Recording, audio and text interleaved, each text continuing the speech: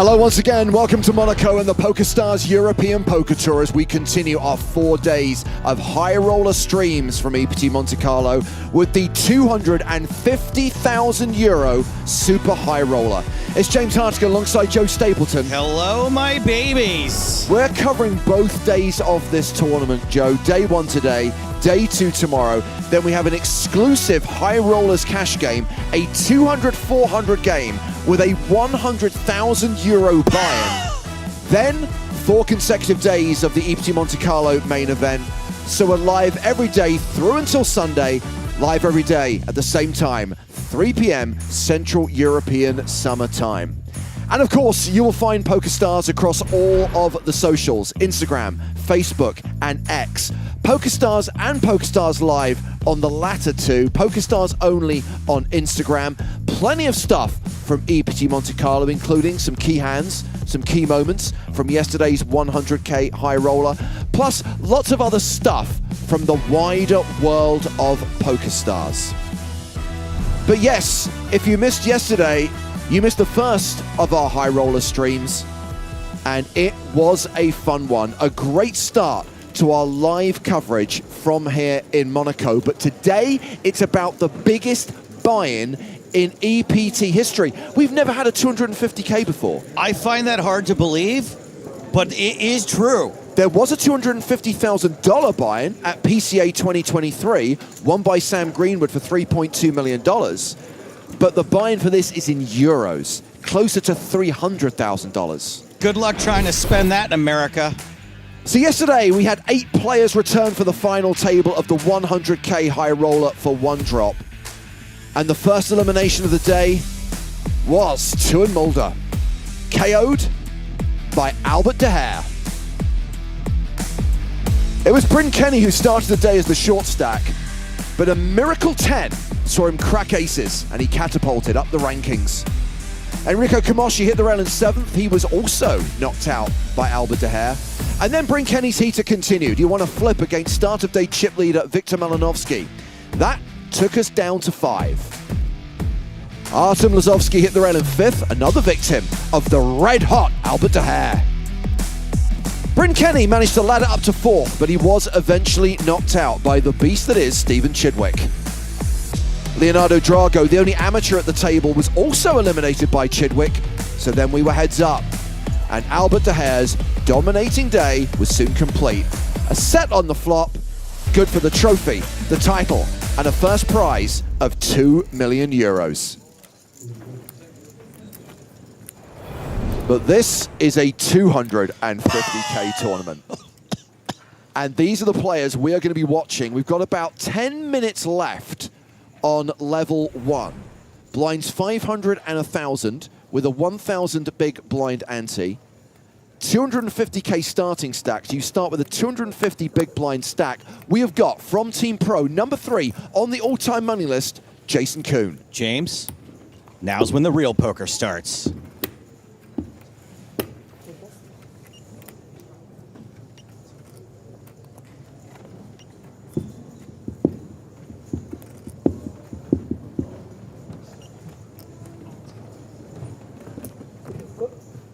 So this is a raise from Bernard Binder, flattered by Ben Heath on the button with pocket 7s. Round to Clemens Reuter in the big blind, who's got 3s. Now, James said Bernard, but if I'm reading this spelling correctly, his name is actually Bernhard. Live free or Bernhard. 3 pocket pairs. Bottom set. For Reuter.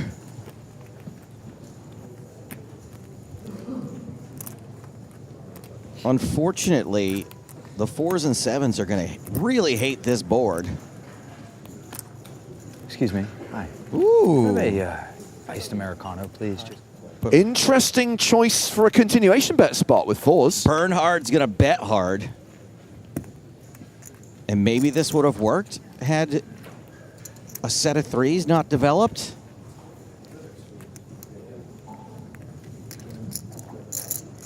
But Ben looks reluctant to fold 2 7s. Interesting to watch the early stages of this tournament. Interesting to see some deep stack play. So Ben does call. So the continuation bet wasn't going to work either way. Certainly not going to work on the set of threes.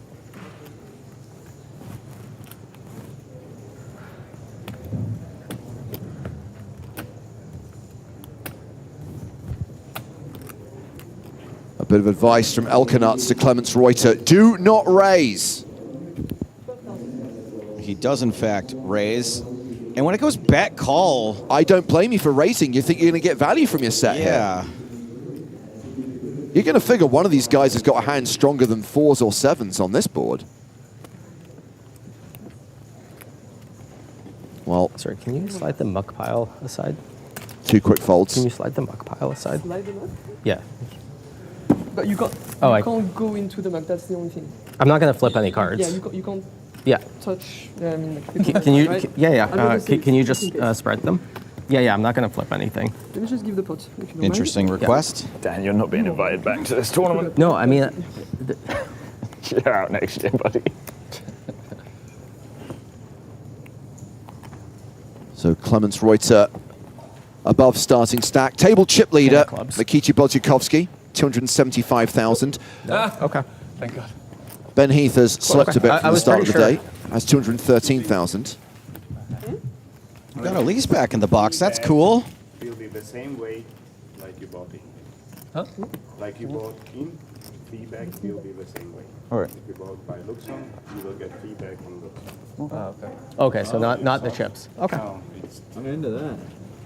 Whoa, what happened there? No, it was just me that I was. So we have 28 entries so far. I believe I was pretty sure I saw registration in this tournament is I open didn't want to like. until the start of level 9.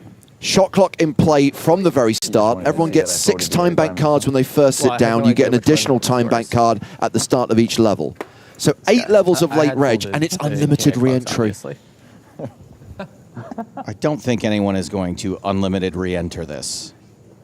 They may re-enter this. Do you think anyone would even re-enter a second time, meaning a third entry?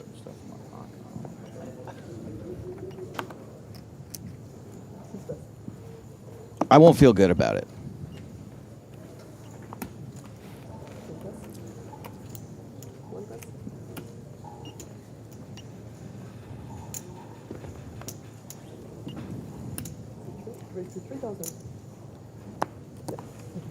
So we have had a button raise from Mikici Bodziakowski.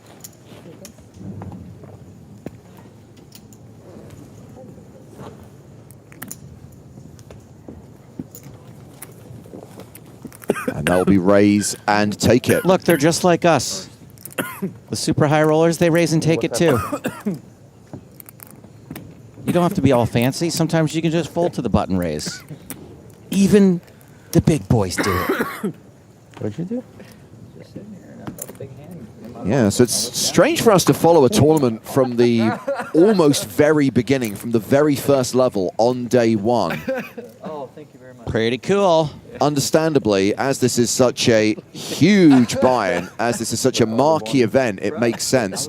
I'm impressed by the way that we have almost 30 runners and we're not even on the second level of the tournament. Yeah, don't tell that story without context. Yeah. What, you dropped your mic or something? Or Perfectly secure. I need more detail. How much did you raise? Daniel Dvorak has opened with Ace King, with 20 entries, by the way. Prize pool currently at 6.8 million.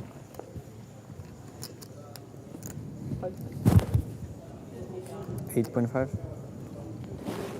Oh. Bodziakowski going for a cheeky 3-bet from the cutoff here with suited connectors. Bad Jakovsky.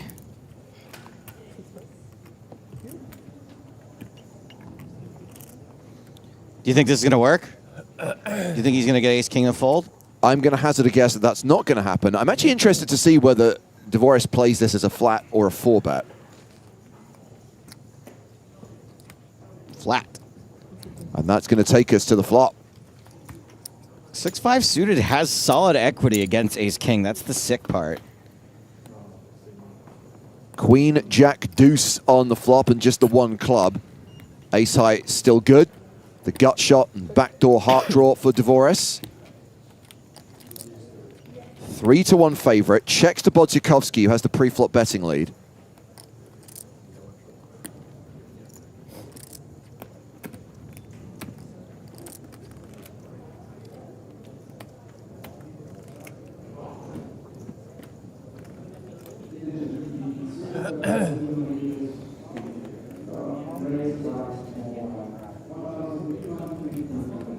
No c-bet from Mikita. Ace of clubs on the turn. That is the key card. Dvorak now with top pair. Bodziakowski has picked up a flush draw. Crunchy.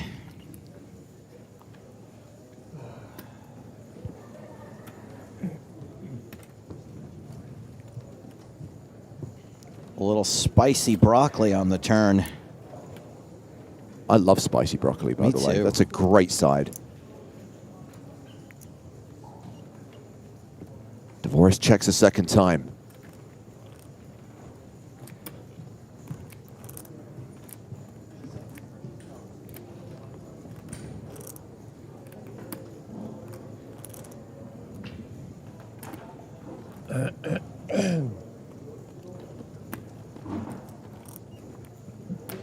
Now he's picked up equity on the turn. We get the delayed continuation bet from Bodziakowski, 14K.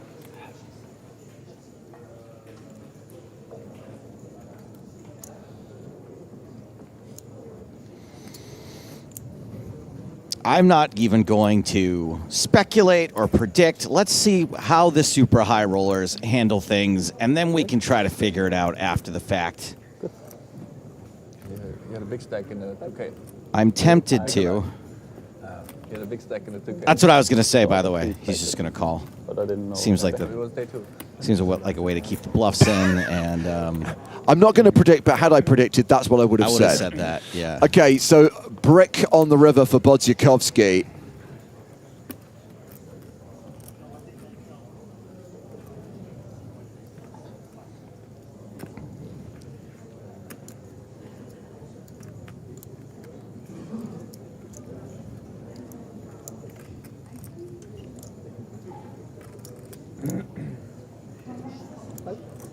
Dvorak's probably feeling pretty good with the ace of hearts.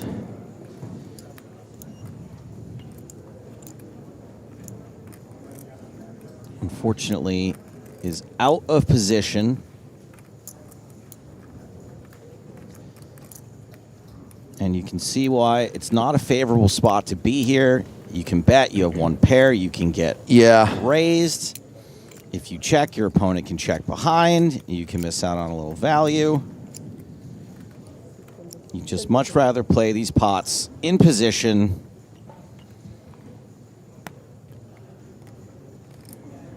$10K bet from Dvorak on the river. And obviously this is a raise or fold spot for Mikita Bodziakowski with 6 high. Most of us here are folding. Of course, if Bodziakowski thinks he can push Dvorak off a hand, he could raise.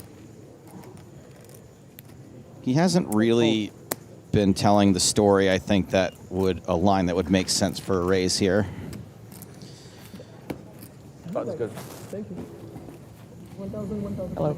Daniel Dvorak chips up to 264K. So we have 4 tables in action right now. Let's check out some of the faces at the outer tables. Byron Kaverman, who also played the 100K. I think it's fair to say, Joe, that anyone playing the 250K also played the 1-drop. More than likely. Matthias Eibinger.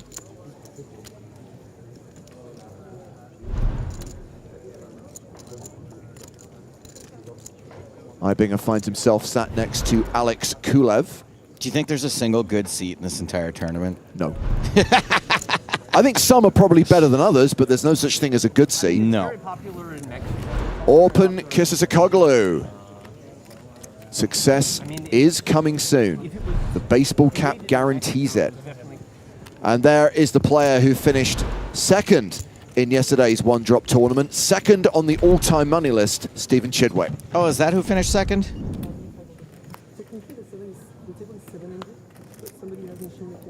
So we have rolled into level 2. 40-minute levels, by the way, in this 250k super high roller. We can't play heads up or... Blinds now 1,1500 with a 1,500 big blind ante. That means the shortest stack at this table is now 142 big blinds. Ben Heath very much not in the danger zone. I mean, yeah, that's the glass half full way of looking at it, but the amount of chips everyone just lost from one raise of the blinds level. I mean, people lost 80 big blinds from that? 70? It was a 50% increase in the big blind. Yeah, it can't be Jeepers. Well, before the start of play today, we spoke to Jason Coon about this tournament, asked him what he thought the field was going to be like. So far, it looks extremely tough.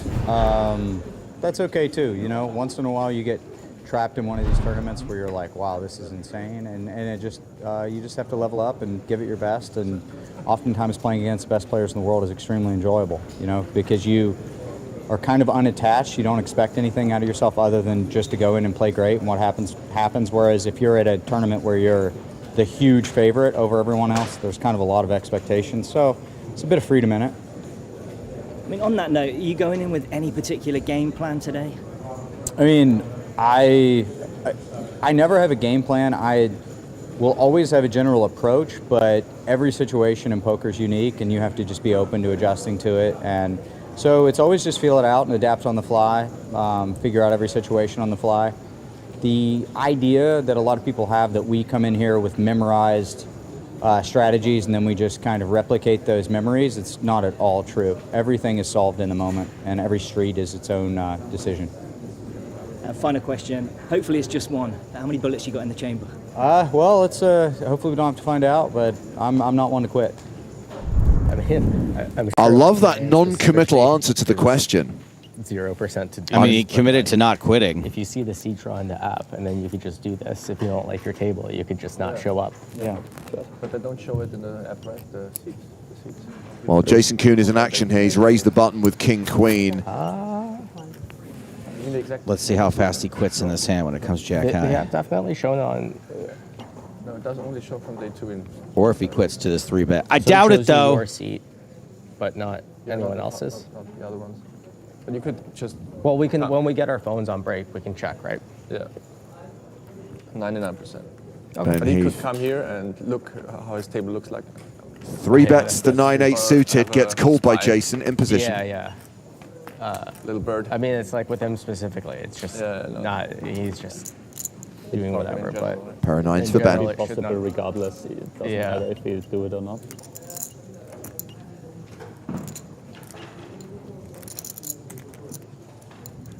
Jason with a gut shot, 2 overs to the board.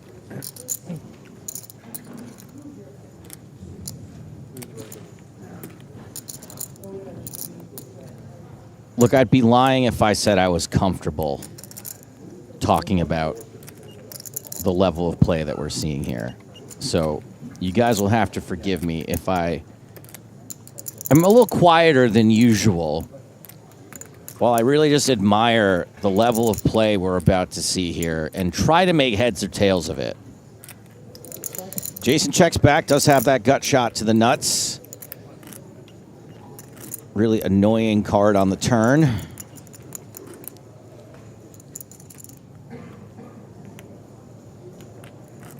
Jason still with the same gut shot, but those pairs way less likely to be live right now. Of course, we know his pairs are live. Registration is closing at the start of level 10 because we play brackets of 3. So we play 3, 6, 9, and then registration closed, but it's not like this, right?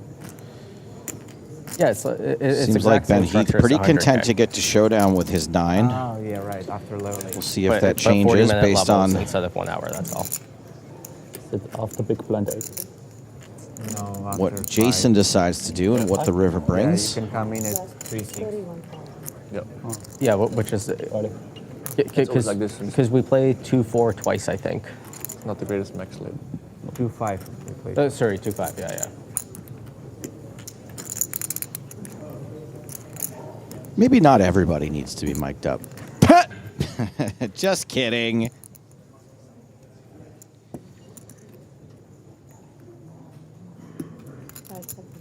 This is a really tricky spot, I think, with a 9, because just like we're seeing here, a lot of players are going to fire on this ace.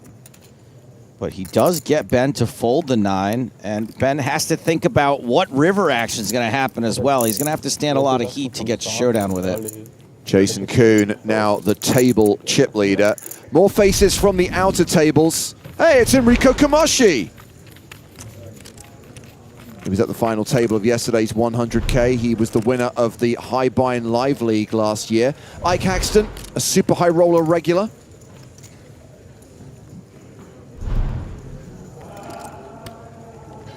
Who else we got out there? Alexei Ponakovs.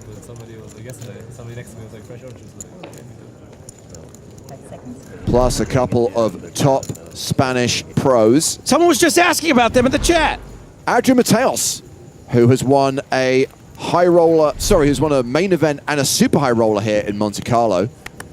The other Spanish pro I was going to reference, Juan Pardo, Malacca style. You got 2 of the 3. Intelligente was asking, are the Spanish monsters here? Amadi, Malacca, Papo. You got 2 out of 3, buddy boy.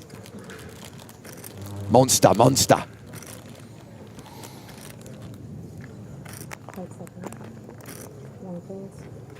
So Jason Coon has opened for the second hand in a row. He's raised Queen Jack in the cutoff.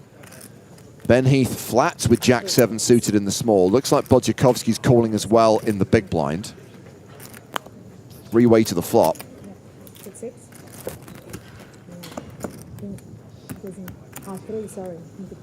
Wait. I always put them. I guess I have to keep longer. Maybe. We have a 10-9 deuce flop. We only know one of Bodziakowski's cards. We know that Jason is open-ended. Ben Heath does not want to make his gut shot. Jason open-ended and open-minded. Sweet guy.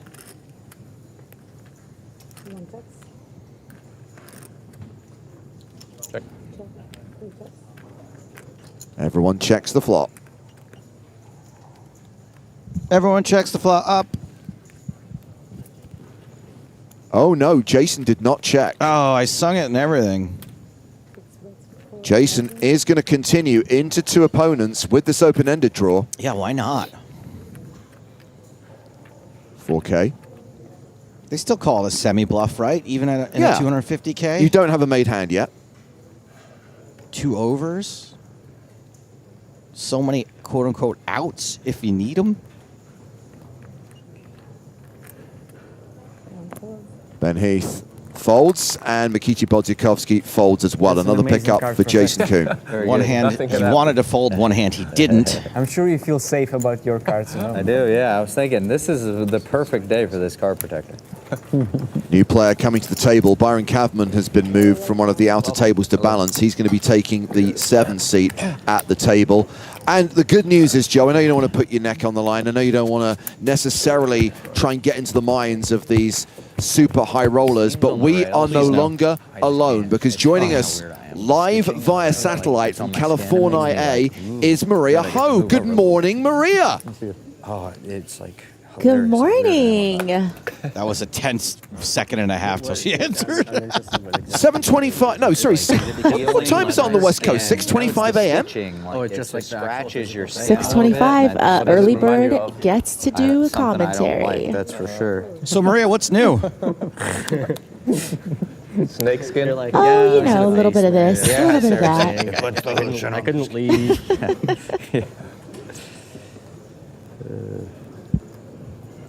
Thank God you're here, by the way. James and I frickin' rumbling, stumbling, tumbling, trying to do commentary on super high rollers. Get me out of here! To put the elbow, like this area is like... Come Sunday, we'll make that Say happen. something about... Yeah, and then you get the... Yeah, I mean, I did hear something about so-called outs when you don't want to hit them. But, I mean, I thought that was pretty good for the hand. Thank You God. bring a hoodie? Or just too hot? I got a jacket. I'm about to put it on. So Byron Kavman's opened 8-7 suited. Ben Heath, 3 bets from the button with a 6 suited.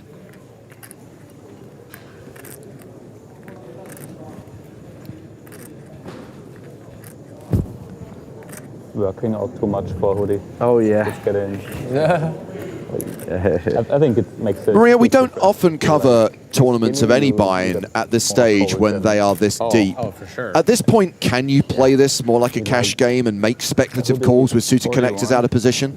Becomes a little uncomfortable. Yeah, I mean, if you look at all of these players at this feature, they are so incredibly deep stacked, right? So, you know, the deeper you are, the more it could play like a cash game. And Caverman here with the 4-bet, little unexpected in the sense that, you know, I think you would not be surprised if he did decide to call the 3-bet, but, you know, mixing it in with that 4-bet is nice and it works.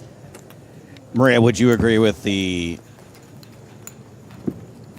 theory that these guys, as you can see, re-raising each other with 6-5 suited and 4-betting with ace-6 suited in the, you know, second level of a tournament? Does it play pretty similar to, not a cash game, but let's say like a $120 buy-in Saturday morning tournament as well? Yeah, you want to use both. Are you asking for a friend or? No, it's genuinely. I'm going to answer that question, say no, because generally in 120 buy-in tournament, everyone's limping pre with hands like 8-7, ace-6 suited. I guess that question was Yeah. obviously a bit in jest, but yes, it does seem like they are going pretty hard at each other pretty early on. Like employees in San Francisco a couple Okay, and weeks ago. here I thought you were asking permission to do that the next time you play a tournament that I have a piece of. Just like, But make sure to they answer know, your question, like, the rules, like, yeah, I I won't mean, come there I and, think like, explain that, again, like, make sure they these know, like, basic players strategy have and so stuff. much history And with then each other. I was But like, okay, I you wanna do give have them, the like, a really freedom right good now to experience. kind So, of like, mix prepared in an outline some of these and, other like, plays you know, that, again, we might how not deep do you see want me to go? in And, like, it was, the like, later quite, stages of tournaments that we usually you know, cover, I had some- especially final these are tables very when smart people, there so is a it's lot of like, I'm gonna ICM pressure. Give them the option to go as deep as they want. First question is, can you count cards? And I was like, all right, I'm done. I'm done. Throw the outline out. Yeah, I just wanted to, yeah. What do you want to talk What's about? the biggest pot you ever won? Yeah. What do you want? Like,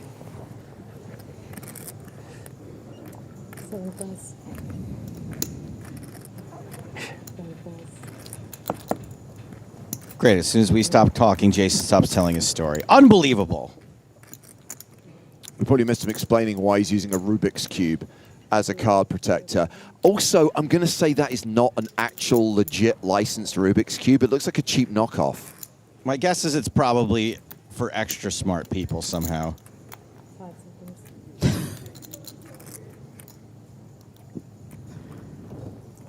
I just want to see Jason solve it while he's in a hand. Somebody go mix it up for him. Make him do it.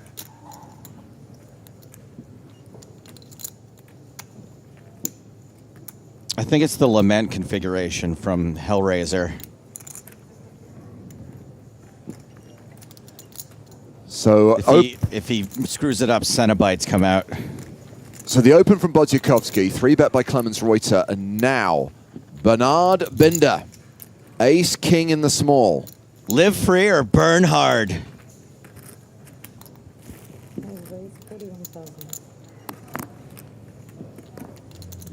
Fear the cold Yeah, fall. certainly worthy. Yeah, worthy of a 4-bet here. A little different from that 8-7 of clubs Caverman situation. Again, some late position open and a late position 3-better.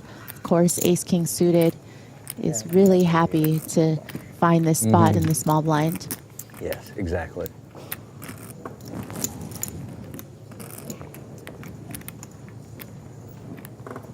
It's like, okay, we're not going to limp anywhere. And then, like, third hand, they're all Here we limping. go. Suits on suits, domination situation. Diamond. Rotate. Yeah, just the one diamond, but crucially a 10 on the flop, giving Reuter second pair and a solid advantage in this hand.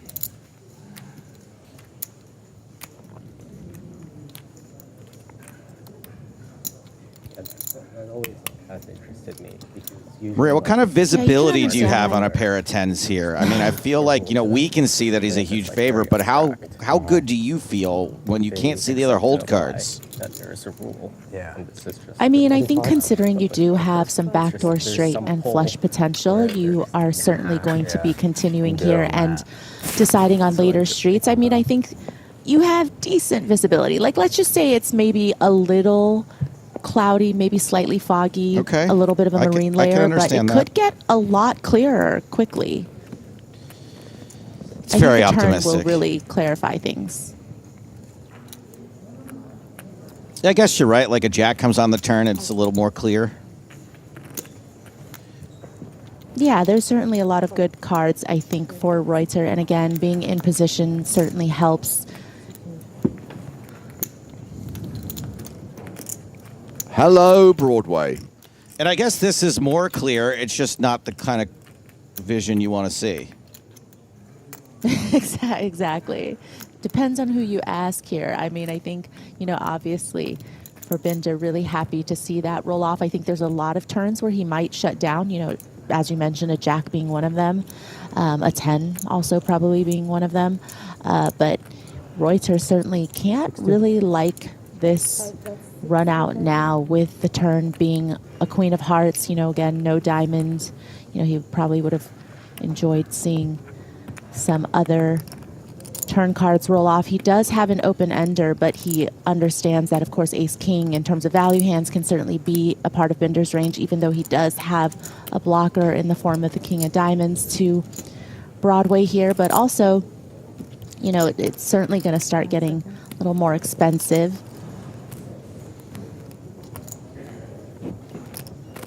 Binder also can, of course, have, you know, all of the sets here as well for betting from the small blind in terms of his value range. So I don't really think he's looking too much at thinking a 10 is good right now. It's just, you know, how do I want to proceed here with a straight draw, but again, could already be up against the nuts.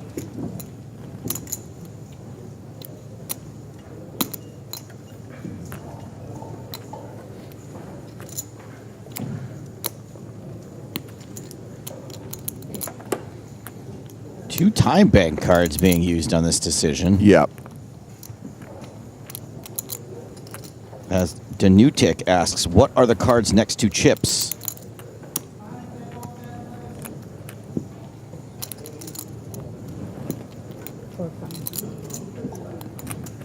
Pick up there for Binder, who becomes table chip leader with 339,000.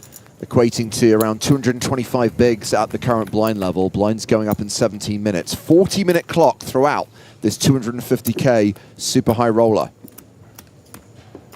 Two-day tournament. We'll follow it through to the end of play today. They're going to play 12 levels on day one. A reminder that registration closes at the start of level 9, so it becomes a freeze-out during the evening session tonight. And then tomorrow, it'll play to a winner. 40-minute levels. This is like the $500 Saturday events I play.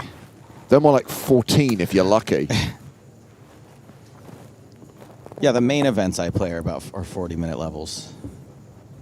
Of course, we don't start with 250 big blinds, I don't think. Nikita Bodziakovsky's turn to pick up ace king. And he is going to race.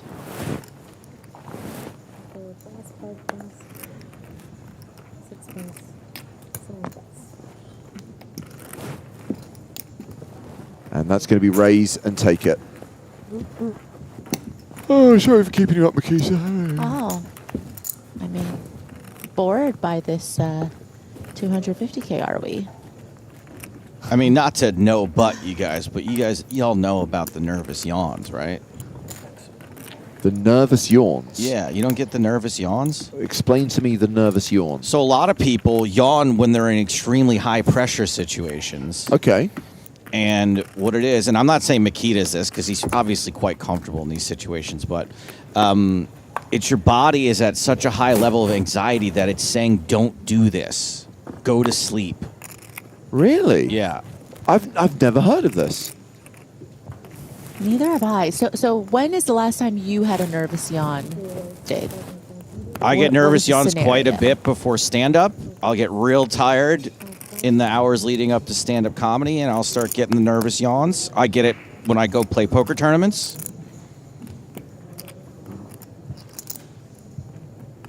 So like every day of your life. Pretty much every day of my life, yeah. Monte-Carlo has opened King 8 suited. Jason Coon flatting the button with King Jack. Daniel Dvoris has 5-3 in the big.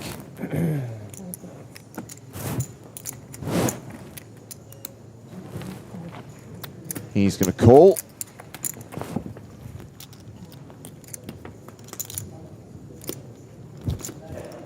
Ace, Jack, 10. Jason Coon with second pair and a straight draw. Maximal asking how many entries. The number's changing all the time because, as I just explained, registration is open for another 6 levels. Currently, there are 29 players registered.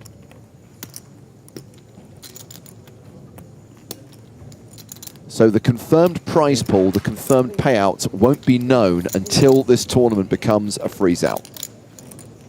7 levels from now? Yeah, it's basically end of level 8. But what they prefer to say is start of level 9.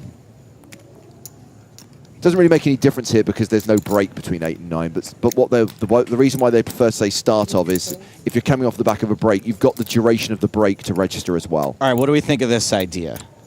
Oh, God. What if I throw this a little something up on Stake Kings right now? Are you going to try and get funded? Yeah. And if I can raise the 250,000 euros by the time registration closes, I get in there. I would be really disturbed if you were able to raise that money. Like, I would be concerned. Hey, people keep giving Chamath Palpataya money. They can give me $250,000. I would be concerned for the mental health of our audience if they were willing to donate enough money to let you play a 250K buy-in. All I need is each of our 500,000 viewers to give me 50 cents, and I'm in. And with 20 big blinds, Right, I just can't screw it up. I mean, what's 50 cents for the entertainment value of seeing you thrown in with the Wolves? That's here? right. Can I get people just in chat right now, not legally binding, how much would you pledge for me to play the 250K? No markup. So here's the problem. Slight markup. You've now put the number 50 cents in everyone's head, so that's all anyone's going to be willing to commit. No, I bet some people would do more. Bigger piece is a bigger piece of my win. Guys, just to keep it simple, I don't care what your local currency is. Can you please keep your pledges in euros? Euros. Because the buy-in is 250,000 euros, so it's a lot easier to calculate if you put the number in euros. I think we're most of the way there already. Yeah, I reckon you could, at the moment, play a 350 euro tournament. We got a lot of $10 in chat. I mean, again, we asked for euros, but you know, $10 will do. Plus, we haven't asked the high rollers yet. There's people out there I could hit up for money. Sure, if we step away from the feature table and check out some more faces at the outer tables, heaven knows how much Nicky Petrangelo's paying for that massage. Hey, Nicky, I've been a good friend of you over the years. Why don't you throw a little action my way? And we know that Jean-Noël Thorel has a large disposable income, so both those guys may be able to chip in. I use that guy's shampoo all the time. What about Ben Tollering? I don't know Ben. He looks pretty scary. Okay, so we're not going to tap up Ben. I mean, maybe he's a Seeker fan. I don't know. Samuel Muller. I'm afraid I would not approach him. There's got to be somebody else out there sympathetic to me. Nikolai Veskoboynikov. Yeah, I think he might be good for a $5. With you 5 times by then. Only then you figure out what's going on. I have to cold 4-bet now.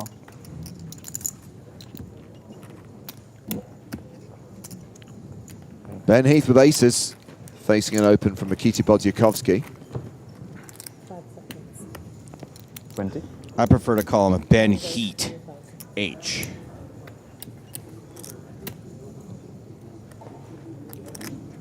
The fact that people aren't able... Well, someone needs to talk. I stopped for Maria because she was going to say something about the poker. I was just saying that he's happy to find this 3-bet here again. When you're really deep, you know, and you're against an under-the-gun opener, you're really hoping that they'll have hands that you want to continue. You want to get as much money and chips in there as possible in these situations. You know, sometimes you might find the slow play in a flat from the big blind if, you know, maybe you are a little shorter stacked. But here, you know, you really want to try to get in as many chips, and you've got so many chips behind, and you've got queens here just calling the 3-bet here again because you are so deep. You kind of get into this no man's land if you decide to 4-bet your queens, because, you know, what are you going to do when you face a 5-bet? It's really going to get dicey. You're just going to go ahead, play post, see what happens. King doesn't look so good for the queens right now. Pretty bad. 14. How lucky is Ben Heath that he gets aces and not a single overcard on this flop? Comfortably able to bet 14K.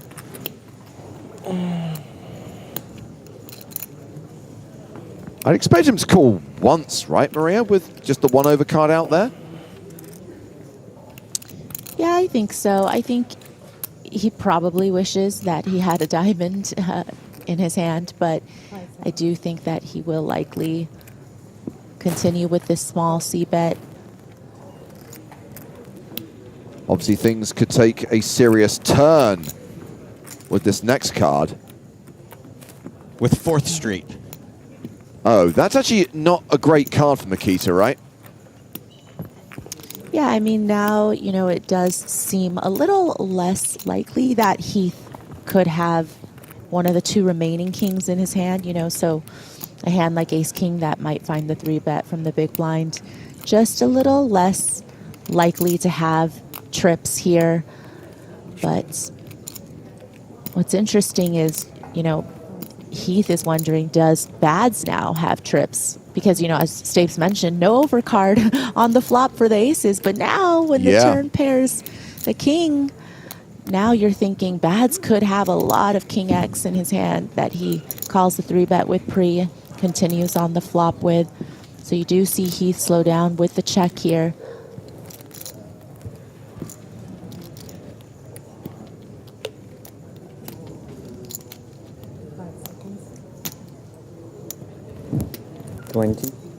I was going to say, Makita could easily bet here. You know why? No nervous yawn.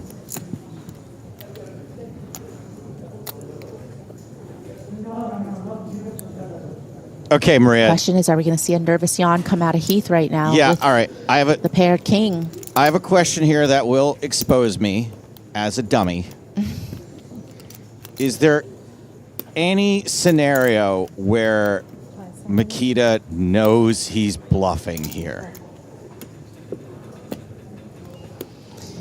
I think at this moment, not right now. No, I think, I mean, because you're basically putting your opponent on aces, kind of, right? We just see these situations do happen in super high rollers sometimes where Makita will turn queens into a bluff here and everyone loses their minds. For sure. I mean, you're really ranging your opponent to just this one value hand, right? I mean, in terms of if you are turning queens into a bluff. Otherwise, you're just trying to get value from, you know, maybe some Jack X. Yeah. Check on the river, and Ben Heath's ace is good for a 6-figure pot. And Ben back up to 223,000, around 150 big blinds. Blinds up in 6 minutes time, by the way. And we are going to check out a hand from one of our outer tables. Isaac Haxton and Orpin Kisakoglu have gone to the turn. Hollywood Ike Haxton. The board, 5 of hearts, 3 of spades, 8 of diamonds, deuce of clubs, and that is a bet of 70K from Orpin.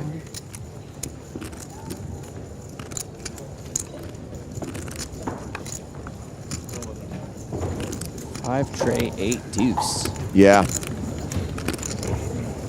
Mike on the button, Orpin under the gun.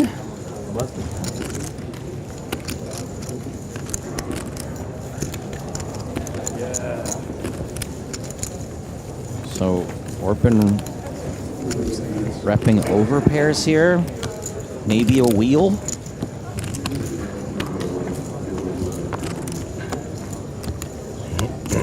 Ike is going to have to surrender some time bank cards.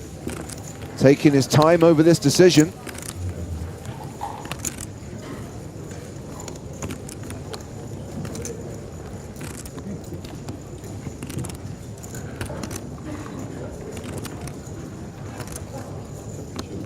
Again, these are two players that, you know, definitely have a lot of history, have played against each other numerous times, just regulars and fixtures in the high roller circuit. Gonna respect Orpin's bet here with the fold. A pickup for Orpin Kisakoglu, who is now going to be playing 350k. A reminder that the starting stack in this tournament is 250k. Back to the main feature table, where it's Bodzikovsky versus Dvoris. 15 or 16 years old, you could listen to those songs forever. Never be sick. Post-flop flip.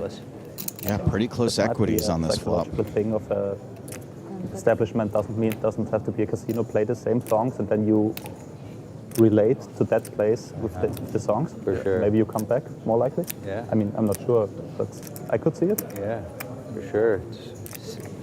Songs like cement memories. Mm-hmm. I've never heard that song. Nostalgia. Nostalgia's Cement Memories. What band sings that? Hear that song at a different place. So it's a button open from Dvoris. Think of that run they went on. Called by Bodzikovsky, and it went check on the flop. Yeah, I think it's 9,000. Yeah. Everything started marketing. That's what they are. Everything they about do all the is time. How they can manipulate human minds. So everything in there is a psyop. Everything. That's marketing. Everything. deciding now that Even once the smell, it's checked you know, back, he's every hotel. going to go ahead and bet his equity here. Dvoris just trying to find some pot control there with that check back on the flop. No redraw. Crazy bird.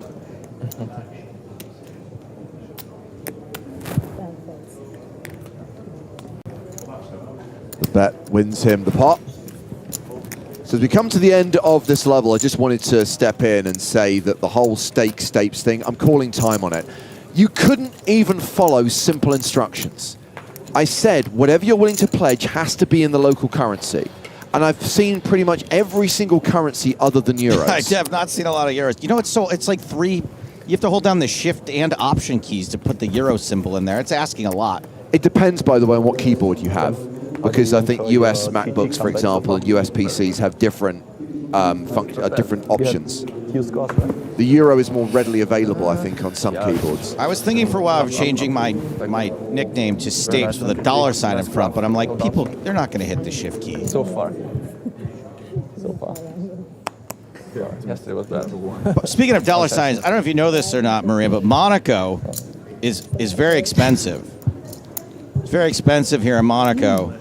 I don't want to say Monaco's expensive, but it turns out my Tinder was still logged in here, and I got curious, and I clicked on a profile, and under interests, she had just listed compound.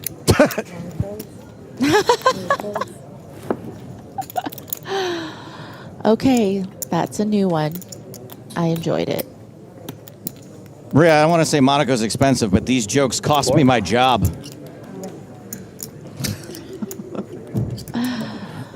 Too soon.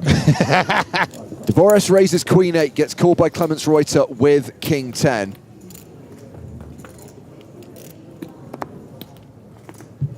Five deuce, just the one club.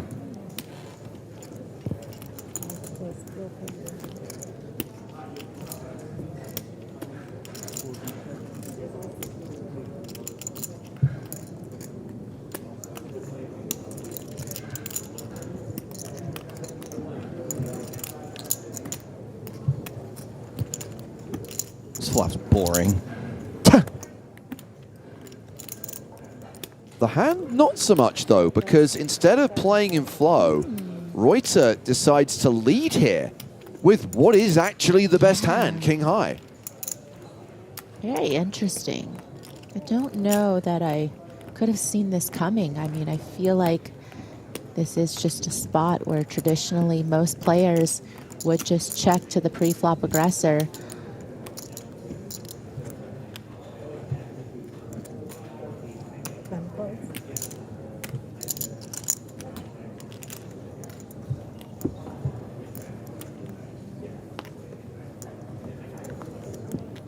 Six of clubs on the turn. The board gets crunchier. Dvorak now with the flush draw. Join the club.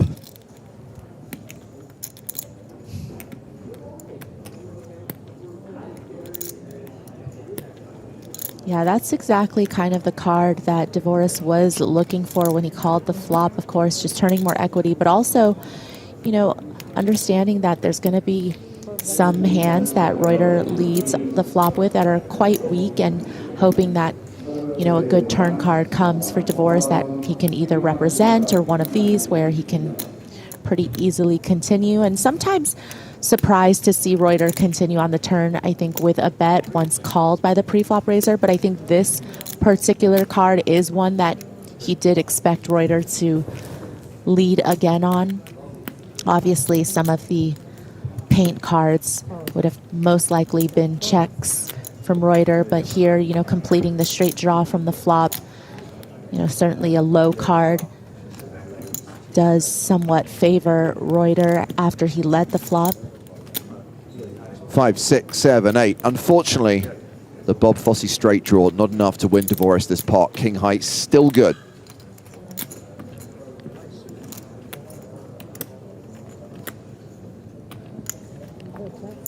You got a value bet king higher. It's the best hand. But Maria. But. Big blind, but range big, advantage here, right? Yeah, I mean, certainly on this board, I mean, I think he feels a little bit uncertain if he could get Dvorak to fold, considering he called twice, but does feel like, obviously, at this point, you know, again, like you said, it does favor him. He is probably looking to try to get Dvorak to fold, whatever it is that Dvorak called twice with. Oh, interesting. Yeah. Was that a little bit of a, yeah. To having decided to James, check the please. river, Daniel Dvorak has made it 35K. Pretty sick. King high hero call, Yeah. come on, come on. No offense, Daniel, but So Dvorak wins that pot up to 281K, bringing that level to an end. Blinds going up. And a reminder that once we are done here in Monaco, there are 2 more EPTs on the schedule for 2026. We will be in Barcelona this summer. The festival dates, August 16th through 29th, and recently confirmed, EPT Prague 2026, December 2nd through 13th. You can register for an EPT main event using a gold Power Pass, and of course, Power Pass runs every single day.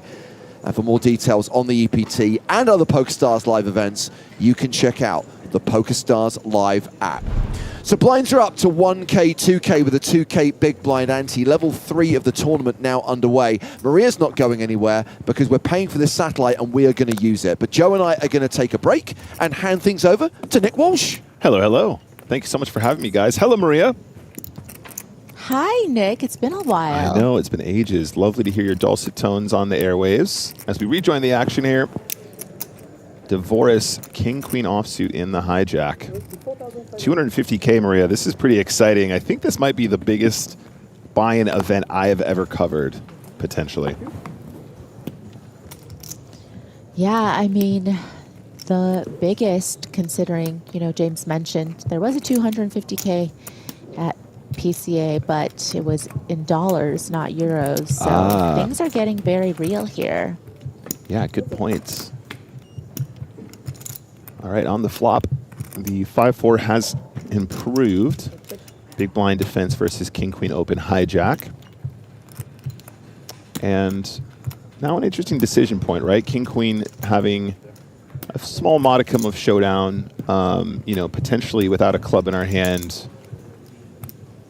Deciding now whether or not we just want to sort of c-bet most of our range here, have some check backs. I think the check with the king-queen here feels kind of natural to me, Maria. It does pick up equity on the turn.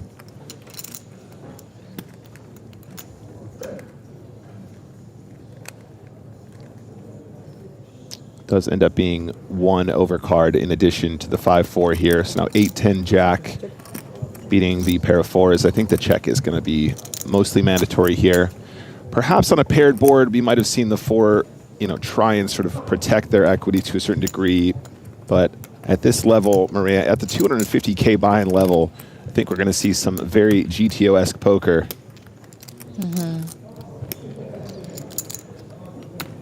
And yeah, and Dvoris just happy here to find a bet after checking back the flop. Yep, I feel like at this point we can definitely start to apply pressure to the 8x, 4x combos. The 4 is even probably going to have to make a fold here, you imagine, right? Because, what's the best case outcome on turns? If my opponent has decided to bluff, they probably do have some more equity. It's going to be difficult to know exactly what that looks like, how it improves. And then also, if they don't, how often do I get bluffed and I'm going to be forced to fold there? So I understand the fold. Kind of crazy to be in the action this deep as well, Maria. I know PCA being a good example, we actually covered from day one, didn't we? So we got to see all of those day one starting stacks be 100, 150 big blinds plus. But here in the 250K, starting on day one, we got to stack up to 165 big blinds here. Bernard Binder. Yeah, it's really nice, I think, to cover these big buy-ins at such an early stage, because I think everybody wants to get into the minds of these elite players, right? And sometimes when you're watching final table action, when there's a lot of ICM pressure, there's a bit of a rule book that players follow. But here, it's a little bit more open in the sense of, yes, we will be expecting to see a lot of GTO play, but there are certainly players in the mix here that are very studied players, but also some of the rec players that are going to deviate from that, and they're going to mix it up. And I think these are the stages that we are more likely to see that.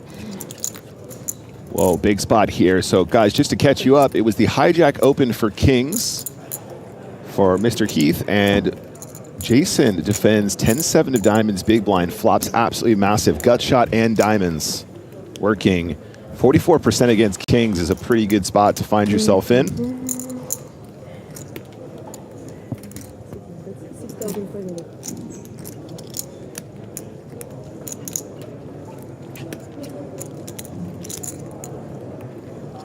$6.5K on the flop. And it is going to be relevant that Ben has the king of diamonds here, right? We need to weigh up how important these blockers are, but anytime we're holding a diamond in our hand and our opponent finds an improver here, it just makes it a little bit harder to get away. It's a little bit less likely our opponent does have the diamonds if they try and represent that on a later street. And as played, it's going to go bet and a check raise. Mr. Coon goes for 23,000. Yeah, and this is really nice from Coon because obviously he has a lot of equity and he certainly wants to, start putting pressure on some hands that might be willing to c-bet and then folds, doesn't necessarily have the strength that we see in Heath's hand to continue for multiple streets, but Heath going to obviously come along here. Yeah, and I think probably almost always just call, right, Maria? I think having the king of diamonds in this case after getting check raised, some of those king jack of diamonds that might check raise this flop or king queen of diamonds are completely gone all of a sudden. So I think that does sort of trend your opponent more towards two pair, maybe a flop straight, maybe a flop set. So we have to proceed with caution. I mean, when we're this deep, just plowing in kings here because it's an overpair, at 100 big blinds deep is just catastrophic if your opponent has something major. I think Jason continues now. Yeah, 59,000 is the bet. Yeah, now in terms of value hands, I think Heath is putting Coon more on, boats than trips, because I don't think a 6x would very likely check raise that often on the flop. So I don't think that he thinks that Coon is working with trips here. I think he's much more likely to feel like Coon has something like you said, maybe a flop set that turned into a boat, maybe two pairs that turn into a boat here on the turn. What do you think about a 9x? You think Coon check raises that on the flop and then bets again on the turn? Yeah, I mean, that's the big question, right, Maria? Like, how many of these perceived value hands are going to check raise and then sort of go there sort of weaker, on the weaker side, right? As you say, like maybe a king 9 here or something might want to check raise at a fair whack. But, you know, it's difficult. And part of the fun of covering the event so early is that we're seeing the 100 big blind poker being played, right? The way that we play top pairs, 100 big blinds deep. Whoa, big fold for the kings. Wow. He gets it done. But yeah, as I'm saying, it's just a different game when we're 100 big blinds deep, and the ranges are just different, constructed differently. You know, the threat to our stack is so much worse. And I guess, like you said, Maria, with the possibility of a turn boat, you know, still being in there where we might be drawing almost dead with kings, I guess he just lets it go. Jason picks up a nice pot up to 163 big blinds.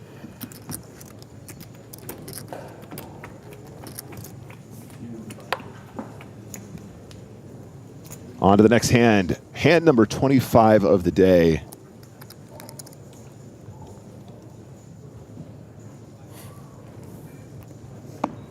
$4-5. 4,500 is the open. Pocket tens for Dvoris. Oh man, guys, this is a real treat. We got some absolute super crushers out here in this field. This is a stacked feature table.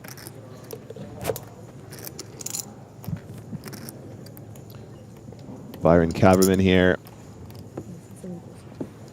He's going to stick around. 270 or so. 6 deuce queen. Not the worst flop for tens.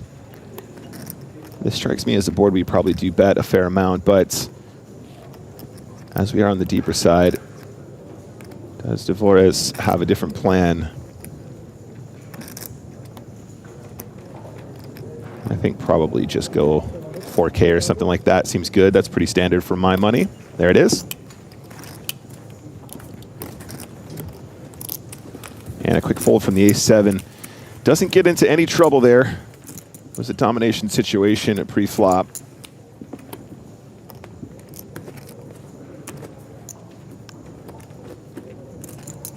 Man, I'd love to know the stats, guys.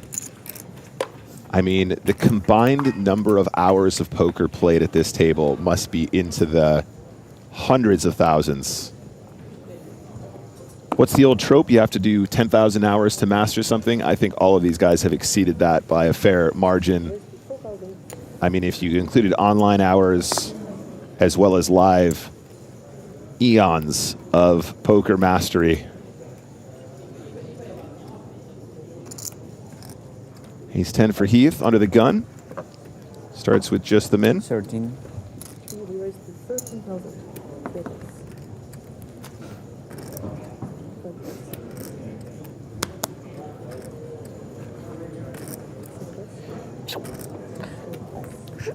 All right, so we do have a 3-bet. Just the jack of diamonds exposed as of yet.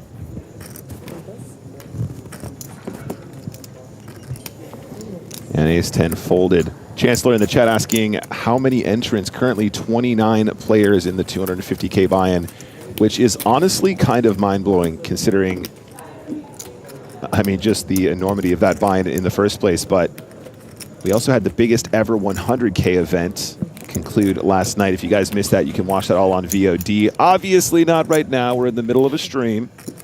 But after broadcast has concluded, you can chip out there and take a look. That was also a very fun event to follow. So pleased to see some super high stakes out here in Monte Carlo. I wonder if your box is like somewhere not under the thing, because it's just you and you actually always have your cards there. Yeah. He does, but like, he doesn't leave them long enough for Okay. I guess it just doesn't count for like 1 second. I think it's more likely the print is not exactly over where it is, like it's shifted. Let's open it up and take a look. Yeah, let's just, can we dissect the table?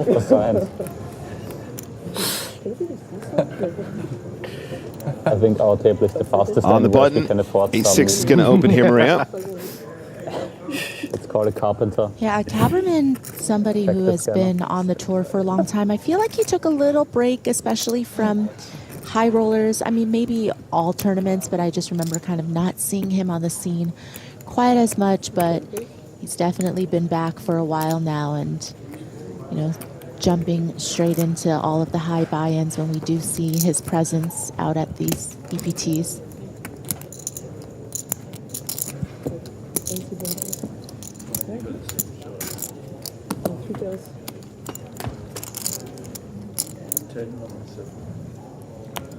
So on the flop, 8 of clubs, 3 of hearts, king of clubs, top pair for Dvoris.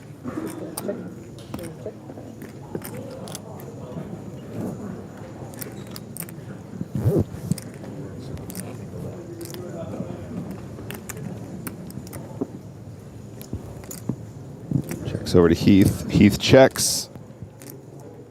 Does Caverman want to fire into a multi-way pot here with ace-6?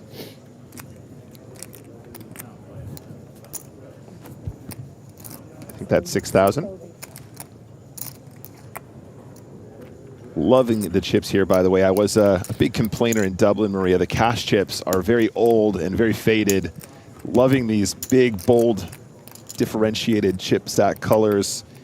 As somebody who has slight color blindness, it really is nice and easy to see what's going on, which is what you want at the table. Do you really? So what colors kind of look similar to you? So I it's never, not the full spectrum. No, right? no. I still see color, but I don't know the exact classification because I was never properly tested for it. But sort of in Dublin, sort of lots of like pale green, sort of yellowy colors all kind of meld together. And to be honest, it's not just me. Other people agree with me who don't have color blindness. They said the same thing. Well, now I know when we play a home game what color chips to use. Yeah, she knows how to get me now. Oh, you didn't see the 500 there, Nick. Sorry about that.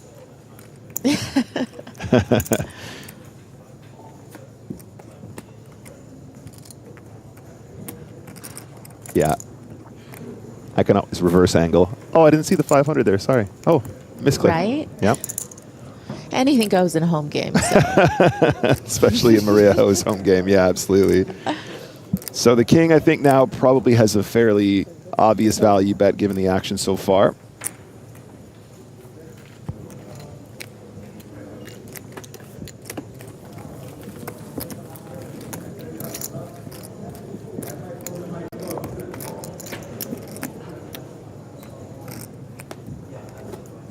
And that is going to be that.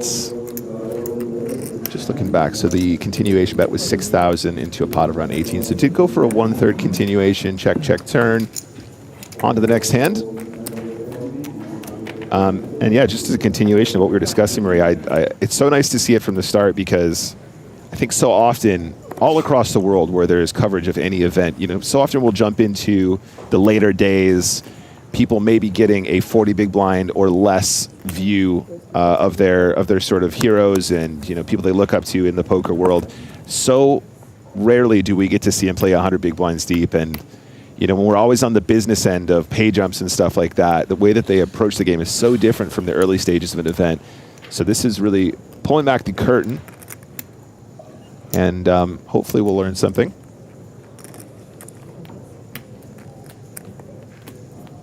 Yeah, and I wonder, you know, how the players feel about coverage starting so early on in a tournament, because maybe there's some things that they like to keep, right, you know, a little bit to themselves, and now it's being exposed here on live stream because, again, most streams, not just ours, you know, they don't pick up the action until much later, usually just covering final tables. And so I wonder how these pros feel about all of their secrets being revealed. Yeah, exactly. You know, turns out Ben Heath is just a wild man. If he's not in the money, he will do anything. He'll play any 2 cards. Check, check, flop. Bajakowski with the straight draw. And, you know, is going to have a bit of a decision here now as well. You can imagine some players feeling like they kind of want to semi-bluff here, but when you're facing that +1 open and the board is ace, queen, 6, 5, and your opponent checks, suddenly it doesn't feel a whole lot like you're going to get lots of folds, right? This isn't the same as having, 2 overcards to a 6-5. Maybe the board is 6-5 deuce. You have 2 overcards in a straight draw, and your opponent might not have connected. They're going to have more hands that have connected here. Bajkowski is going to come out firing regardless. And Maria, we can't see the other card, but are we thinking this is maybe going to be a hand like pocket nines some of the time? Yeah. Definitely. I think maybe ace nine just wants to bet. Right. I feel like to your point, Bats knows that Binder, when he checks back the flop, has some showdown, but I think why Bats decides to pounce here with the bet on the turn is, maybe a set now. Is because he feels like that showdown is going to be quite weak and wouldn't really be able to withstand, maybe a turn and a river barrel. But yeah, and I think now we will find out what the other card is. Yeah, though. we're going to find out pretty quick, I think, because it's going to be ace nine or it's going to be nines quite often here, I think.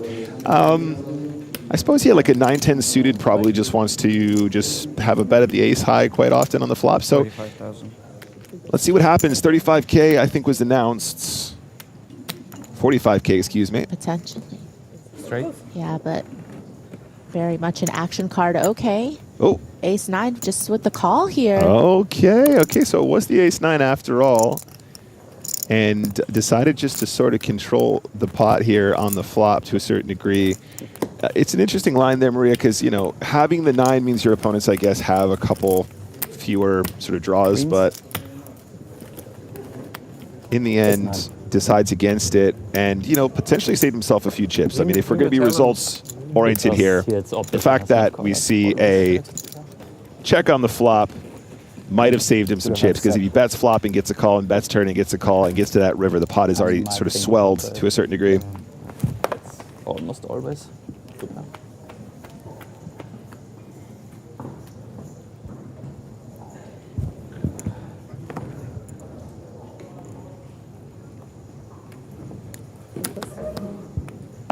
Hand number 29, still at 1K, 2K. 4,500.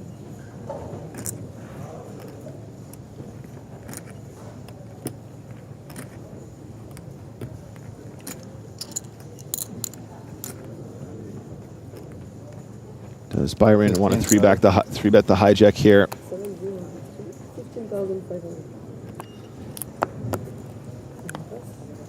Pumping it up.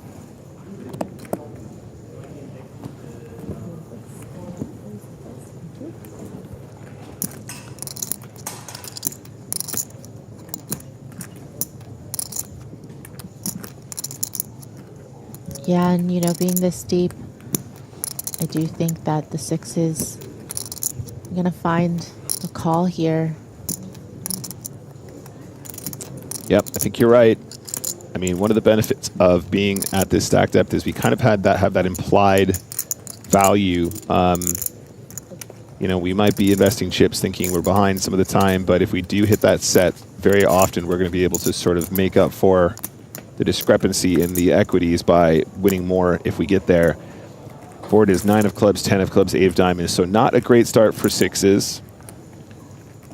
Very technical flop for both players, right? I mean, I think that Jason has to be aware of the fact he's still going to be ahead of ace king, ace queen, maybe ace jack, something like that, but very difficult to play your way down the streets with 6s here without a clear way to improve, apart from perhaps a set, which isn't always even the best thing. 9,000. 9,000. And yeah, here we go. He's coming out leading here, Maria. Yeah, it does feel like this board favors his range a little bit more than the pre-flop 3-better. I mean, obviously, he doesn't think that Caberman's going to be 3-betting the queen jack too often, or those types of hands, so not really going to be nutted here. Coon certainly could have all the sets. Caberman, as we see, does have top pair, top kicker, so going to continue. Doesn't necessarily this flop. I mean, it's a mandatory call, but there's going to be a lot of bad turns and rippers. Yeah, and I think that you hit the nail on the head there, Maria. The idea being that if Jason does want to be able to lead his sets and stuff like that here, he's got to figure out what the other hands are that he does the same with. Sixes potentially even value betting. As we said, your opponent can still have ace, king, ace, queen. They could have some just complete airball bluffs, some suited aces that just whiff this completely.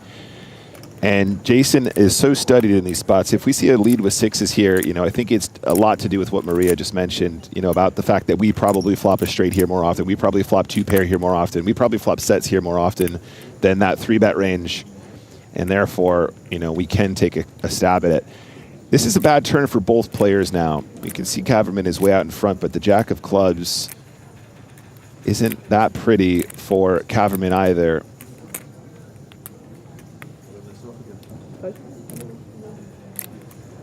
Does decide to check as well for that reason. And a 9 on the river.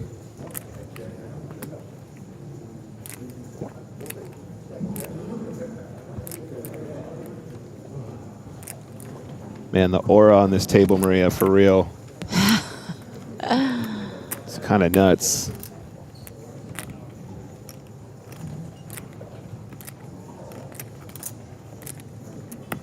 Yeah, I think Jason very clearly recognizing that he's not necessarily going to win at Showdown very often, but also this sizing is interesting.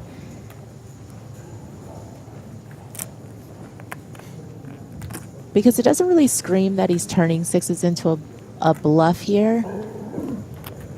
Yeah, it's kind of like I slow played my queen on the turn or something like that, and now I'm trying to get a crying call. And I feel like Kaverman here is gonna let it go. Oh my goodness, what a move here. Wow. There's so much finesse in this one moment, Maria. I have to say, just the lead is something that nobody's ever gonna find, and then the tiny bet river is something it's just all working out there. Very good from Jason Coon. And it just goes to show you, bluffs do not need to be big to be effective. Oh, and then we're going to move. He's going to go here, and then we'll move. Kayanza. This table has gotten a lot more interesting. Not that I didn't know if it could get more interesting with the play that we've been seeing, but gotta love throwing JNT, it looks like, in the mix. That's right. This is Jean-Noel Farrell. This is his second bullet. It's not a great system when you're forced to be on a big blind, but that's how it's been done. Yeah. And if there's any confusion here, guys, the reason why we're balancing a player off is because... I mean, it's especially problematic when you're late region, let's say. It was a seat available for Farrell. He had been knocked out, and he couldn't go back into his old seat. Oh, I don't want to play with that player and that player, and then register at that moment. Ah, yeah. Right?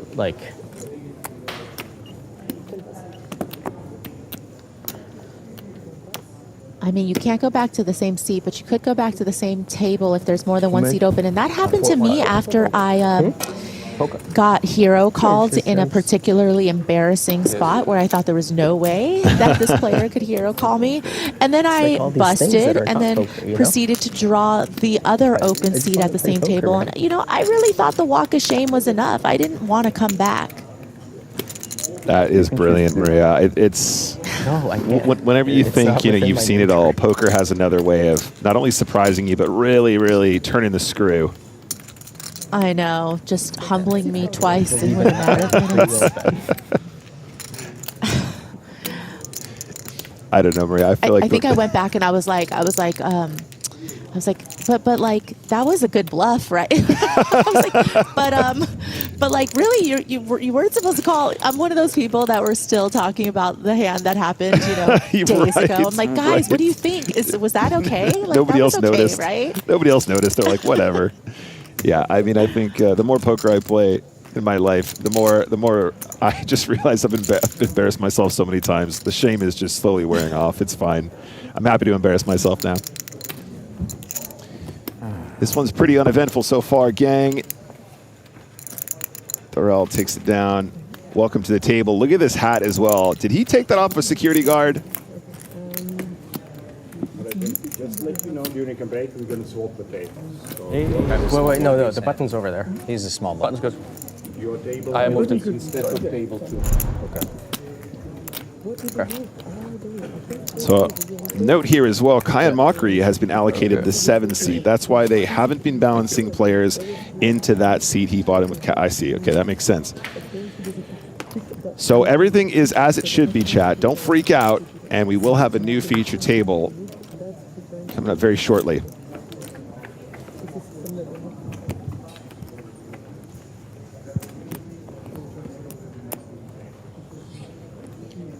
I mean, I want to say I want to stay with this feature table, but I mean, every table is going to be really interesting, and we're going to see really high-level poker because this is a 250K buy-in. Right. Well, and if there's a chance we can get Kyan Mockery on here as well, big fan. And actually, historically, Maria, every time I've run into Kyan in the sort of hallways, I think it was like 2 years in a row, he played the Super High Roller in Barcelona. And I said, I have a feeling you're going to win the Super High Roller today. And he's like, don't say that. He did it like 2 years in a row, back to back. But I didn't get a chance to say he's going to win the 250K. So we'll have to leave him to the wolves. He's on his own this time. He doesn't have the vote of confidence this time. But I'm sure he's going to do himself proud regardless. No prediction here. No prediction on this occasion. We're keeping this one fair. No favoritism. That's right. 100K is no problem. 250K is, we have to start taking it seriously.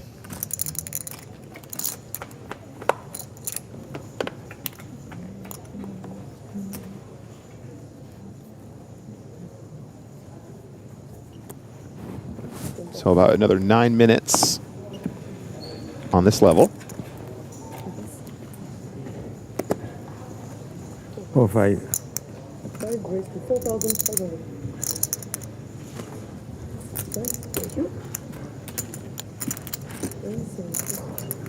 And it is a button versus big blind moments. King Jack calling big.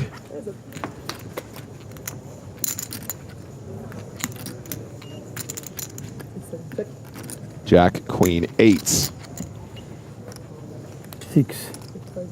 6,000. This is a half pot bet from Thorell.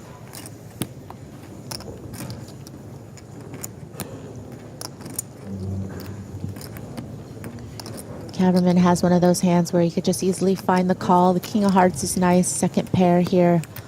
Going to be pretty good. Yep, quite right. And an improver for Thorell. Still not the best hand, though. And obviously now both players not loving the fact just one card straight with the 10.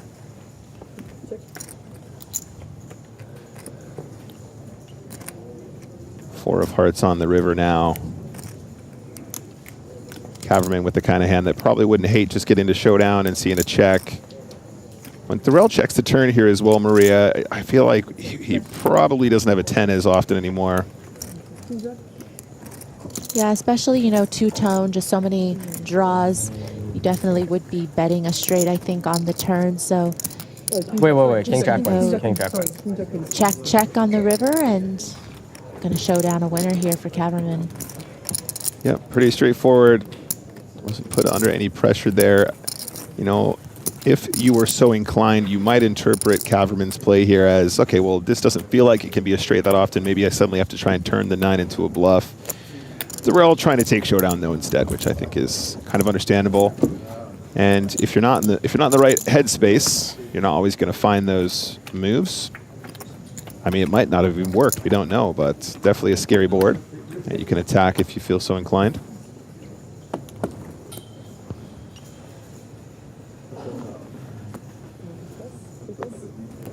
Then Heath folds. I just wish I had like 5% of any of the table presence that we see here. It's like legit aura farming. Somebody can go out there and just rake the room, collect the aura coming off this table. Seriously, I want to bottle it up, wear it around my neck like Ariel's voice in The Little Mermaid. That's such a good idea. I want to bottle it and wear it like aftershave everywhere I go so everyone knows I was there.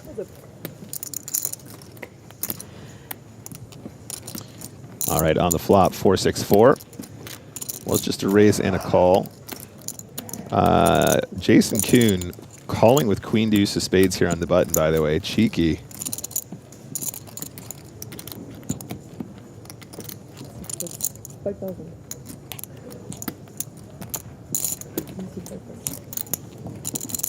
Yep, and you know, perhaps Maria, Jason just kind of going, I'm going to get out of line here. I'm going to stick around with a wider range, try and play against the rel, you know, in position. Try and find moments just like that. Little bet, take it away. Little bet, take it away. Try and pick up some of those smaller pots at this early stage. And this is kind of what we were talking about, guys, right? Like seeing how these elite players are adjusting and, you know, playing these deeper stack stages and sort of deviating from, you know, more conventional poker in ways that put them in contention. You know, going into the money, they have the chip lead. Going into the final 10%, they have all the chips. You know, how do they aggregate in spots where other people would just sort of rest on their laurels, perhaps, and just try and take the spots that are a bit more conventional?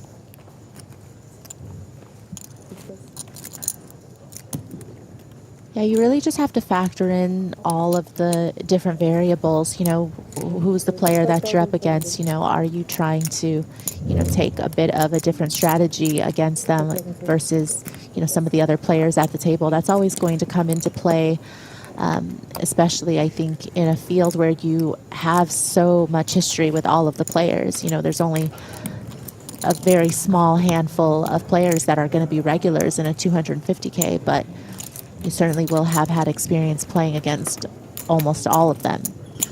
Right.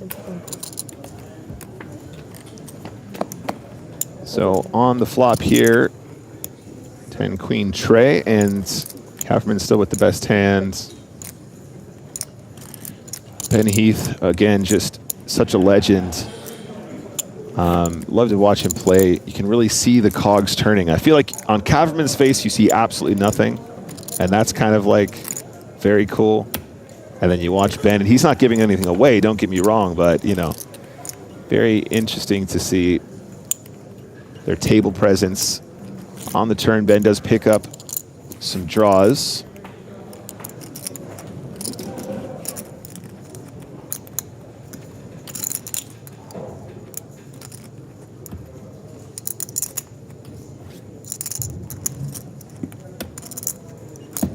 So Ben Heath here, 87 big blinds behind. Thinks about it, but checks.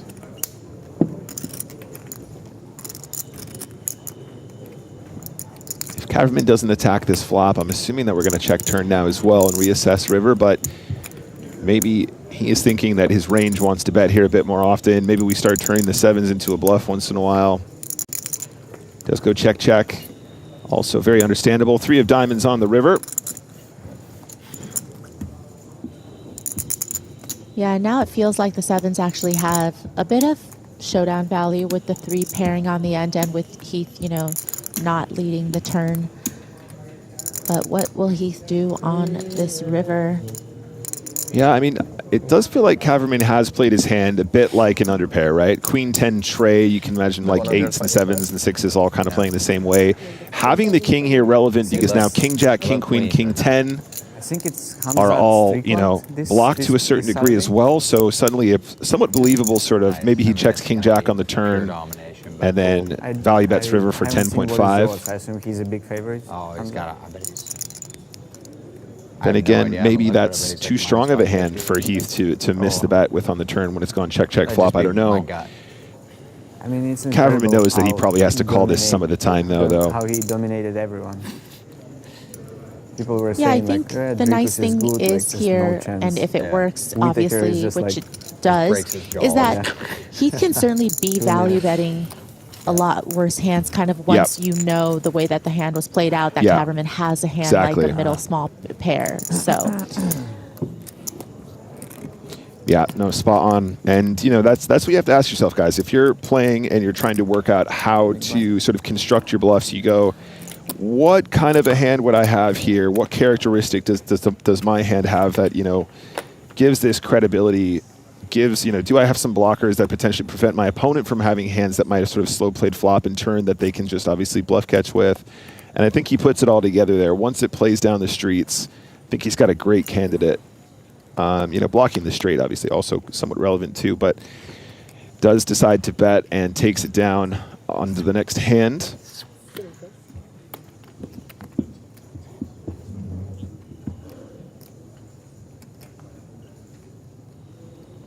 It's embarrassing to be as good at mucking as I am. You know I've had so much practice. It's folding. Another spot here for Heath, pocket eights against the button open. Keeping it chill for now.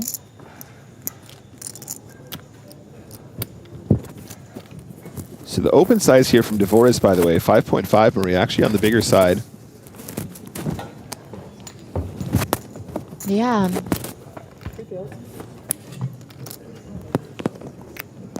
Does get the defend from Bads as well from the big.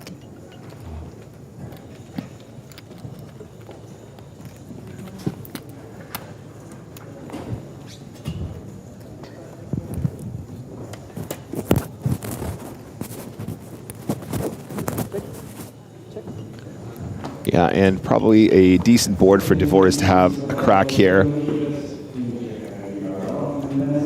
Ace 10 deuce, plenty of small blind, big blind defense that just have to snap, give up here. Interesting to see what Heath does.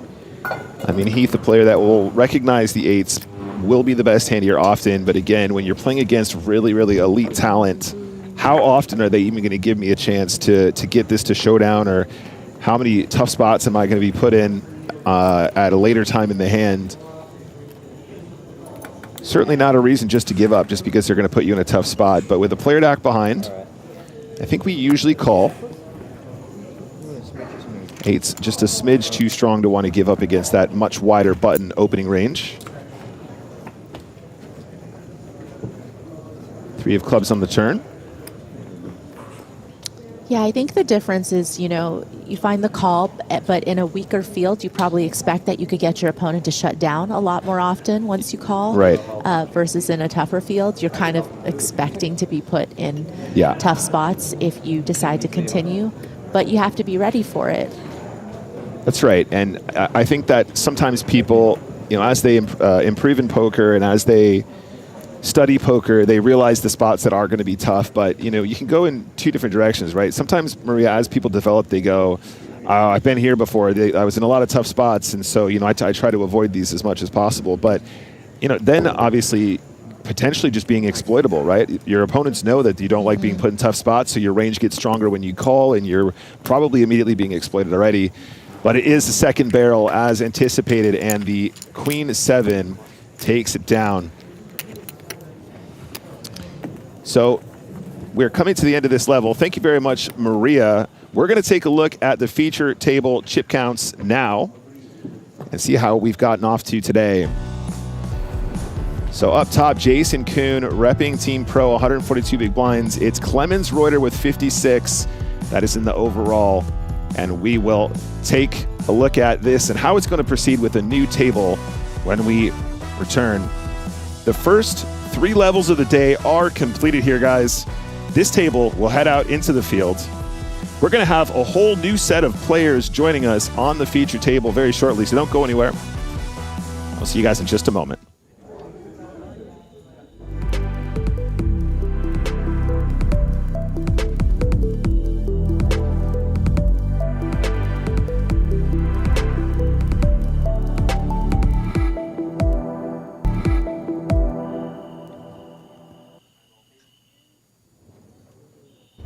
This is day one of the 250K super high roller here at the PokerStars European Poker Tour in Monte Carlo. And yes, we start with a new lineup on the main stage. We have got the player who came second in yesterday's 100K high roller for one drop, and the player who is second on the all-time money list, Stephen Chidwick. But it is future of me, Alex Kulev, who is the biggest stack coming into the session with 152 big blinds. The blinds going to 1K, 2.5K with a 2.5K big blind ante. We've powered down the satellite. We've said goodbye to Maria, but we have ordered the calamari. We've got the squid in the booth. Sam Grafton in the mix. Hey, James, great to see you. What What an honor to take over from Maria Ho, the legend. I will do my best to share some insights. And what an honor to be talking about the biggest buy-in event in European Poker Tour history, Sam. We've never had a 250K super high roller before, at least not in euros. There was a $250,000 event at the PCA 2023. Yeah, I remember it well. Yeah, quite remarkable. You guys really gone the list here. And look how well supported it is. How many entries do we have so far? 31, I believe. Yeah, quite remarkable. Obviously, you know, brings out the brightest and best poker talent in the world. So 8 and every table we offer you, you know, it's hard to pick a headliner. You mentioned 2 big names there in Stephen Chidwick, and this man coming in for a raise, I believe, Alex Kulev.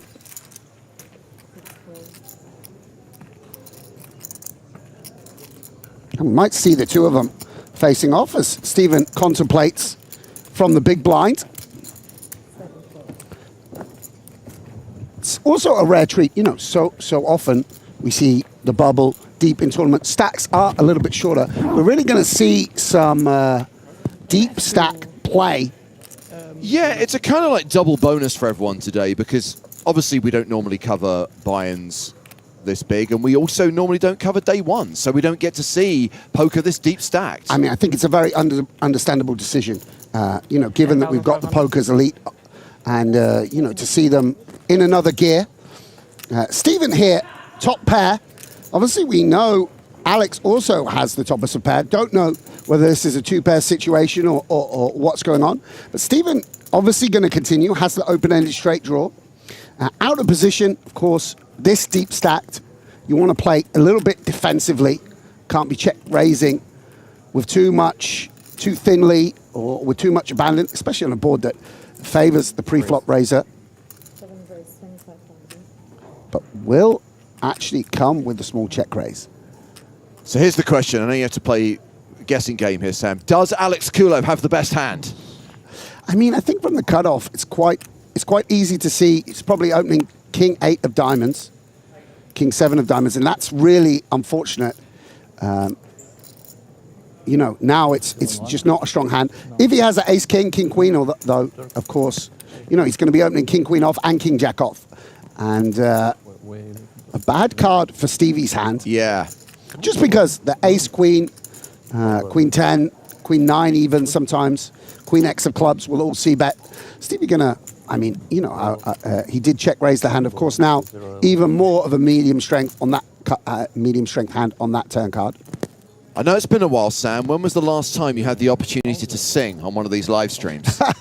There is that potential, isn't there? There is that potential. I think we're going to learn something about Alex's hand here now, whether he decides to check or bet. Even a hand as strong as ace-king here potentially wants to just check back and keep the pot size manageable.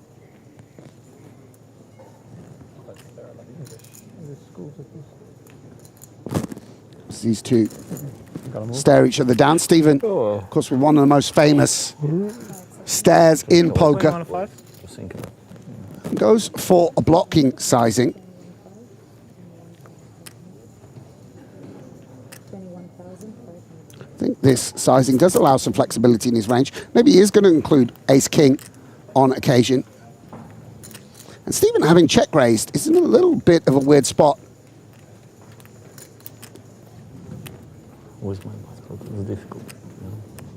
Obviously is getting the best price. Sorry, a very good price, I should say. And can improve. 400. It would be crazy mix. You just hit Cyprus? Yeah. And Stephen Chidwick makes a straight. I'm also going to go on a limb here and say that Kulev does not have king 9 of diamonds. Very well observed, James. So now we shall see. No instant check back, which I think would be the case with ace-king. I presume we're not going to ever bluff with a king. So that would lead me to think that he has king-queen or king-10 himself.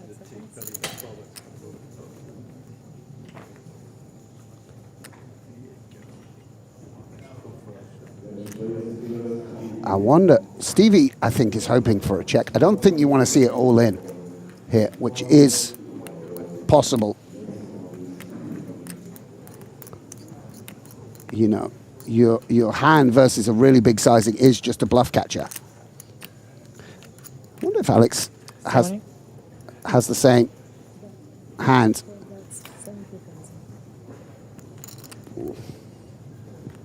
Stephen Chidwick with a straight. Yeah, the predictions in Chat Pro land, King 10 of diamonds for Kulev. Yeah, I mean, I think that he's got a straight, he blocks spots. You know, sometimes Alex is just going to be bluffing. We know that, well, we presume that he isn't, given that we know one of his cards. A little bit strange, actually, isn't it, James, to watch a hand knowing 3/4 of the information. Yeah, yeah. We know a little bit more than Stephen Chidwick, but not as much as... It's an accidental mini sweat with. Just roll with it. Yeah, and Stephen obviously thinks it's close. You notice here at these high stakes, Stephen isn't just like, boom, a straight.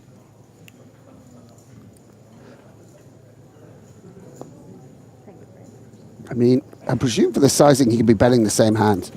No, oh my God, he's moved all in. I'm very surprised at this.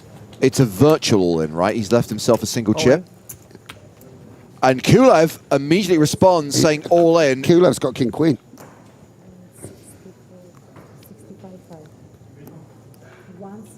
What a hand, James. What a hand. Wow. What a deal. I had a 10 on the spot.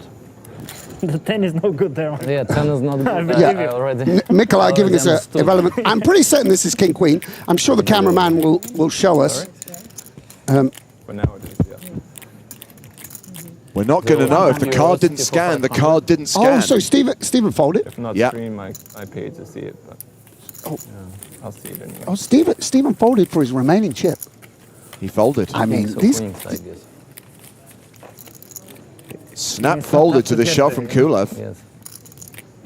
So you were ahead. Fascinating hand, and a couple of new players have just arrived. That's Kyan Mokri taking his seat at what was our feature table and is now one of the outer tables. He's re-entered? No, just brought in for the first time. He just got up late.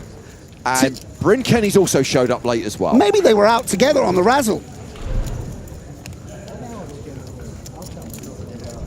I'd pay a lot of money for footage of Bryn Kenny and Kyan Mokri out on a night out.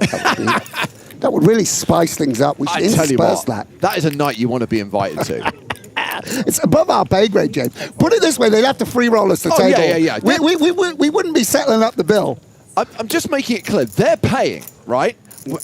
I've got to say, by the way, just to go back to that hand, absolutely remarkable hand. I would not have predicted much of the action. Stephen Chidwick playing the straight to the absolute hilt there.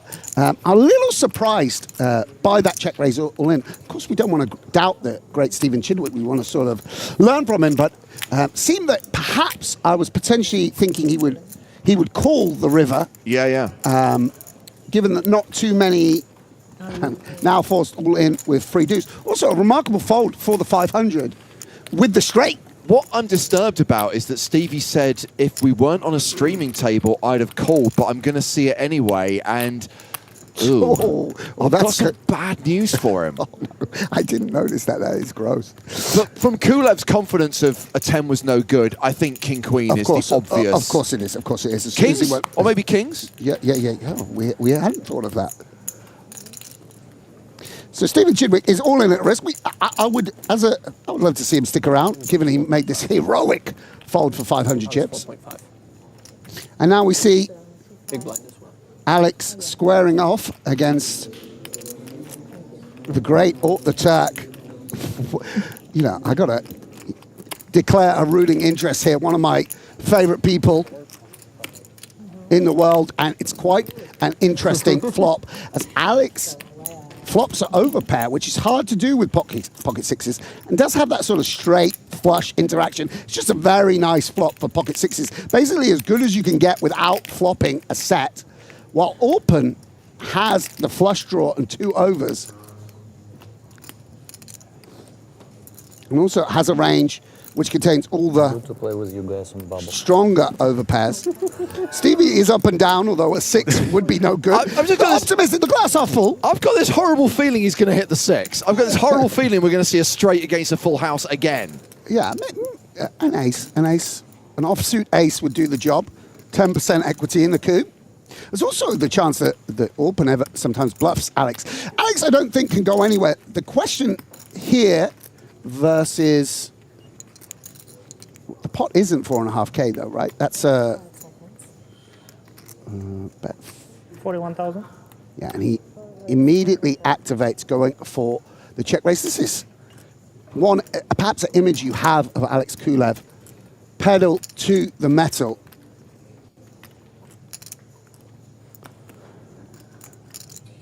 And Orpen, one presumes, is going nowhere with the flush draw. He has position. Yeah, we don't want to shove, I don't think. Sometimes we'd run into ace, jack of diamonds or something like that. Sizable side pot, with the main pot only being 4.5K. Jack of clubs on the turn. Yeah, brings in a second flush draw, which we know isn't sort of relevant, but sometimes Orpen's going to have a hand like ace, queen of clubs, ace, 10 of clubs, ace, king of clubs. These sort of hands would, if they bet the flop, wouldn't always, they would have to continue. Alex also going to sometimes check raise a backdoor flush, so both players going to be cognizant of that. Yeah, and Alex doesn't want to sort of over-rep his hand. Check raise the flop. Obviously quite happy to see a fold there. And then now, similar to Stephen with the king 10, after the check raise, you're just in the middle lower part of your range. Orpen checks back. And in comes a top pair. Completes that backdoor flush.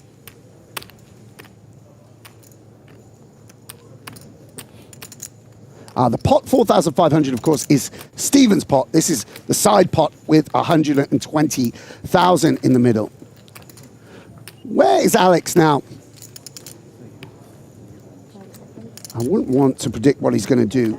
If it were me, you know, you do beat an ace 5, for instance, ace 5 of hearts, something like that. And will Orpen go for a river bet? Success is coming soon. We can confirm that.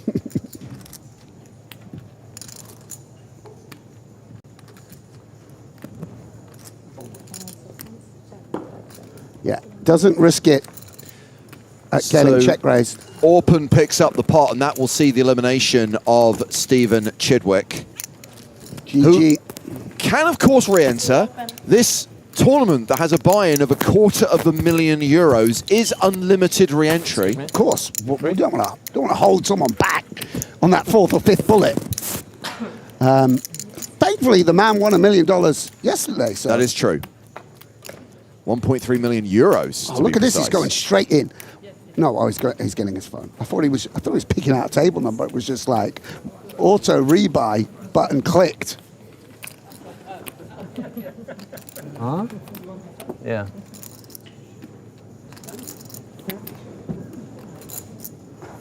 I want to eat, my friend. Then I continue. A little bit of organization. Thank you, Enrico. Thank you. Alex Kulev, by the way, still table chip leader with more than double starting stack. Yeah, I mean, he's in a good spot for sure. Great start. He won 100K in Monte-Carlo, right? Was that? You gotta put your yes, he did. Yes, I remember commentating on that.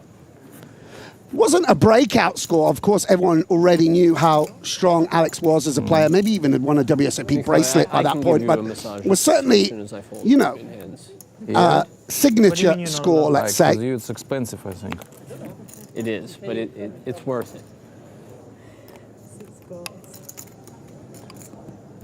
Nikolai will call on the button. I think already won a PLO tournament already in Monte-Carlo. Obviously won the 50K in Cyprus a couple of years back as well.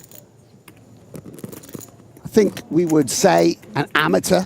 You know, it's not his living per se. Sure. But very, very strong, seasoned poker player. As once again, we see just the one card here of Enrico. Yeah, he calls in the small blind, so we have gone three-way to the flop. Who was one of numerous players that got a little unfortunate against Albert De Her yesterday. De Her was a one-man wrecking machine. Yes, indeed he was. And as far as we know here, no one, although actually Komoski leading, and this would imply, I'm not Sherlock Holmes here exactly, but I would have to say maybe a King Jack of Hearts, King Nine of Hearts, King Queen of Hearts, that he's got the flush draw and for that reason deciding to lead out. And open with a hand that could consider, I mean, he may just opt to fold, but with the Ace of Hearts could consider a raise, all sorts of options. There's a big argument about your massage. Will call, give him some flexibility to bluff, So and also optimistic. Yeah, and here we go, heads up to the turn, and it's the 5 of hearts. Yeah, and this is potentially a problem for open. We can see that interaction with the 8, with the gut shot, the nut flush draw. And let's assume for the moment that Enrico may well have made a flush. And if he had, say, King, Queen, Heart, Diamond, one would imagine he's going to at least attempt to bluff. Downsizes. Depends on the perspective. You often see this when the nuts comes in. If you've got the flush, you can just go for a big bet on the river. If you've got a set or a 6-5, something like that, it gives you a nice price. Some of Orpen's range is just drawing dead. And Orpen, with the Ace of Hearts, will he take the nice price to see a river and try and improve? Or will he turn his hand into a bluff here and now? Just calls.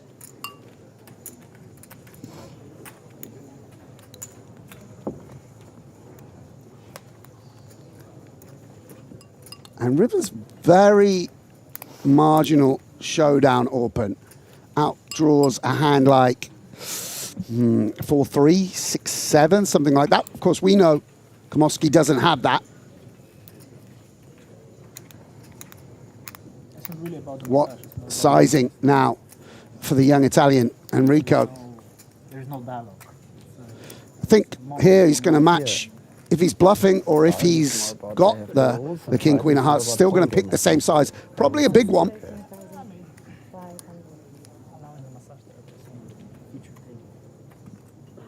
When he goes small.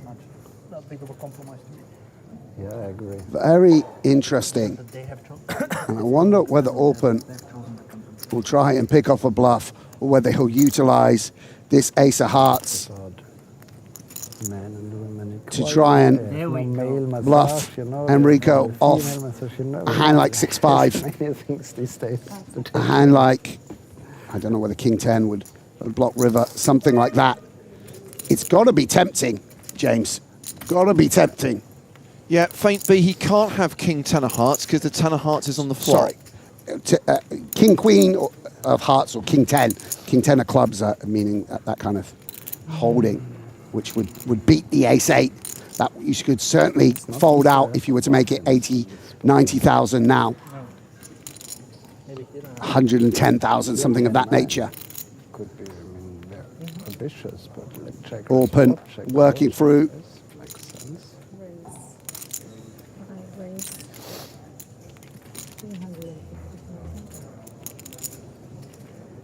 And Open has gone for it, turning his hand into a bluff. And he's just put Komoski all in. He's saying, I have King, Queen, but that's why the nuts. And Komoshi folds. And again, we don't know whether it was a bluff. I assume the speed of the fold would rule out I think, yeah, you got the king high flush there. You're at least going to think for more than 10 seconds about folding. Especially against Open, surely. And by the way, he might have just sort of bluffed someone off a bluff. But second sizable pot for Open. So Kisakoglu, the second biggest stack at the table. Yeah.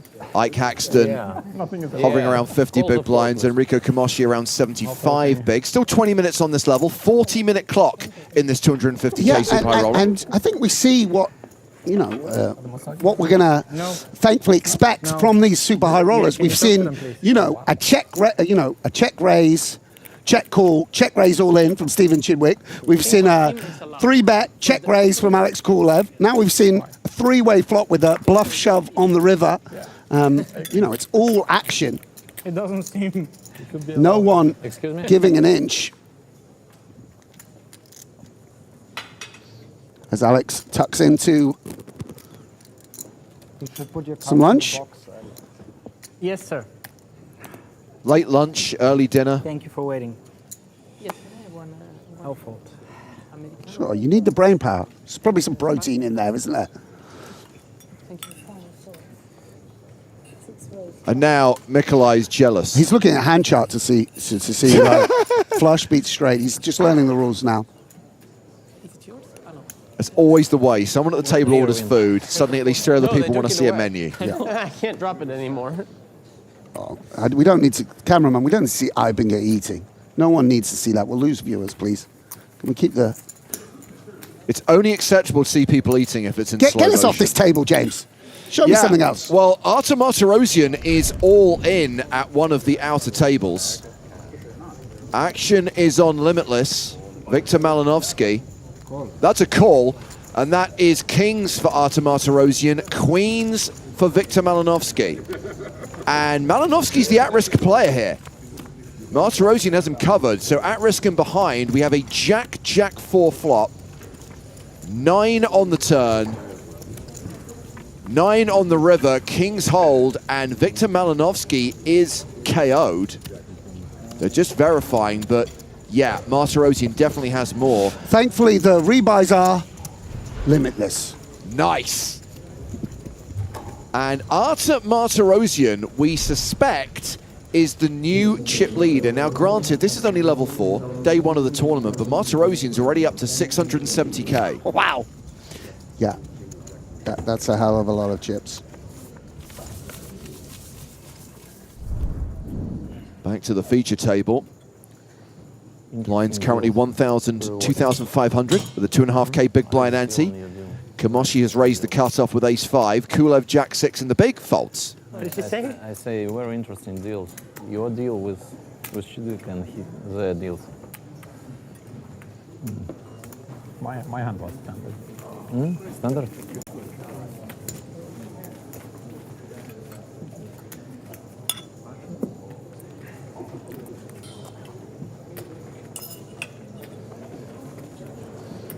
We do actually have Isaac Haxton at the yes. table.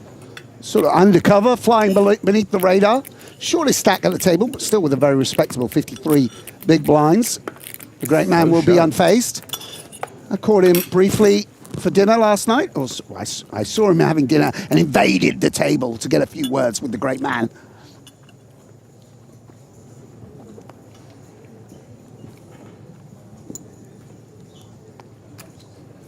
The Snowmen's for Mikolai Vaskoboynikov raises to 5,000.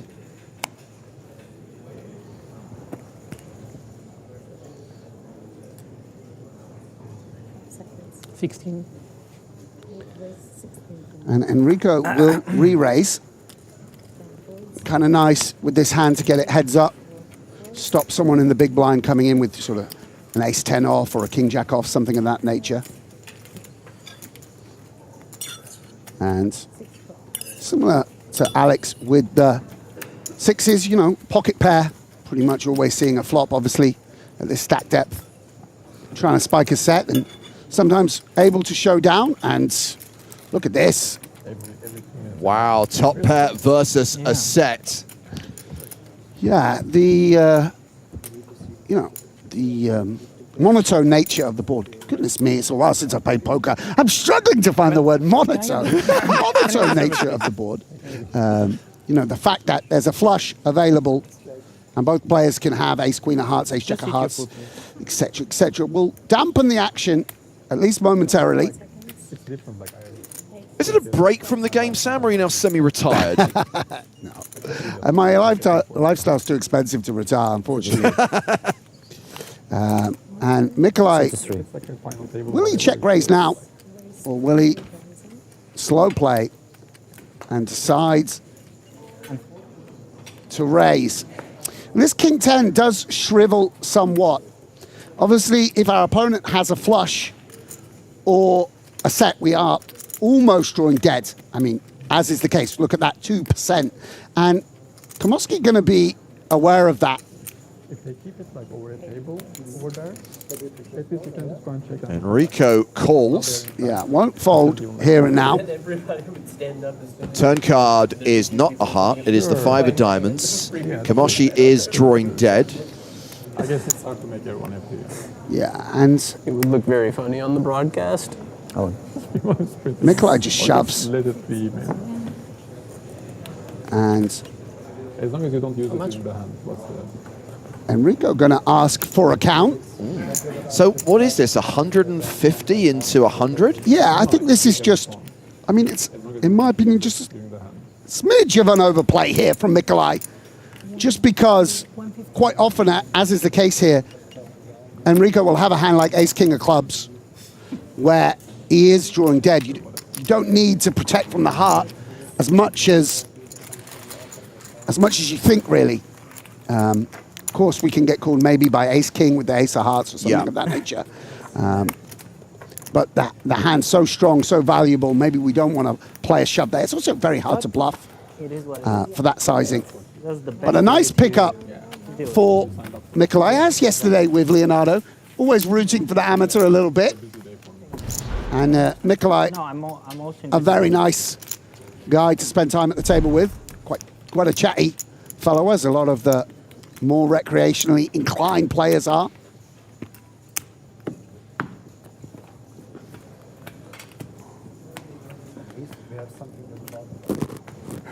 Next hand, and it is Kamoshi first to act.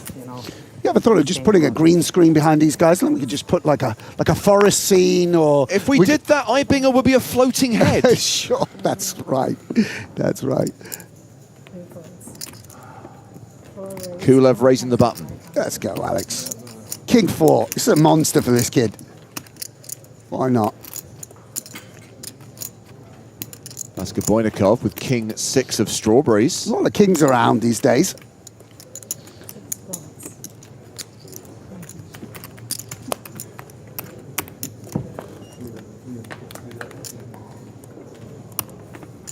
Jack 10 deuce on the flop. Yeah, I mean, obviously a board that's pretty good for the pre-flop raiser. And Alex will c-bet and get it done.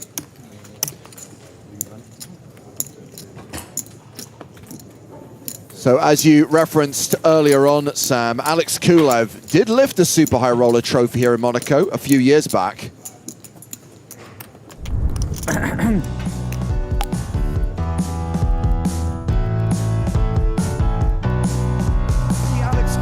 Take down the Super High Roller title. Please give it up for Alex Kulev.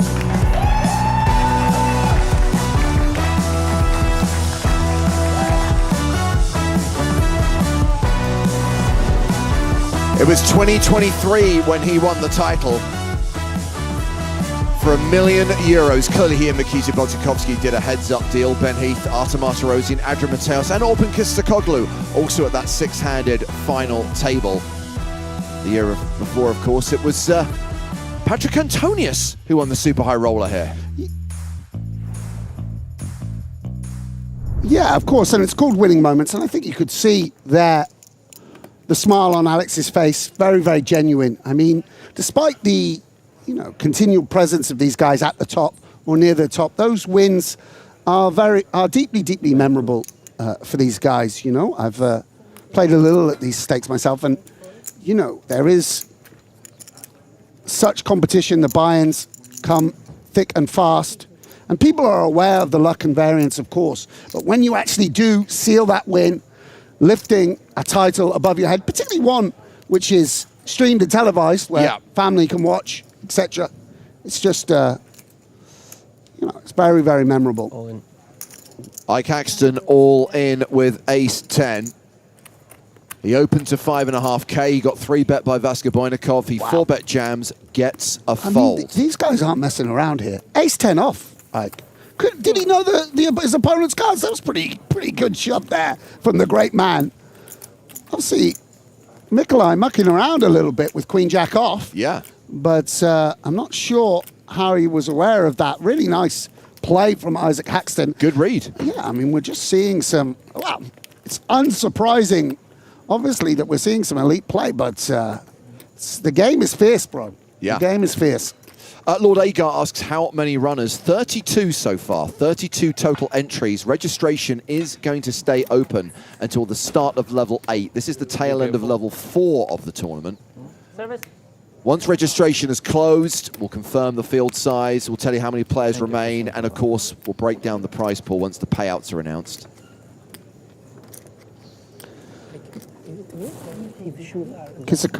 Kisakoglu. Orpen. Let's just go with Orpen. I should know how to pronounce the man's name. We've been friends. I think I had it for about a year and I could do it. And it just hasn't rolled off the tongue recently. Orpy, as I like to call him. 5.5. Opening the cutoff. Ike in the big blind with 9-8. Looks like he's wearing a magic eye puzzle. Remember those? Very. In the money. I want you in the money. Not me. I had too many. I had too many. Yeah, I think so too. And maybe the driest of all boards. Flopping. And Orpen probably going to see bet all his hands. So hard to connect to. It's kind of like only one card flopped. He went away. Bet and a fold. He will come back. Another day at the office. If it's not the Italian one, it's just about, like, if I eat something like this, I need to get So yeah, fire just out of the... Orpen has made the final table of this tournament a few times. We saw him in the final of the Kulev year, and he was the final table of the 100K last year. Yeah, very, very strong poker player. Should mention, of course, that, I mean, he disputes it, that his amateur status, but he could play at the Olympics for Turkey if poker eventually does become an Olympic sport. Of course, a very, very successful businessman and entrepreneur. Played essentially recreationally, but just got very, very good at the game. Got very, very good indeed. And, you know, runs a successful poker company now that he's repping. So more than 15 years, I did every day, and I recently stopped. You don't need it anymore. You take more? No. I thought it was maybe... You calm down forever. Yeah, I I thought, yeah, maybe I was getting too calm.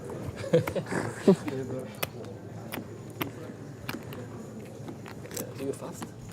Miking him up. Tables have to keep balanced, and therefore we're going to see Daniel Dvoris come back to the main stage. He was at our first feature table of the day, and now he's going to take a seat on the main stage once again. Yeah. Pasta before sleeping, I sleep. Yeah, quite understandable. A little bit of housekeeping. Like 12. It's not what they suggest. I get like 6 hours. They are fools. No, this is where I struggle. Like, But I also feel that I sleep so I don't have the when I Mikita sleep. skill. Not so much before. To be able to take a nap. Yet another very, very strong player coming to the table. 5-5. So a reminder, the shot clock is in play in Super High Roller tournaments from the very I start might of have been play. Italian in a past life. I love pasta too. At the moment you register, you get 6 30-second time bank cards, and then you get an additional card at the start of each level. As with other tournaments we cover, 15 seconds on the shot clock for your first decision, 30 seconds for all subsequent decisions. 17. And Enrico will 3-bet again. The value of a 3-bet is actually sort of to target exactly this kind of hand that Kulev has. 17. Often it's the offsuit hands that you're sort of able to fold out. It's Alex. Yes. shows the Mamma tips. mia, there we go. There we go. Enrico is in the mixer. Folded the ace of hearts. Now we play show. You want to join? I don't know. Little giggle. I mean, what you gotta love it. Look how excited these guys are. You dressed very well, Mr. Dvorak. So Enrico was the runner-up in last year's Super High Roller. Last year, he also won the PokerStars Live League, the High Buy-in League. I mean, that's a real sign of talent and work ethic, and you know that's exactly what it takes to get to the top. Really remarkable feat, some tough competition, you would imagine. He also famously provided a live review of Joe Stapleton's stand-up. No. I don't drink coffee during the night when I play. Look at this. We're getting health tips as well. I hope people are tuned in here, dialed in. It's just my inability to. A7 suited. Kamoshi's raising. But my personal coach sleeps during the day every day. It's a skill. He can train himself for like 25 minutes. It's so beautiful to sleep. Sorry? It's so beautiful to have a nap. It is, isn't it? 6? Are you good with it? Can you take? Every day. 15 minutes and I'm fresh. Nice. It's something I need to work on. And I fall asleep in like, if I need to sleep in the afternoon, I go to the bed. 30 seconds I'm sleeping. Yeah, but you've done it for a long time. I don't know. I didn't decide it, you know, it's my body. Enrico, you're a special individual, my friend. This we should implement 20-minute breaks. Then Enrico can have a sleep on the break and come back. My body say, okay. Thank you. And my friend. This is the edge. You're made for it. Yeah, if you can. It's all about the power nap, Sam. It's not study or fearlessness. It's the power of sleeping. I can only nap before lunch though. If I do it after lunch, I Good job. Joe Stapleton isn't here. He makes some sort of comment about Italians having a nap in the middle of the day. Thankfully, you've got me and James in the booth, so we won't be having any of that. Every dish on the menu and then goes to bed. Me either. Yeah. We all get tired of eating too much. Yeah. Maybe that helps. Oh, jacks for Orpin Kisisakoglu and an under-the-gun raise. He's saying it so smoothly there, James, just to rub it in. Thank you. Daniel Dvorak on the button with 8-6 offsuit. Nope. What does Alex Kulev have for us in the big blind? 10-4 spades, he defends. No, why wouldn't you? Why wouldn't you? You're Alex Kulev. You've got 500,000 chips. You've already knocked out Stephen Chidwick. And there you go. Come on. One Pardo busted. This game is so silly sometimes. Yeah. And 10-10-6, obviously, decent flop for an opener. Will open even some offsuit 10x. It's going to allow him to bet very freely on this board. This is the kind of hand that is doing nothing to improve the reputation of pocket jacks. Yes, indeed. Very, very besmirched hand, isn't it? Very criticised hand over the years. We are playing very deep stacks, and Alex with one of the worst tens he's going to have. But will he come for a check raise? Yeah. Yes, will make a small check raise. Adrian also. Orpin obviously can't fold for this price. Won't give anything away. Very studied individual who's concerned with timings and the like. As all of these guys, I'm sure, are. We'll continue. Crazy Bosnian's made a bold prediction. Jack on the turn. I agree with yours, but I'm like kind of like going down. The turn card is a queen. Close but no cigar, Crazy Bosnian. Yeah. So a lot of the bluffs are going to be 7-8, 9-8 and such like. There's a little bit of Queen Jack thrown in on occasion. Doesn't change things too much for either player. Yeah. How will Alex proceed now with the 10? Do we bet all our 10s on the turn? Do we check some of them? Can we play this hand for 3 streets? And if so, what sizing? Alex going to be working out all these things. Orpin playing 400k. It's not really a hand, I think, where we can go for it all. So the way he touched his cards there, I thought he's not open folding the turn, is he? Yeah. 40,500. I mean, it's not that hard. It's and he goes for pot on the turn. 40,500. so it's. Is that right? Yeah, 40,500, full pot. Very precise, meticulous sizing. I think anyone that plays well. Is So like what do we anyone want that now plays well. if we are open? I think anyone that plays well. As I say, is like don't above really interfere with bluffs too much. average, or like well. My view. But Alex is saying he has a 10, make no mistake about it.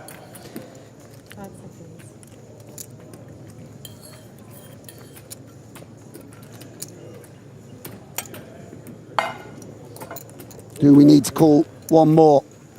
Keep him honest. A hand like Jack 9 might have bluffed, which we interfere with. So we do sort of block bluffs a little bit. If, say, 7-8 gave up, but Jack 9 continues, and Orban just lets it go. Wow, gets away from it, makes the correct, very disciplined laydown. As Kulev chips up to 560K as we hit a new blind level, rolling into level 5 with the blinds at 1,500, 3,000 with a 3K big blind ante. And just a quick opportunity to tell you about the next stop of EPT 2026, which will of course be after the summer break in Barcelona. Those are the festival dates, 16th to the 29th of August. As far as the streaming schedule is concerned, to be confirmed, but one thing I can say with 100% certainty, there will be live coverage of EPT Barcelona 2026 on the PokerStars YouTube and Twitch channels. Take that, Joe Stapleton. You'll be there, James. I'll be there. Joe Stapleton will be nowhere. Enjoy the last few hours and days that you have. We'll send you pictures of the cervezas we drink. I'm currently on my way to a gold power pass, so I may be there living it up at the Hotel Arts, playing poker, revolutionizing. There will be a second poker boom if I make it to a feature table on a European poker tour. Here. It's okay. We just continue the conversation. It's fine. No, it's okay. Deep sleep is not the stage where you have your dreams. It's a different stage. Okay, whatever. Yeah, well, exactly. It's embarrassing. Like it's a $5 home game. So the break failed miserably. I think it is actually nice to show this aspect of the game as well, because sometimes there's the idea that all the high rollers are really stoic and quiet. But one of the reasons for that is we show them when they're playing under... Yeah, exactly. And the game is so dynamic. There's never a moment to pause. You need to be completely respectful when people are playing their hands, because, you know, we're 5 places away from 2 million or whatever.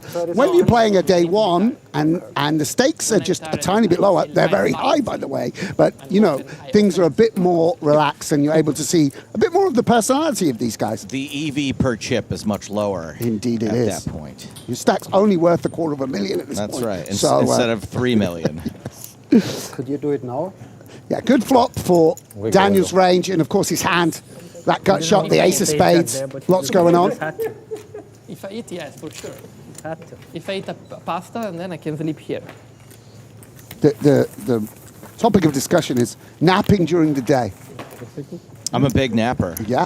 Well, to be honest, I'm going to tell you guys right now. So I decided that I was going to end a 7-year relationship early last year, thinking I was going to be don't hold back, Joe. Just living it up, and I was immediately diagnosed with sleep apnea and had to get a CPAP machine. I want you to there take you out go. your super expensive. You know this isn't therapy. We're doing commentary. It's very attractive for a hot single guy to be like, come on back to my place. Let me strap my Baron Harkonnen. That's what you have to do. It's like to sleep. Yeah. And well, since getting used to that the last few months, I don't nap as much anymore. Oh yeah, I'm actually pretty good.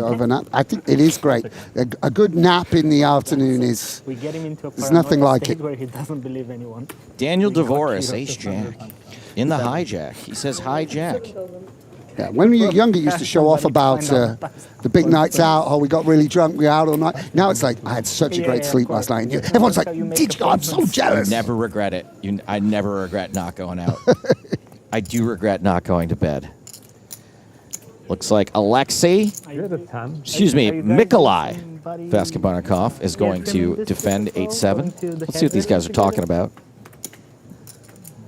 Of course, they're quiet now. King, queen, queen.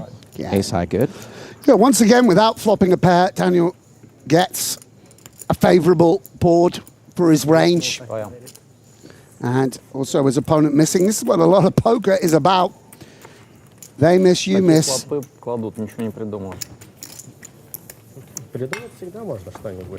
Daniel likes to break out the fluent Russian once in a while, just to surprise people. It's so impressive when people speak other languages. Yeah, I mean, he was born in Russia, so it's less impressive. But, yeah, he's such a Canadian gent that it's nice to know he's got this other alter ego. Maybe he's just a plant all these years. Sleeper cell? A sleeper cell, yeah. Been sleeping a long time, though. They remake the Americans as the Canadians.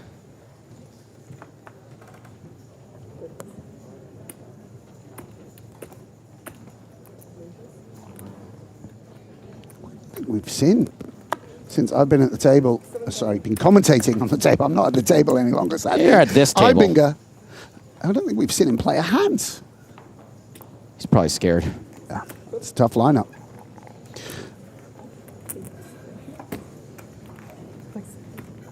Looks like we got Mikolai involved again, this time calling from the small blind with deuces and flops bottom set. Wow. Ibinger with ace-king high. Will checks it back. Yeah, and an ace or a king would be bad news for Ibinger. Keep observations? No, it's just one of the most unappreciated things about me is there are so many. I know there are some, but one of the biggest is how much restraint I actually have, like on a daily basis. How would we know that? They just don't know. Exactly. It's really hard to give always an itch. a person credit for restraint. I wonder what he's talking about. I think he's talking about making quips. Like, I saw him last night, and he immediately mocked my trousers. Like, the first thing. I ain't seen the guy for 18 months. They are a large target. He just was straight away on me. And Vaskybarnikov attempts to build a pot with the set, cannot get action from yeah, ace-king. No once heart. again, speaking of restraint, no c-bet, lost nothing, out of there. No, he probably just doesn't know the word. So you really want to do it, but you hold yourself? Yeah. That Austrian school system. Yeah, I was great in English. That's the German word. Konstanzsieben? Spent a little time in Austria last summer. Saw Ibinger, Mario's wedding. Sort of getting down a little bit. Was there a lot of poker player dancing? There was a bit of poker player dancing. I mean, dancing is loose, but yeah, they were moving. Movement We were while moving music our played? bodies. We were moving our bodies. No, I'm joking. There's some moves, secret moves. Oh, now that you've confirmed it, we know. No, but wait, what does Sieben? What's the suffix Sieben mean? What? Sieben is 7. Huh? That's 7. Oh no, but what? Oh, so you There's just a lot said of one numbers? card action today. Look how happy he is. It's not so bad, but Let the old man enjoy these the guys dad joke. should know how to place their cards. Sometimes it is a defect in the card, though, of That's course. right. So what's the German word for it then? And Isaac with a loose defense. Yeah, the Germans don't have a lot of it. It's 5. They don't have those urges. Yeah, they don't need it. They're a disciplined bunch. Pretty likely, it could be king 3 of clubs. I have those urges when But Storm is quite in the likely the third. 5 So many is things. ahead. Like also with the 10 of hearts, seems like he may well want to continue in some form. Maybe. It's a bit, yeah. It's kind of 2 words put together, though. I don't think Ike was calling with 10-5 to fold a pair on this flop. Indeed.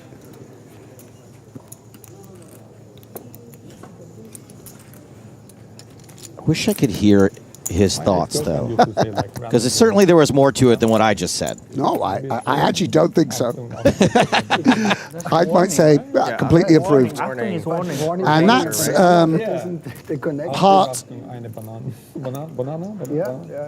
You know, there's a chance just like warning, that one banana. Nikolai has ace of hearts, 3 of clubs, might be a hand he opens, but in general, probably going to be a bad card for his actual hands. Of course, it's 3, 4 of clubs, could be that, in which case you might want to put some more money in. Quite a bit more action with low-suited connectors at this table than I would have expected. Yeah, I can see that. I mean, making straights and making the nuts just so much more important. Board coverage also, you know, at short stacks you're kind of trying to make top pair, like a blunt top pair. Great, king jack, king high, we get the money in, whatever. Here you're trying to make flushes and straights, so just the power of them goes up a little bit. Well, Ike's trying to make a flush here. Yeah, another bet from Nikolai.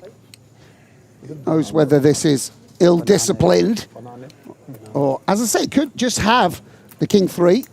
What about pocket 3s? I don't think we would even, I don't know so much about Nikolai's game. I don't think that we would be putting in that much money. I mean, we gave them the Come on, give me one. Give me this one. No, you gave us the alphabet. I saw a paint card. No. I think. And Haxton will, I guess, ace 3 of clubs maybe. No? Oh, you saw paint. Queen 3. I think so. Just going for Something it. like that. Queen? Yeah, I think it was a queen. Clearly wasn't a king. Universal. Yeah, you guys want it to be different. Turkish is like Isaac chipping up a little bit. Puts Ike on 63 big blinds. Yeah, we're up to 33. Not sure whether that's... we've obviously seen Limitless and Stephen Chidwick eliminated. May well be that they've rebought. Thank you. What do you think is the play there? Rebuy right away or wait to max reg so that you only are in for 2 maximum? I think these kind of guys are guys that play, you know. Maybe some of the Brazilians will think 1 now and 1 max late reg. Yeah. You know, that's a strategy that you see pretty commonly. Someone like Stephen Chidwick, he's, you know, as I remember it, I don't want to speak authoritatively, of course. someone that's just going to, he's here to play, I'm the best player in the field, so I rebuy. I've got the biggest ROI. It's business. Yes, and Limitless also has that sort of braggadocio. Yeah, and then we don't know what came first. Tracks with the name. Yeah. I made that quip. You'll be proud of me. I heard you. I said the buy-ins are limitless. Yeah, I'm here. Already. I'm working. You know, like a young Ralph Macchio. I've learned. You have to Jimmy A car. And we get the full way. This is fun. This is 30K in the middle right now. Nikolai splashing around a little bit, which we do love to see and encourage. 10-5 tray. Top pair for Daniel. Yeah. 2 hearts for Haxton. Yeah, quite hard to play out of position. Obviously, you can't sort of lead into the field when you have the weakest range. Open with no real interaction will check. And Nikolai the same. And that gives Nikolai an open-ended straight draw. Ike a gut shot to go with the nut flush draw. Daniel still has the toppers of pair. We'd imagine if we're Ike, the thought of folding out ace king, ace queen, and also just that nutty draw that on occasion we're gonna bet may also look for a check raise. What does Daniel want to do? Yeah, I have a pretty nice call. This 3-5-4, pretty good for his range because he has 3s, 5-4, 6-7, very protected. Here he has a somewhat flimsy top pair, although of course we can see it is the strongest hand, and he's often going to be when he checks rounds, but also can't be messed around with too much.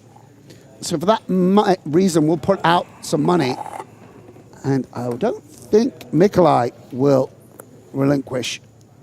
It's kind of nice sometimes. Some pretty sick pot odds here. Yeah. will call. And does Ike ever do anything but call? No, I think we want to just Ike's, attack. Ike's double gutted, right? Yeah, well, it's the same card, right? Oh no, he's 6 and 2. Yeah, you're right. Absolutely. What spot? Jay. Yeah, hearts. Knocking out a 6, so clearing that out. We can just sometimes get Daniel to fold top pair here and now. We have 5s, we have 4s, we have 6, 7 maybe. So just making it big here and now, I think, could be nice. We shall see what the great man does. Don't rule out a call either, but I think once we, it's quite nice because if he does the front door aggression, Daniel could call in position. Here, he squeezes Daniel. I got a real question for you here, Sam, actually. How different is the small blinds range from the big blind in a situation like this? Yeah. Okay. Daniel's in with all these... Because aren't 3s and 4s and 5s also in Ike's range in the small blind? Sure, but he doesn't have queen 9 off, ace 8 off. Okay. Sorry, there is some overlap, but... There's a complete overlap, but you don't have the junky stuff in the middle. Got it. Like, he doesn't have queen 10 off, for instance. Or jack 9 off, or right, jack, okay. et cetera. And Daniel, with no way to improve, drawing dead against sets, drawing dead against straights. You see, just very nice play from Isaac Haxton. I'll go there. And Mikolai, 9 high against ace high. Ike spikes the ace. He was ahead of the 9 high. Yeah, and this... It's a question now. Okay, if we knew, of course, Mikolai's hand, we would be just checking it over and letting him bluff. If he has a 10, we want to... He's going to check back. We're going to want to, like, block ourselves and get some value. Right. So it's a question of where we are in our range. It would be amazing if I could find the check here. Maybe a very, very small bet to induce something. Lots of options. Going to depend what he thinks of Mikolai specifically. Very complex spot. 4-way check raise on the turn against 2 opponents. Very hard to know what ranges exactly look like. So I'm going to take some time to work through his options. Are you going to have your resistance? I can't even tell you where my heart rate would be if I was sitting there waiting for Ike Haxton to act in this hand. Mikolai just gives up with the 9 high. Doesn't bite. Yeah. Does not give a chance to let Ike bluff catch. Not quickly. It's hard to tell if he's smiling or laughing under there. He's always smiling. He's a very friendly guy. One of the most friendly. It's quite remarkable. He's someone who, I mean, really, if you were to sort of compile a list of what he's achieved, all the games he's mastered and been at the top of, he's one of the biggest legends of all time across all forms of poker. But whenever I chat with him, he treats everyone as an equal in the day-to-day. He's always been very kind to me, despite being much more smart than I am. And you're quite an annoying guy. I know, that's what I mean. You're pestering him. Often you're intoxicated when he sees you. No, I mean, he just is a lovely, lovely person and one of the most respected people in the game. Hard to gamble for so long and, And he seems to do it on his terms, too, which I admire as a lifestyle choice. Absolutely. He's not at everything. Yeah. He's, amazing individual. Yeah, and Mikolai, if we're playing 9-6 of clubs, we're playing Queen Jack off. I don't know, maybe he has a bad feeling. No, he's in.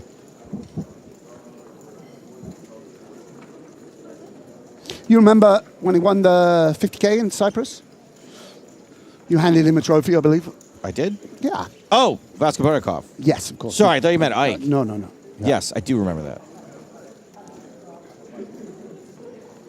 I'm not going to lie, one of the guys I'm rooting against because I don't want to, at the end, have to say, everybody give it up for Mikolai Vaskoboynikov because I'm just like, I've been saying it for 12 hours. Sure. I just have to say it one more time and not screw it up. And speaking of names that are easy to remember and easy to screw up, we have got Nicky Petrangelo Here he versus Alexis Ponikovs. Petrangelo betting 35K, small relative to the size of this pot. The board reads 7-6-5, deuce, deuce. A lot of chips in the middle. The club draw missed. It was a club draw on the turn. Alex looking locked in. Will pay. Does pay. Gets shown 6-7. Jacks cracked. Once again, the, would you say, not maligned? Yeah. Besmirched. Yeah, much maligned. The much maligned, much besmirched pocket jacks. Yeah. Do you win this hand? Jacks and deuces. Better than sevens and sixes. There's one for the jacks. In speech you use different? It's only specific to the back end. They do win sometimes, ladies and You gentlemen. announce the roles like in... They do win That's sometimes. kind of degenerate and weird, but... Because I guess the game comes from there. I don't know why they have to put the number. I mean, it's like that in Russian with chess. And some of the pieces are called what they used to be like. Yeah, like the bishop is called an elephant still. No, the bishop used to be an elephant. Now, I've put out this request many times to the good people at PokerStars, and they've been very good to me over the years, but I do have a bone to pick with them. Yeah, but I don't know what. For some reason, the YouTube 100% channel the bishop is is linked. I get notifications to my phone when someone likes the stream. No, it's... And it absolutely destroys my phone No, castle. and drains my battery. I do not have my phone charger with me today.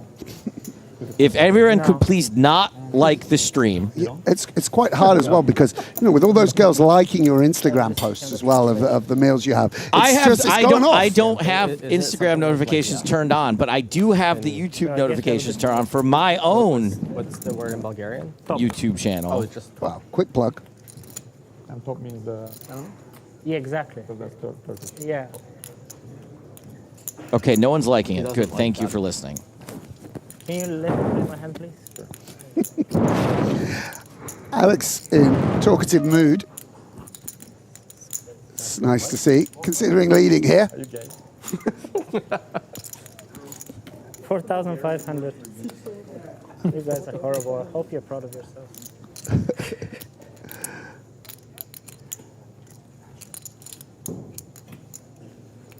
Just a board that misses Ike's open, doesn't open 6x on the cutoff, or not too much of it. And Alex defends 5-3 suited, so hard to just recklessly attack. Deciding what to do with the ace-8. Exactly this kind of hand that hates to see a lead, by the way, even a small one. But will stick around, given the price, given the overcards. And drills one of them. Yeah, and it's an interesting card because... It double guts Kulev. Yes, and 8-5, 8-7. It's just a card that's good for Alex's range. Obviously, 7-5 came in if he'd led that hand. So we may see some more action. Alex not shy about putting chips in the middle. And, of course, because of... I don't want to say exactly the range advantage that Alex has, but because he has the nuts, Ike also can't raise too freely. Will raise, of course, some combos, but can't necessarily protect the ace-8 in the way that he might like. We shall see, though. I don't want to preempt. Maybe ace-8 just good enough. Just get some value against 8-5, 8-7. Will just call. Think that makes sense, proceeding cautiously. And that is a very bricky river. Alex Kulev with king high now. How often is he unpaired getting to this river? I don't need the cup. Thank you. I mean... Not too often. How often is he not unpaired and or a pair lower than an 8, though? Yeah, I mean... Yeah, he's got to think, what's his... 68,000? Yeah. Oh, baby! Over bets. real hard. Just saying, I have the 5-3, I have the 5-7, I have the... I would puke so hard if I was waiting for Ike to make a decision here. What's the worst hand he could he do this with Queen 5? If he spiked that Queen, I don't know.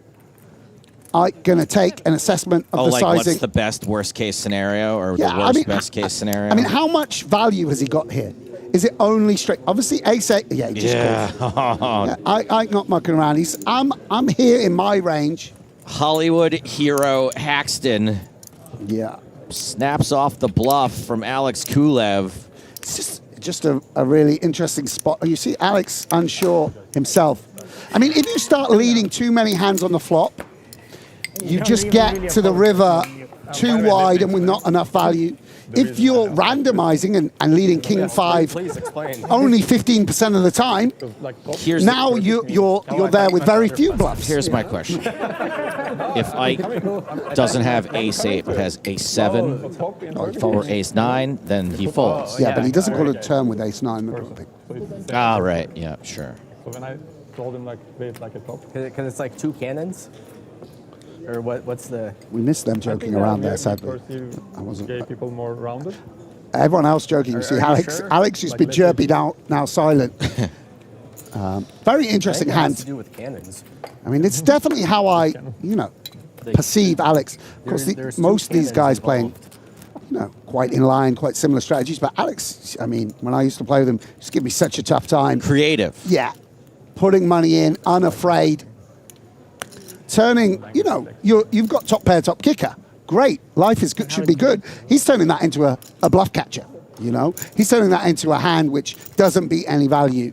Yeah, and what like the bird turkey is in different languages is like so interesting because it's like where they got it from. Because like in Russian, it's just like India.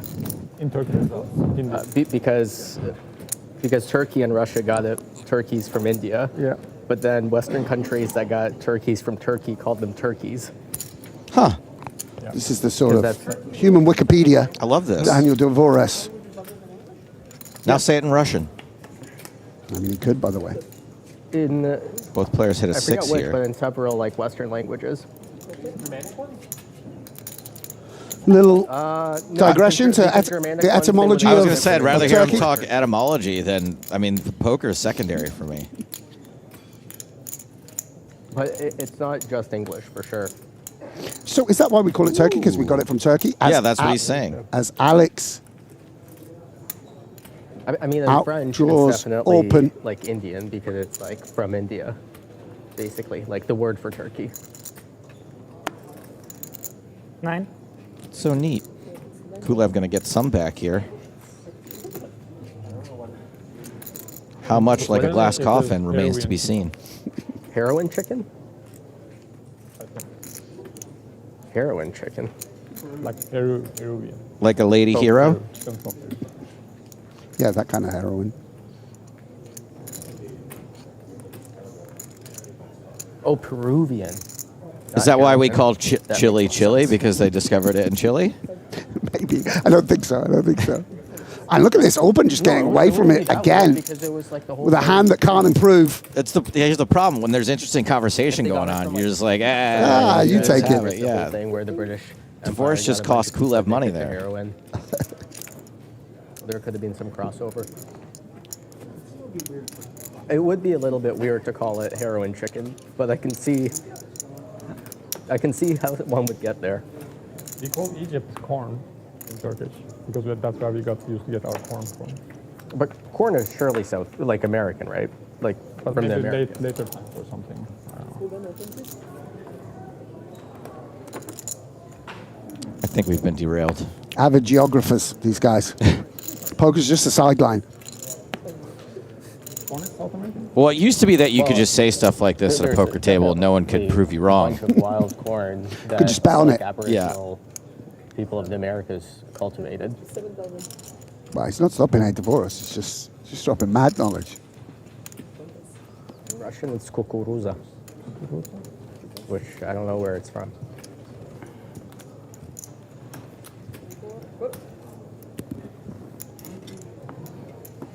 Just a flat with the ace-king. on the button. Somewhat deceptive. Let's go. The hammer. So, yeah, he's dominated though. He's got quite unlucky. I was about to say super live, but no, it's not the case. Not as live and pretty dead now. Yeah, and Kulev going to be loving this. Obviously, we'll be hoping someone else in there with an ace. And he got the king of hearts as well, all over it. Birds. Ike does have backdoor clubs, and for that reason, might want to realize his equity by betting. Would have an overcard to hand like eights, 2 overs to hand like fives, but elects to check.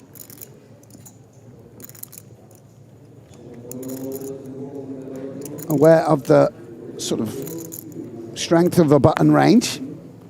12-5. And Alex Alex on a mini heater now after getting bluff caught by Ike Hexton. Yeah. And this is a problem with checking. Now, it's kind of hard to check call, and so we'll just relinquish. I guess on a pair board, that flush draw really goes down in value.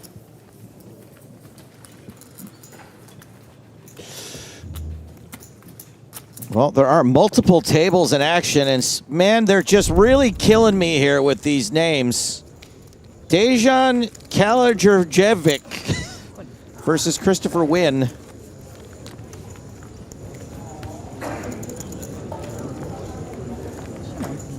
There's been an all-in and a call.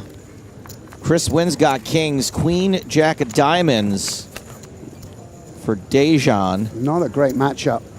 10-9 on the flop. 7 on the turn. 7 on the river. GG. That's going to send Kalajerjevic to the rail. Yeah, that. Regretting his life choices there. Regretting overplaying Queen Jack momentarily.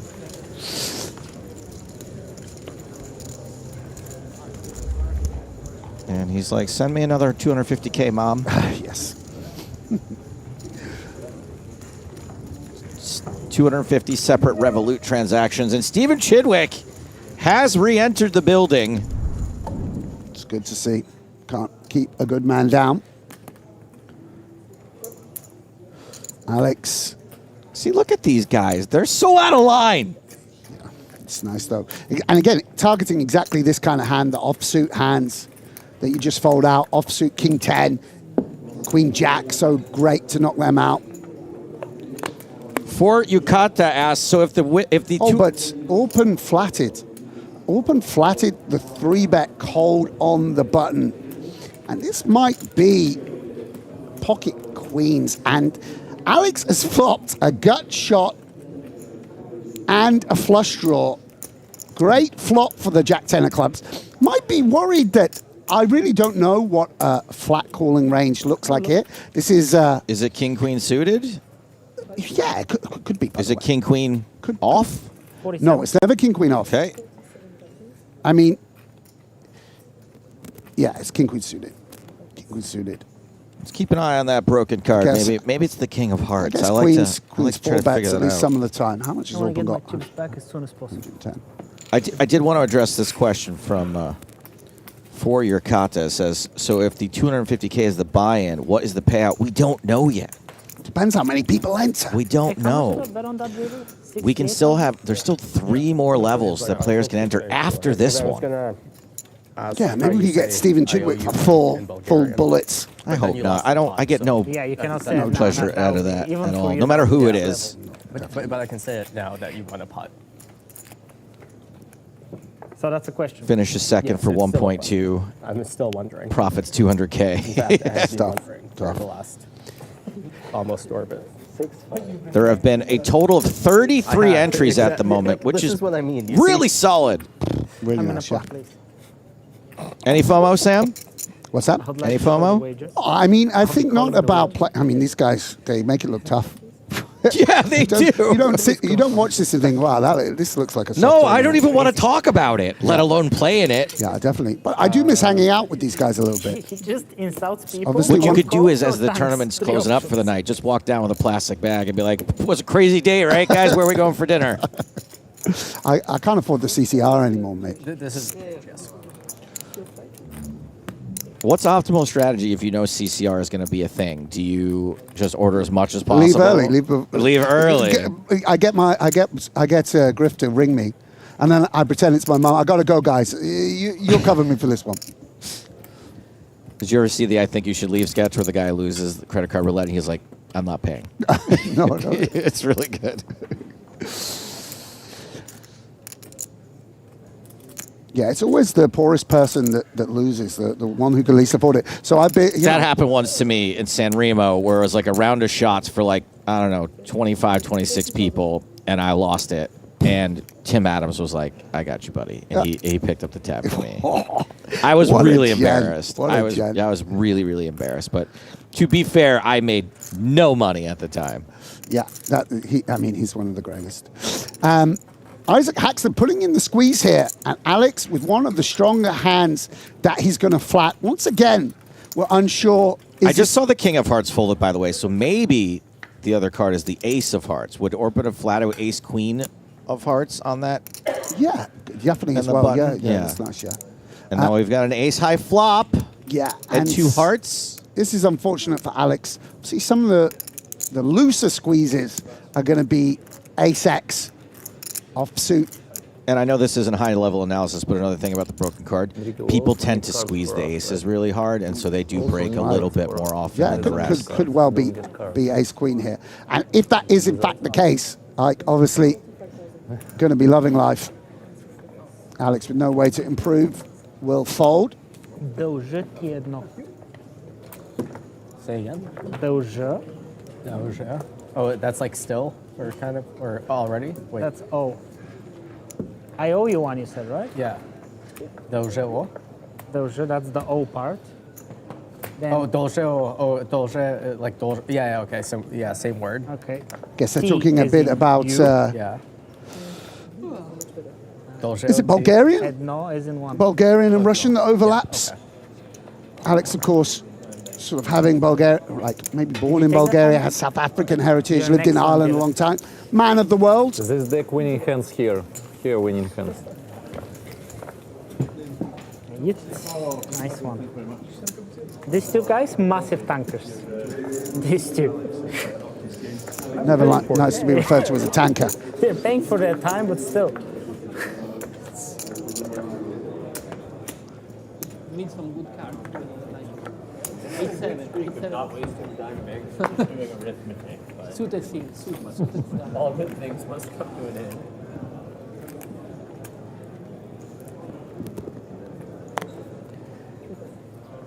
Just a couple of minutes left on this level.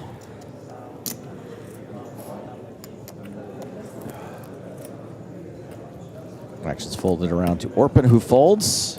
Yeah. Nikolai looking for every opportunity to get involved. Was beseeching the dealer just a moment ago for a good hand. And I think cognizant of that, maybe widening his range a little bit.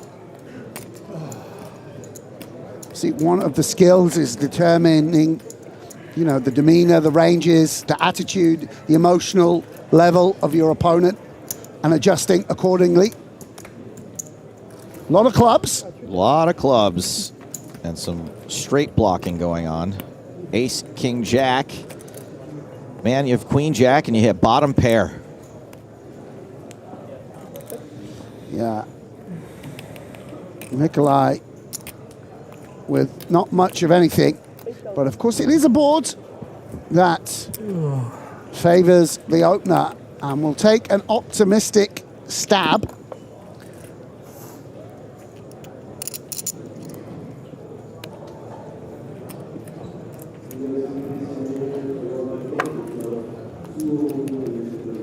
Ike. Got stabbed for 8,000. Cool. He's so annoying. Hanging around. He's so annoying. Fold bottom pair, Ike. I bet B40. All right. Nikolai 12.5 on the turn. Picks up a pair. I let. As the Yeah, flush I know comes you in. went 3 times, but what? So it's 7-7. Oh, you lead the flop also? I lead the flop. Yeah. You let the flop small, like Yeah. 4.5, check. Yeah. and then 12.5 on the turn. Both players happy to get to 40%. showdown? Yes. Does Ike feel like he needs to bluff So with a that's jack? 40 He won't bluff with a 25 jack. plus 9. I mean, a 5 really doesn't show 34, down here you know, whatever for was in the much. middle. Very hard to fathom a hand that he Okay, beats. I had it backwards. 47, something like that. No, more than 47. 48. I don't know though. Actually, maybe it's one of the worst hands he has. 40% on the So it's like Yeah. B140 here? We'll check. And Nikolai, We once do again, get to surrendering. Yeah. B130. He's playing sort of I was aiming honest for B130. on rivers But for you the did moment. a little more. You got too excited. This is what you guys do. Yeah, that was all kind of Orpin's fault, actually. This is what you guys do. I will talk Well, to I my mentioned investors just how annoying Ike Haxton is, in a good way. And Ike is currently 6th on the leaderboard of the all-time money list. Yeah. Looking, we got like 6 of 10 in play here today. We had Bryn yesterday. Of the greats. I mean, just in general in the tournament, I believe. Just taking a quick glance at it, including those top 3, Bryn, Stephen, Jason, Makita, all there. And it is getting awfully close between Stephen and Bryn. I think it's very hard to imagine that at some point Stephen Chidwick won't be number 1. For different players, Matt has different amounts. Some it will be a sort of motivation to get that feather in the cap to be number 1, at least for a time being. For others, I think Some of them are doing it by accident. accumulating money for different reasons than just a leaderboard. But, you know, some of these kind of accolades matter. Others, you know, understand, of course, that is, as we know, just amount cash for very, very, very different to profit. And it looks like this 3-bet's going to chase everyone else out of the pot and me out of the booth. Be gone, Joe Stapleton. And we're going to welcome back Nicholas Michael Walsh. Here he comes. Thank you, Joe. It's like the last couple of games of Jordan. Catch him while you can.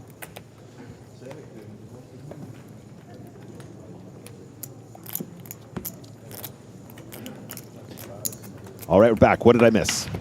Yes, a few eliminations. Oh, wow. Stephen Chidwick doing it in. Some eliminations on the outer tables as well. Not so much here, although we've seen some, of course, aggressive play. Chips exchanged. Isaac Haxton, the recipient of a few nice pots over the last level or so. Good old Ike. Still got that mask on. Up to 100 big 115, blinds. 25K chips? No, 155. Total 150. Okay. Trademark. All right, so just confirming we know what we're starting with here. And it is raise, call, big blind defense. Yeah. Do you just need 5K? Yes. All right, I think that's organized now. To the flop we go. And it is 8, King 8, Sam.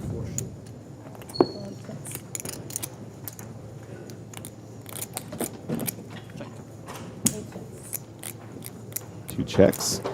Yeah, I think that's just because the 8, very, very good for the big blind. You don't really open offsuit 8X on the hijack. These guys are always cognizant of who's got the range advantage, who's got the nuts more often. And Queen Jack is actually the best hand, or was the best hand, as Alex Rivers a pair. Is this good for a small bet? Yep, certainly an opportunity to potentially go for value. Enrico playing his hand. Sort of like he's got an ace high. Yep, right. Sometimes we'll have better than that. And it is a bet of 16,000 on the river. Right. Quite confident sizing. I think it's only WSOP event. Going for 2/3 pot. I do believe that Queen Jack beats bluffs here. Might seem odd that he's taking a second to contemplate, but Alex not going to bet ace high. He's not. Can he ever bluff raise? Could he ever call here I mean, I'm not sure. Maybe he with is. the 2 high cards? hand like this might be a better bluff catcher than a hand like ace-4. I feel like the main event's in this room, so I feel like we would have known by now. Did he say raise? I think that was a raise, Yes. a raise to 52,000. So not attempting to take queen high to showdown, but applying the pressure instead. Very nice from Enrico. And this is the, against top players, if you start value betting too thin or too sizably, you can't get punished. And 8-7, suited. Enrico. You asked. Yes.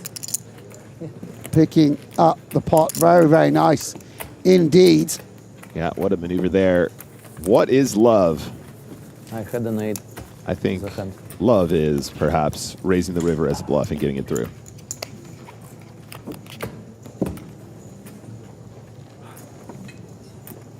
Very talented guy, very successfully navigated that one. Passive, passive, aggressive on the river. Very cool line. Yeah, not often you see that. Yeah, very, very, very cool. And we've had a lot of these little subtle movements, subtle moves that we've seen throughout the day that I think have been really special. So hand 62 now, 2K, 4K, 4K ante. What a guy. What a guy. Good. Alex hyping up his friend. Ike Haxton here, pocket nines. Hijack. I think will raise it up here. I think he announced 9,000. Maybe that's a tell. Look at that. Shouldn't just announce your hand like that. Will Daniel Dvora seize on it? A 9 for a 9, Sam. Yeah, exactly. 35. Daniel. The ace-10, a little too weak to flat with 3 players behind. So will seize the initiative. And at this stack depth, Sam, I mean, are we just going to have to continue with the 9s pretty much every time? Yeah, of course. We're never folding 9s. Going to be the best hands. Sometimes can hit a set, can show it down, all sorts of things. Won't give away any information as to how strong he is, even if it's a pure continue. Just taking a few seconds before flicking in the chips. Yeah, does opt for the call, so we go to the flop, and it is a fair fight pre-flop. We'll be around 50-50, 60-40 we can see there. And, oh, a very interesting flop for both players. Yeah, and I wonder if there's ever any leads on this board. It does seem like a board that's pretty good for the outer position player. Like, and maybe top set we don't bet always, or maybe we bet with 9s with the 9 of spades, or some sort of things. Maybe we just check range. I'm not quite sure, but definitely Ike taking a second. We'll check it over to Daniel, and has some interaction himself. A spade in hand. Rather, it was, of course, the ace of spades. It's nice to fold out ace-queen here and now, but we also don't really want to get check raised or build the pot too much. And for that reason, Daniel will check back. So 2 checks on the flop, as Sam said. Now the 9s. With that set, Sam, do we want to start building a pot now? Perhaps the queen is potentially a good card to get paid here once in a while? Yeah, of course. Sometimes Daniel's check back a strong overpair, by the way. I think aces occasionally might want to check back 9, 8, 7, I don't know. But yeah, we're hoping as Ike that Daniel has hit the queen with ace-queen, something of that nature.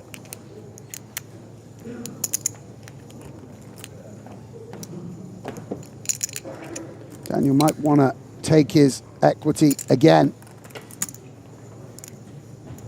What would we get folds from? Only really, maybe king, jack? Maybe a hand like, I don't know. Are pocket 5 still going to be in this range? Yeah, I guess. Stack depth, maybe? Yeah, I guess we get some, yeah. Maybe some small pairs, but it's not a ton of the entire range, is it? No. And does go sizably. As if he has a hand like like ace queen or aces that check back, or no, it's not impossible. I don't know whether we 3-bet queen 8 on the cutoff, more of a button 3-bet, I guess. Kind of interesting. And I think it was 140,000 the check raise. Will check raise indeed. And this is the downside of betting. That open-ended straight draw has been devalued somewhat. Now that the spade is not in play, as it were. But it's very annoying to get check raised off an open-ended straight draw. See, can be drawing dead to Jack 10. And so Daniel will fold. Nicely played from Ike. Kept his cool. And in the end, got some action.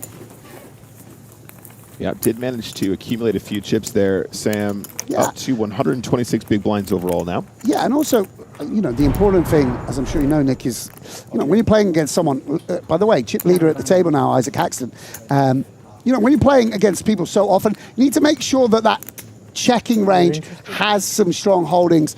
So often you're playing against slightly weaker, even professionals. When they're in certain lines, same with Enrico, they'll never have a bluff raise here. When they check twice, they're capped at a certain strength of hand. Right, correct. You feel so much more comfortable when a player can be holding back strong holdings. It's so much more tricky to play against. Yeah, absolutely. And then showing up with the right bluffs there as well, a big component of that. Otherwise, you end up being way too strong, in your range when you're check raising turns, for example, in this line. Into this pot now. So pocket 8s for Enrico. Going to open under the gun with pocket 8s. Haxton is +1, decides against playing the suited ace.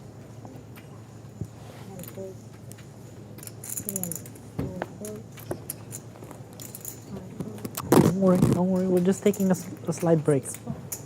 Folding around. And 9-6 of spades. A wry smile from Mikolai. All right, connection for the big blind defense here. Pair of 6s on 6-7 queen. And Kamashi, the 79% favorite.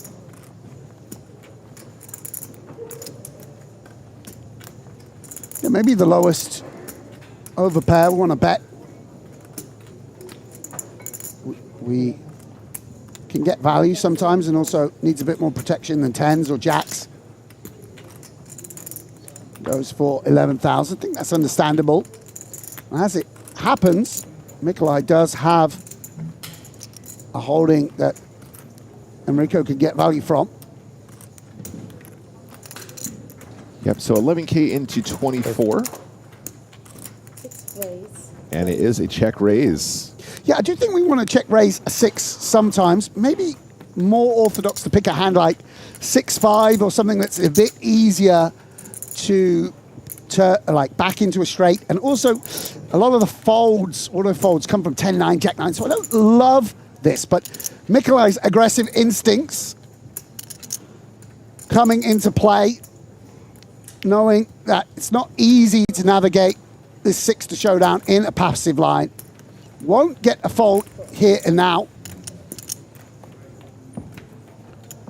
Kamashi calls with the pocket 8s. Yeah, and that's a good card for Mikolai's range and hands. Can't know that it's also going to be a good card for Enrico's actual hands. And might encourage Mikolai to continue. We shall see. Does he want to start really pressurizing a hand like Jacks? A hand like A7? And should be pointed out at this point, 21 big blinds effective behind Mikolai here. So committing a decent chunk of his stack here by betting 35,500 on the turn. So it goes around 1/3 pot as a continuation of his sort of bluff line. Yeah, and Enrico, considering his options here, there might be some small occasion we want to shove. It would be great to either force King Jack of Diamonds to call now or to, I mean, I guess it wouldn't fold. On the other hand, can have the best hand, can have the best draw. Indeed, that's what we do. Yep. So for that reason, we'll call and reconsider the river. And my goodness, 2 pair. And it brings in the straight for Enrico. Yeah, it is also a diamond, which is a component here, Sam. But at this point, you're going, how many times does Enrico have pocket eights? It's an all-in and a snap call. Yeah. And that will be an elimination. Vaskabojnikov is eliminated here. River into two pair, going for gold, but running directly into that straight of Kamashi. Yeah. Ideal card for Enrico. Say 180 is not my flop, huh? And that is an elimination. It's not my flop. No. I was honest. This guy lies every second sentence. I think he It, ranges. of course, is somewhat of an amateur player, but very competitive guy. Will be frustrated to a bust. Loves the game, though, and may well hop back in. Nice pot for Enrico, who's sort of stayed afloat without playing necessarily too many big hands. Just bet and take it. A couple of 3-bets got through, and now finally wins a big hand to propel him to 73 big blinds over starting stack, which was, I believe, 250K, I would imagine, up to 293. But Ibinger, the only player at the table with below starting.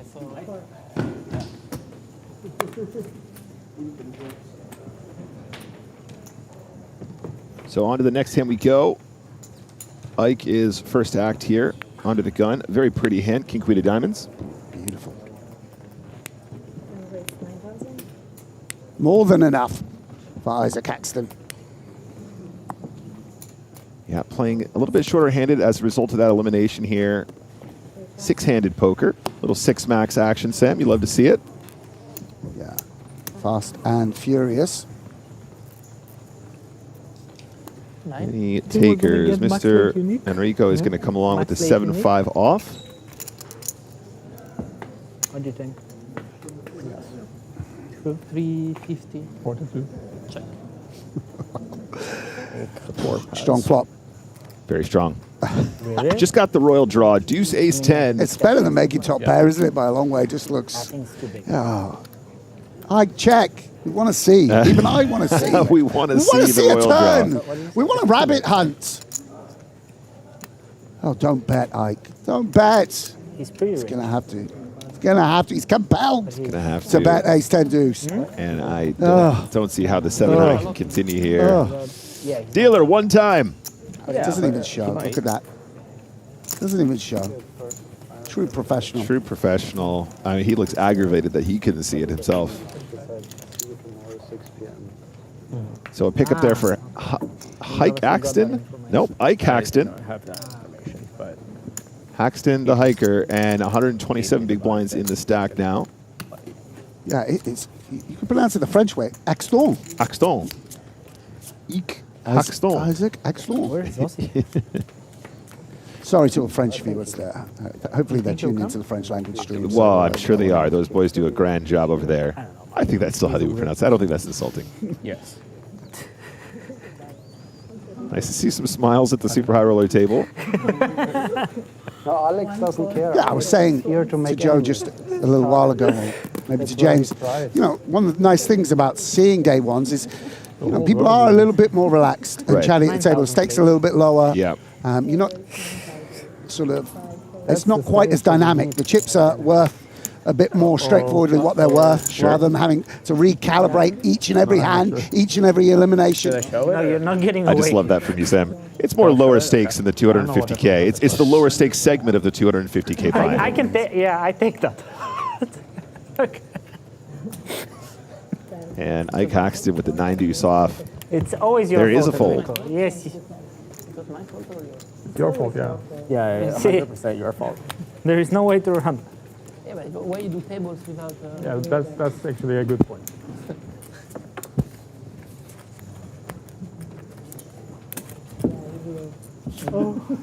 Wait, you're not the first one telling me that. You know?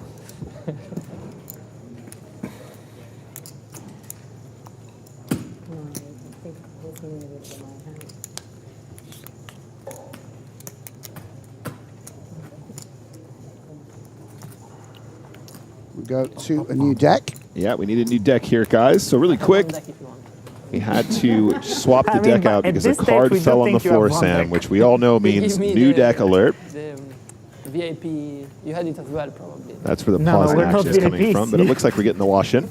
The selected live elite, whatever. Nobody gave me anything. You got it? Did you get anything? No. I mean, we have to do something. If you need a deck, I can give it. Who did you get it from? You're talking about the free decks that are handed out here at EPT Monte-Carlo? Yeah. I don't even have one as well. They don't like. I got a few of them. They flag you though. You ever had them in your hand luggage? They never let you through if you got a deck of cards. That's right. They always think it's some contraption. They always think it's it's between that and camera batteries. They really seem to think those are something that needs to be investigated whenever you're trying to get through the machines. Camera battery seems more reasonable. It does, doesn't it? Which similarities did they have? I think one year I had about 4 decks in my bag, and yeah, that was straight over. Sir, can you tell us what's in here? I'm like, it's probably just a deck of cards. Doesn't look like that. King 6 of spades on the cutoff.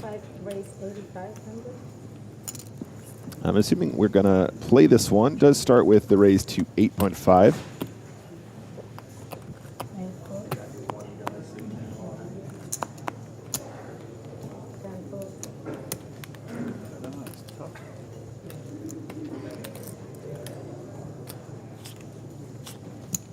This is perfect, Sam. TSA knows that nothing is more dangerous than the squid with a deck of cards. He could topple nations. I love that. So the King 6 gets it done pre-flop here.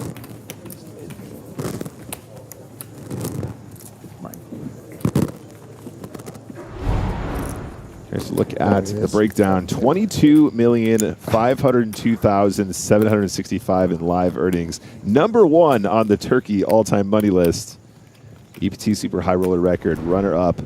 I've been behaving so well. I mean, this could be the moment, Sam. Yeah. By the way, I mean, Open so successful in every aspect of life, but I know he would love an EPT Super High Roller title, as you say. 2 crossbars there, 2 seconds.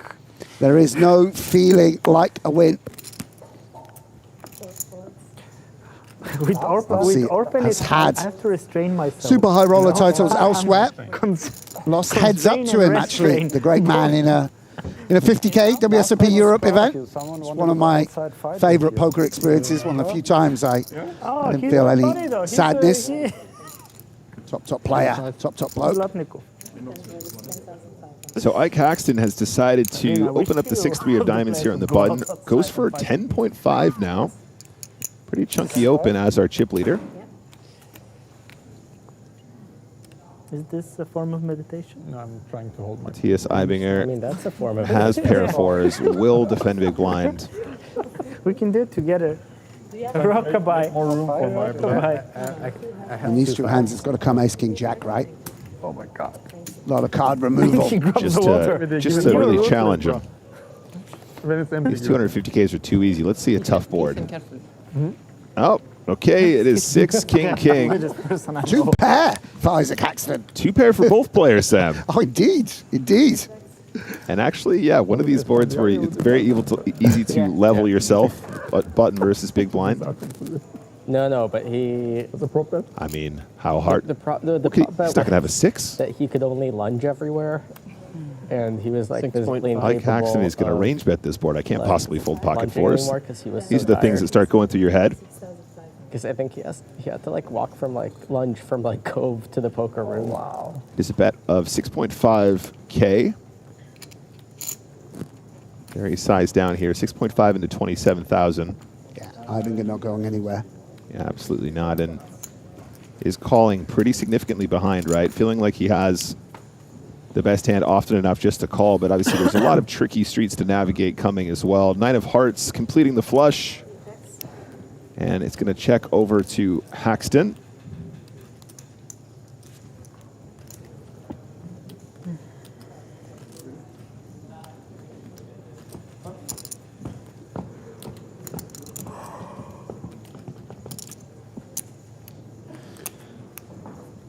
Obviously, a lot of hands, it's going to be a complex decision. I think with a 6-3, it's quite a relatively straightforward one to check, but just going to balance for those times he does have a more difficult decision. And Ibinger now left with the nut low, and that really does change things, because could be that we could have just seen check, both players showing down. Now Ibinger, with one of the worst hands he's going to have, what does he want to match the pocket fours up with? The sizing of a flush, the sizing of a 9, the sizing of a king.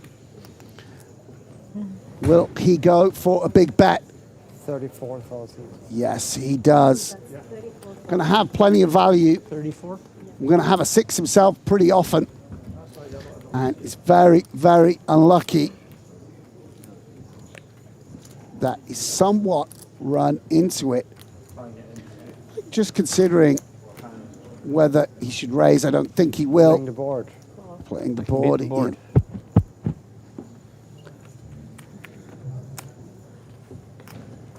Yeah. Very unlucky run out for Ibinger.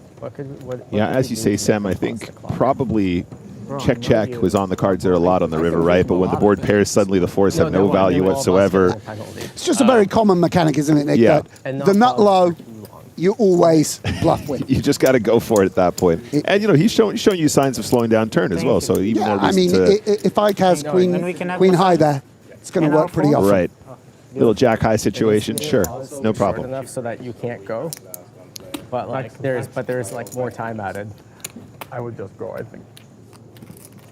Maybe not now, but like in 2 hands. I'll play very fast for you. So blinds remain the same. Still around 14 minutes left on this level, guys. Yeah, no real short stacks at the table.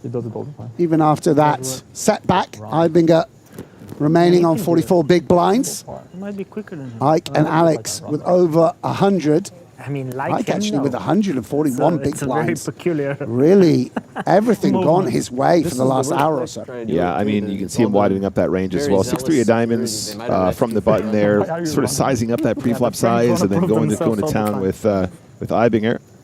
9. Very nice run out just to sort of have a bit of a bluff catch there as well. So it worked out great for him. Jack 4 is going to open for 9K. Small blind here. 44 big blinds for Ibinger. 44 big blinds effective with Ibinger Dvoris. Yeah, I think he's going to go for a 3 bet. Yeah. Knocking out overcards. 3 bet is to 32K and does get the fold.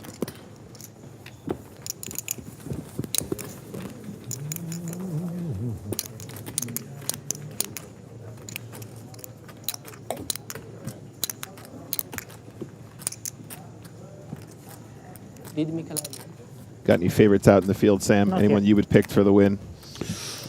I mean, I'd love to see Open do it, especially seeing those 2 seconds, but I mean, such a strong field. Yeah. Not much to separate these guys. Obviously, internally, they have their own, you know, a pecking order, as it were. Like, each and every one of them will rate certain players slightly higher than others, although there's, of course, always respect amongst them. No, just quick, so I can go on the But, bottom. you know, from the outside, it's very hard to tell. Yeah, absolutely. Of course, in the booth here, we're going to try and keep it as neutral as possible. No, we're not picking favorites, but of course, Sam's history with some of these players will go back some ways, so I'm sure. Yeah, I hate some of them. Some of them I loathe. Absolutely hate some of these guys. God so. darn you, Daniel Dvoris. I hope you are eliminated and stub your toe on the way out to the rebuy cage. That's what I'm thinking. Whole table on your Stub your toe and a rebuy. Wow. Yeah. Sam, geez, you guys must have some real history. There's always an ace on the desk, however. It went open pre-flop, defend big blind. It is ace high in favor of Kisakaglio.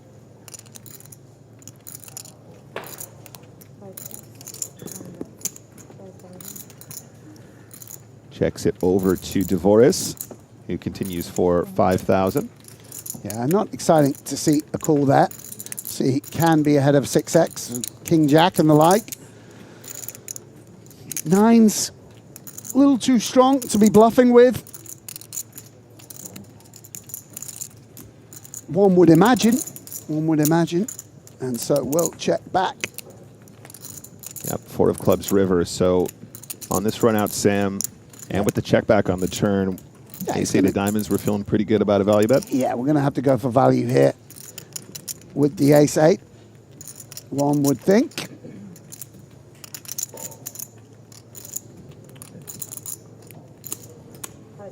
There are the Jack 10s, King Jacks of this world versus 5,000. Oh, 8,500. Teasing little size. It's so interesting to me. When I was younger, I only thought big bets were hard to play against. But actually, if you face pot, 9s is super easy fold. Right. Against the smaller sizing, you feel a little bit worse about it. And that's obviously how adept these great players like Orban are. I think you should hold it in. To always Show us put what you you're made of. in a difficult spot with your hand, with your range. You've already created a scene. Yeah, I mean, it's never happened before. So let's take it out to the outer table. Got some action to take a look at here. Adrian Mateos on his phone. We are, and Oh, we no, are we're looking on the turn. 6 of spades, Jack of diamonds, 8 of hearts, ace of clubs. Alexis Ponikov's bets 45,000. And it is a fold from Sturm. So that will take Ponikov's up to continue his chip lead. He's now on 850,000 chips, Sam. Remarkable, remarkable. This is not a pub game. It's a I don't think I will get game. banned, but I might ban myself. So we return to the feature table. Another shout out to Ponikov's there, extending the chip lead and really, really dominating this event thus far. We've returned to the action where Kulev is opening button 9,000. Kamashi in the big blind. Those pocket 10s. Remember, Kamashi around 69 big blinds. Kulev the covering stack.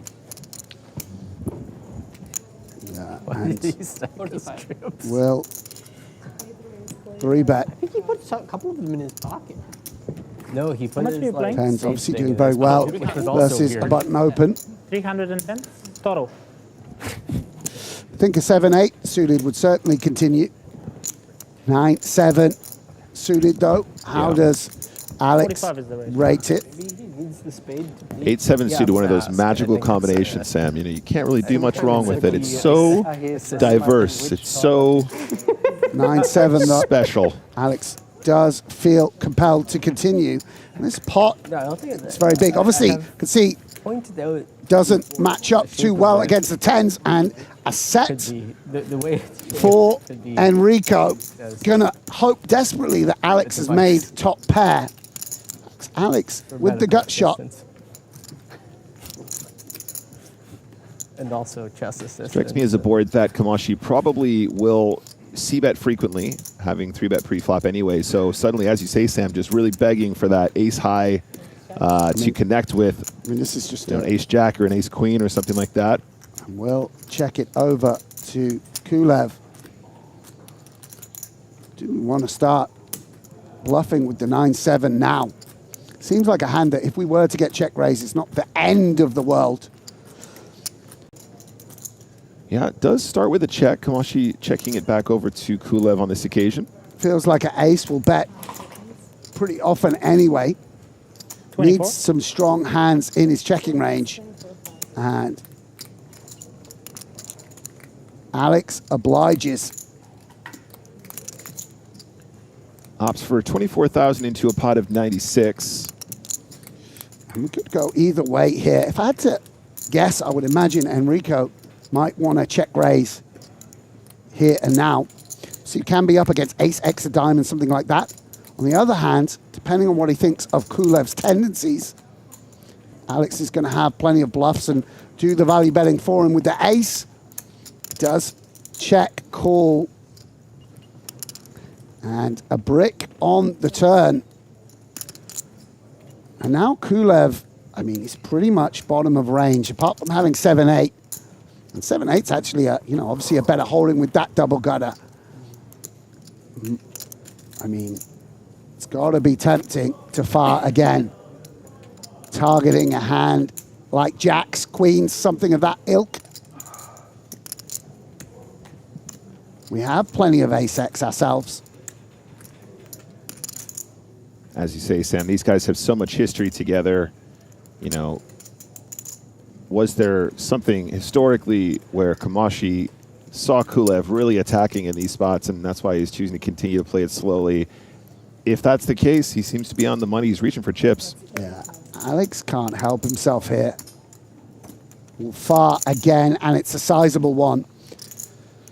Now I really feel like Enrico, I mean, he's loving life here. Of course, if Alex has ace-6, pocket sixes, something of that nature, he's going to put the money in anyway. If he's bluffing, we don't want to raise, and so for that reason, Enrico will just call as if he has a hand like ace-4 or a stubborn pair of kings. And the river bricks off. Alex Kulev arriving at the river with 9 high, half pot to play. And I believe that was a check. Continues the trap, Sam. 304K in the middle. Kamashi 133. So it really feels like Kulev might commit this. Yeah, I mean, it's a much better bluff with 9 high than with, say, king, queen, you know, interfering, blocking kings, blocking queens, blocking the hands you want to fold. And he does shove. And Enrico winning a huge pot, very nicely played from the young Italian, turning Kulev's aggressive instincts against him. Well, I just noticed that you took it. Yeah, absolutely masterful here, and I really feel for Kulev. We've all been in that spot before. You've convinced yourself what you're doing, right? You're going, I'm committing to this line, and as a result, just blast it straight into Kamashi, who is now catapulted to the top spot here on the feature table. 142 big blinds in the stack now. As you said, Sam, was kind of on the ropes for a minute, or at least was shorter stacked in this very deep stacked event. And after a couple favorable runouts, sees himself top of our featured table chip counts now. Yeah, very nice play. Lick the tip.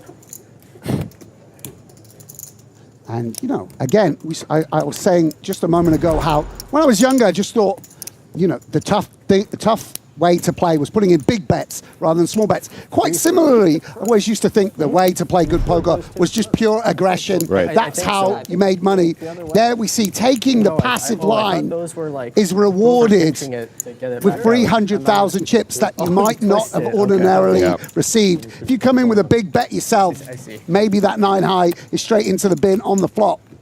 Absolutely. Really nice play. You know, he played the part well too. He looked concerned, right? It was a positive Hollywood. Well, I think it's so enjoyable. Trying to look concerned with a full house, like the 4 pairs on the river. You're like, oh no, don't bet again. The old reach for the chips, put it back down, check the river. Alex taking a back a minute. He sat pretty at the top of the charts on this table for the last couple of hours, plummeting down to the shortest of stacks. Still 42 big blinds. Right.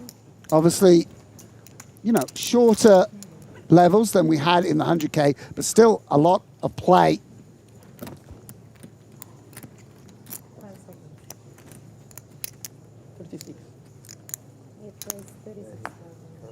Did Enrico call here with 3 bet? Yes. And Enrico feeling himself and finds himself in a very advantageous situation with open just having the queen 9. Yeah, and a little bit of momentum play there. I was going to say, playing the rush here just decides, hey, you know, I just want a massive pot. That was one of the things I learned from Mormon. You do it twice in a row, because they believe you. They believe you. I think he used to call it the AJK Hoosier. You did it, then you do it the 3rd time, and they can't respond because it looks like they're just tilt responding. I love it. It's just like I love it. Mind games. Yeah, Mormon knew that trick long ago. And sort of silenced the table momentarily. Of course, you know, you're having fun, and then quite understandably you realize the stakes you're playing for. It's brought back into your mind. I'm stepping in as mental game coach, reassuring him. Into the next hand now, ace-6 offsuit. Kisakoglu opts against playing it. I mean, just another opportunity to be 3-bet by Kamashi here. So here's the ace-8 of ace-8 offsuit, excuse me, on the button. And we'll open the button as expected.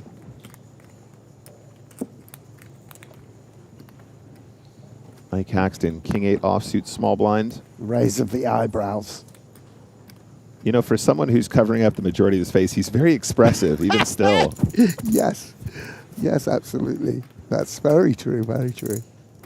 And Devore is now Jack-7 of the offsuit variety. These guys are very deep stacked, though still around 83 big blinds effective going to the flop.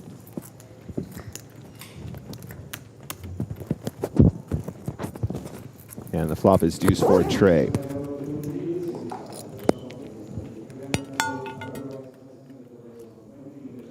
Sounded like a roulette ball. Maybe that's how he's randomizing. Just to the side of the table he just spins it, you know? Nobody look, nobody look.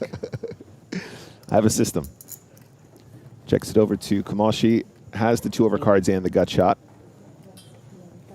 Just a bet and a quick fold. Yeah, and these guys, not us, but these guys, getting up from the table, I believe. Yeah, that's the end of this level. Let's take a look at the feature table leaderboards. This is what the chips look like down at the table.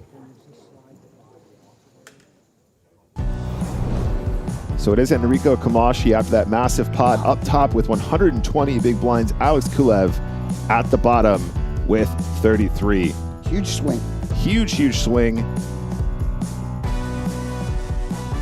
And always stepping out of the booth. Now we're going to hand over to James Hartigan, who's here to kick off the next session. Thank you very much, Nick. Yes, we're going to say goodbye to these guys. Not just saying goodbye to Nick and to Sam, but saying goodbye to the players we have on the main stage, because there is a new feature table for the next session of play here on day 1 of the 250k Super High Roller at the PokerStars European Poker Tour event in Monte Carlo. Remember, we are playing 12 full levels today, and we're going to stream the final day tomorrow as well. So we are at the halfway point through the day. And every time the players go on break, we are changing the lineup on the feature table. So who is going to be on the main stage now? Well, I mean, there's no bad tables to pick in a 250k buy-in event. There's going to be big names, familiar faces at every single table. We are bringing Mateos, Kaverman, Petrangelo, Sturm, Mokry, Ponakovs, and the reigning Super High Roller champion, Christopher Wynn, to the new feature table with the blinds going to 2k, 5k, with a 5k big blind ante, and replacing Sam Grafton in the booth, we have Griffin Benja. Hello, everyone. I have to say, Griff, I know you've worked a lot with Sam. It's so good to have him back on the team. Yeah, what a pleasure. Love having me some Blinds will be calamari. 2,000, small blind 5,000, big blind 5,000, big blind 90. Dealers, please start to deal. It is quite ridiculous that a 250,000 euro buy-in tournament would be unlimited re-entry. Could get expensive for some people. You don't Dare I say. say 7 digits? Byron Kaveman folding under the gun. Christopher Wynn is out. Alexei Ponakov's Jack-8 of clubs in the hijack. He is raising. A reminder, the big blind is 5k, so the raise is to 10k. Mateos, Sturm, fold. Mokry passes the small blind. Nick Petrangelo in the big blind, 7-3 of clubs. They look almost as strange as your face. All right. Makes the call. All right, buddy. What's up with the hippie glasses, by the way? Just the one club. Why are they hippie glasses? On the flop, ace 9-7. So a pair of sevens for Petrangelo. That's my favorite poker player on there. But you need to make... Ivy? Wait, no, it's the other side. Yeah. Yeah, it really depends what sizing Ponakovs really? likes to go with here. That'll dictate, I think, how Petrangelo wants to proceed. The brand is called Mikita. I don't know. Feels comfortable to, you know, call something small here with this bottom pair, hoping it's ahead, hoping you get lucky on the turn. But when it's bigger, it does get a little dicey down the streets. But yeah, Nick's not going anywhere. Not why I bought them necessarily, but maybe I should. There's no shame in looking up to Mikita. I think so too, yeah. You know who I look up to? Actually, a real great card for Petrangelo. Just because it's difficult for, I think, Ponegovs to bet again here, incredibly. Did I say that? More nines in Nick's necessarily it's a bad range. thing? Usually people I don't say mind that in a demeaning kind of way, but I wouldn't have Have I ever assumed that about you. that have you don't like I it. ever insulted you in your life? Probably about a couple 100,000 times. Yeah, but did you deserve it? No. Yeah, of course you. Anyway. 7, 8, 9, 10, jack. Ponegovs has rivered a straight, Griffin. Yeah, it's very good. Come at me. Do something about it. Take him off me. This is not a good card for Nick Petrangelo, stating the bleeding obvious. How old are you now? 25, 26? Yes, 25. Quarter-life crisis. Cooking wrong. Did Leon Sturm just say he's 25? Yep. 25 years old and you're playing 250k buy-ins? No cap? Is that like mean that you don't joke? You don't. Yeah. And just in case if you didn't believe him, I he just said no cap. No cap is even more outdated than 6-7. And apparently it's outdated. Yeah. I think it's not in trend anymore, but just say it because triggered you, and clearly that was what I was aiming for. I mean, you don't trigger me at all. Right? I don't really get triggered by stuff anymore. No, I mean, do you and Chris just like when you hang out in Vienna? Do you guys say like, "Oh, 6-7, no cap"? Others kind mockery trying to get to the bottom of how young people speak we to each played a lot other. of paddle, I don't think I've ever heard anyone say that they're 6-7 or no cap. Not really. Not really James, as a flying father, thing what there. is the one But, expression for you've heard me, most? Me and my hippie friends, we Sigmas. we do Sigmas, like, okay. Yeah, basically when I send my daughter a picture of me and my partner, she always goes Sigmas. Apparently that's a positive. So you just decided that when you were on TV, you're gonna I'm gonna what? say no cap. Yeah. Yeah. I'm creating an image. Ponegovs wins the pot. He is the table chip leader with 850k. Zuma transformation. Out in the field, there has been an elimination. Clemens Reuter has been KO'd. A reminder, he does still have the opportunity to re-enter. We're on level 7 of the tournament, and you can re-enter up to the start of level 9. So this is not a freeze out yet. The field is likely to grow. 35 entries so far. Very much trying to look Prize like pool payout still kind of cool, to be TBC. fair. I mean, Espen. In Norwegian, Your fellow, yeah. Main event champion. Espen? Main event, the Espen. I know there's another one here who's playing, but I mean. Oh, Espen Ulen is not the Espen. The Espen was in Prague. Did you meet him? My Norwegian knowledge is very low. I wasn't in Prague. Who's the real Espen? Chris remembers. How could there be another Espen other than the main event? Big spot for Mateos here. Oh, this Yeah, 45 big blinds. is a pure cooler as Christopher Wynn opens with the ace-king and Mateos 3-bets with the kings, makes it 30k total. Quick fold from Leon Stern with the ace-jack. Yeah, and that is going to be an ace folded. Rough times? So not a good situation for Christopher Wynn. Byron? No. Now is not the time for a cold 4. He's doing it! He's cold 4ing for 66,000 with 10-5 in the big blind. What has he walked into?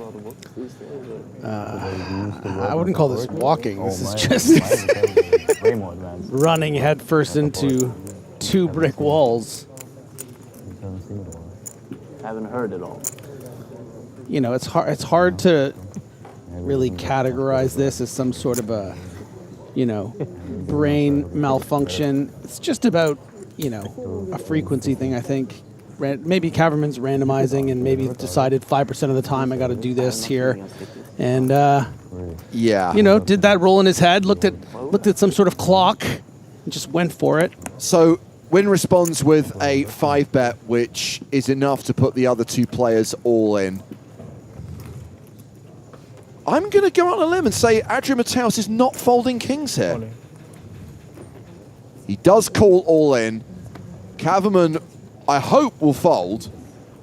And sure enough, the cards go on their backs, and Mateos is in position here to win a huge pot. You know, I'll also say we're pretty familiar with Christopher when we've seen him play some super high rollers.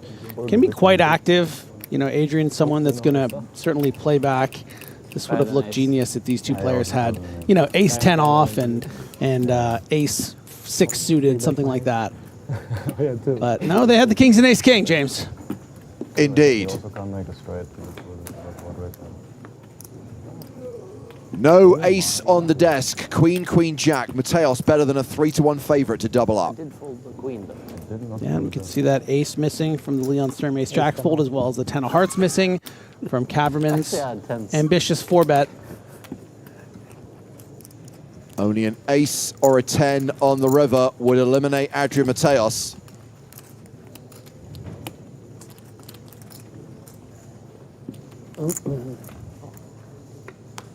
It's a 9. That is a 500k pot for Mateos, who is now second in chips at this table.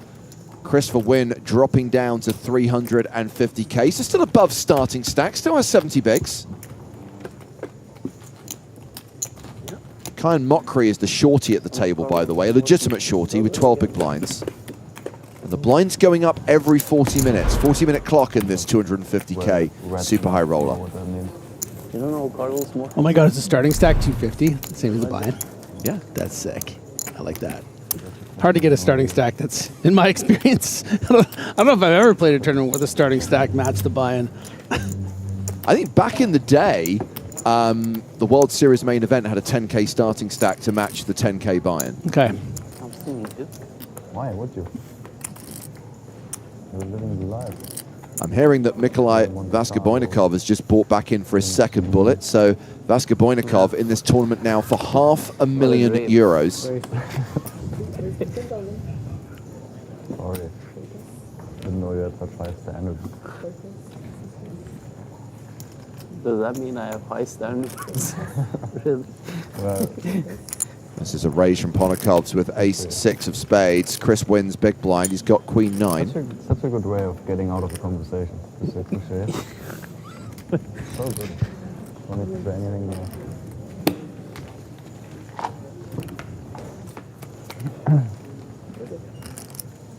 King 10-7 on the flop. Ace high still ahead. Win with a gut shot.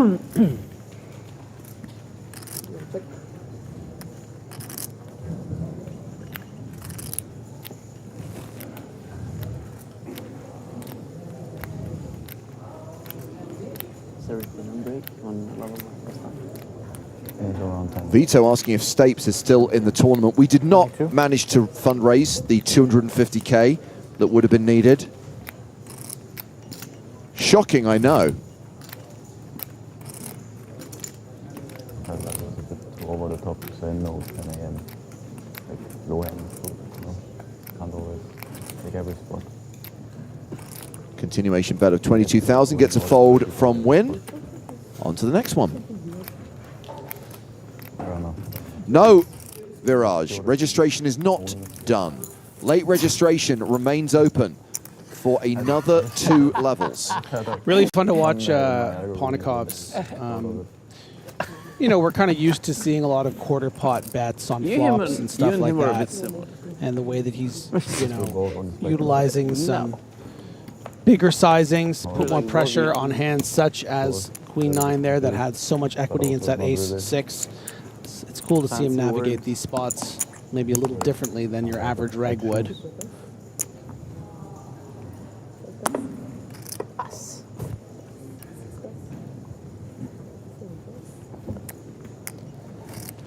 Played a lot against Owen. I guess we sometimes do it. Not much, a little bit.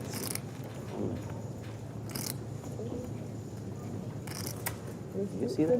It says deuce to 7. Byron Kavman starts this hand with around 25 big blinds, opens to 10k with ace 4, and is going to get folds from the small and big blind. I mean, look around the table. Seems like my chances are okay. So you clearly weren't here earlier, little Twoplex. The proposal was that everyone anybody knows watching the stream was going to make a pledge to donate money to help states play the Super High Roller. I had one simple request, one simple rule, that you please make your pledge in the local currency of euros, whatever your local currency may be, so that I could keep track, right? I wasn't going to do the currency conversion from pounds and dollars. Could anyone follow that simple rule? No, so I cancelled the whole thing. Monaco won't have time banks again left after the first set. And one you'll just use all of them pre-flop. Got multiple screens in front of me. The last thing I need is being on xe.com, typing in current conversion rates. I mean, I guess something that told me was you're not looking for 2 hold'em hands, you're looking for 1 good hand. It's a good first rule of thumb. Why are you staring at me?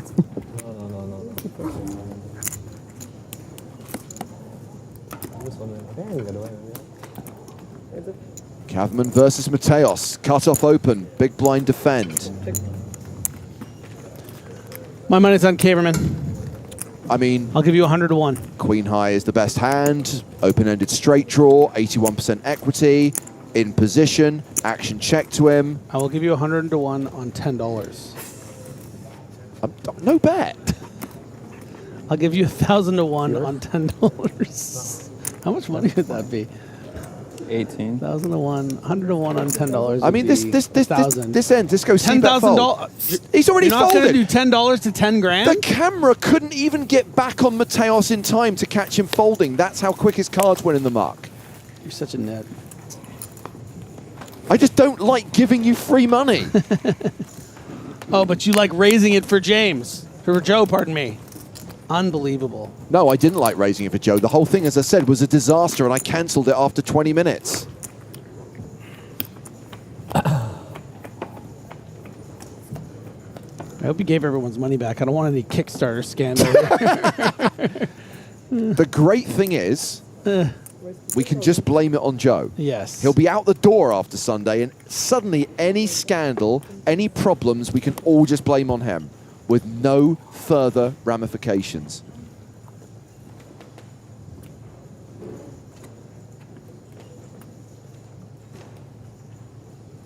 We'll let him keep Hello My Babies and then all the mistakes that the company's ever made.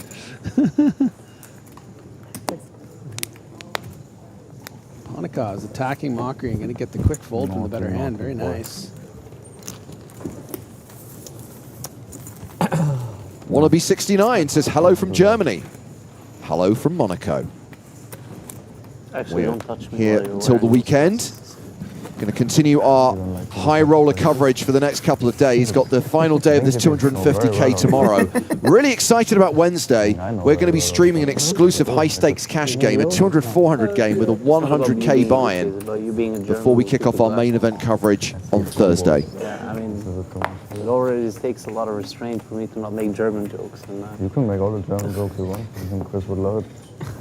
He would love it indeed. Can't even do a German accent even if I wanted to. You're gonna say if I bust auf, how do you say it? Auf Wiedersehen? Auf Wiedersehen, du kannst nach Hause gehen. Rhyme, you see? Very fast. Okay, I'm about to knock you out of the tournament. All right, back in soon. This is a very curious question from Mitch Jacksey. The first part makes sense, the second part not so much. Until which level is registration open? On the app, it says until the start of level 9. You have the answer to your question. And yet you're still asking the question as if you somehow think that the tournament structure published to players in the PokerStars Live app might not be accurate. I'm just trying to make Poker TV. Really. We're trying to make proper TV. We're trying to become the Dan on the ground of Germany. I've been traumatized by the time Rob Young sat on that seat on the TV table next to me and he went on about how poker is dead because no one's talking at the table and everyone's playing like a robot. Here? You said Rob No, Young? it was in Montenegro. But I was like, sat here and he was there. But Rob. It was Rob Young. Yeah, it happened here at this table too. Oh, Yeah. sick. So I guess that's And you the were take. there. I thought you were there, yeah. I guess he really likes that take anyway. And, Oh yeah, and he makes that's his favorite conversation.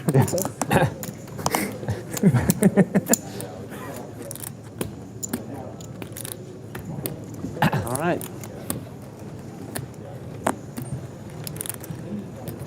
What is it? 41,000. Mockery all in from the small for about 8 big blinds. Bit of a close spot here for Nick. I think Queen 4 off in particular, he might lean fold, but he's not loving it because he recognizes he's going to be ahead some of the time against hands such as Jack 8 suited. I don't know why. I thought you were going to slow roll. I mean, there was a bit of a I just felt like you had aces. You tried to slow roll. Maybe he did, but he just really likes it. So Kyan Mokri is a former Super High Roller champion. Won in Barcelona in back-to-back years.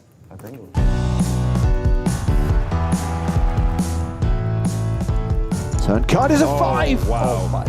Mokri with the set. It's an 8. Mokri has won this tournament 2 years in a row. Back-to-back titles for Kyan Mokri. He was the champion in 2023 and then again in 2024, beating a final table that included 3 Americans, Seth Davis, Sean Winter, Jesse Lonis, plus the man, the myth, the legend that is Patrick Antonius. Mokri's prize that year, 1.3 million euros. Of course, that Super High Roller was a 100k, Griffin. The first prize in this tournament likely to be bigger, with it being a 250k buy-in. Yeah, incredible success in the Super High Roller scene for Mokri. Ooh. Just a full house for Alexei Ponokovs. And a gut shot for Byron Kavman. This was a under-the-gun +1 raise from Ponokovs, flattered by Kavman in the big blind. Yeah, you know, a hand candidate in 3 deuce of hearts that, you know, feels too weak to check call a lot of the time, I'm going to think, but not the worst candidate to check raise, and drawing effectively dead here to backdoor straight flush. Yeah. So, you know, Byron's instincts, or I would say more appropriately, timing was a bit off with that 10-5 suited cold 4-bet, and now happens to run into the stone top end of range. But Ponokovs thinking his hand is a bit too strong. Maybe also anticipating that Kaverman might be a little bit gun shy about check raising too wide after making that little blunder.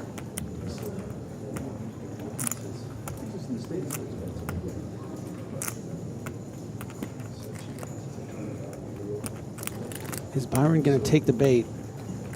Don't do it. Last time I said that, he blasted with 10-5, so maybe I should just keep my mouth shut.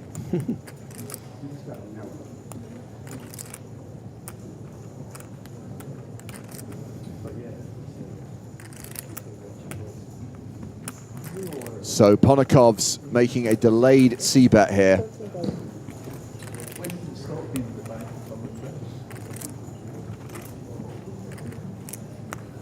Kavman playing just shy of 30 big blinds. Facing a bet here of 13k.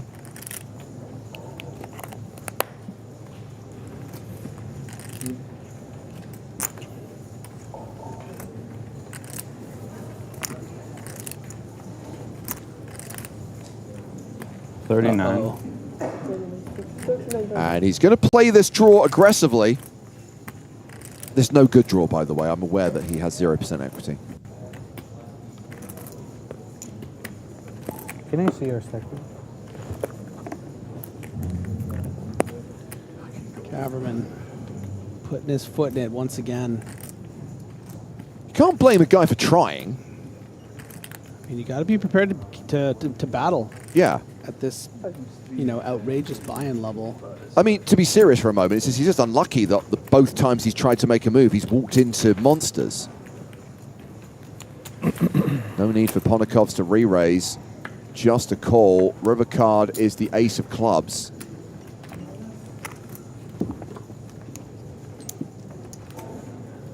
And I hope for Kaverman's sake, the plan here, you know, wasn't to activate on that backdoor club.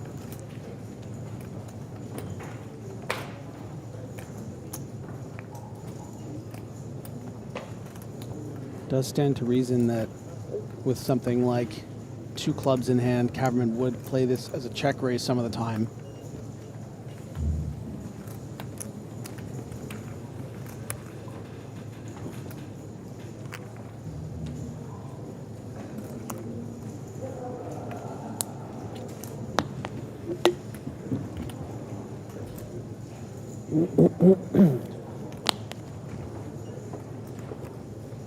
$37.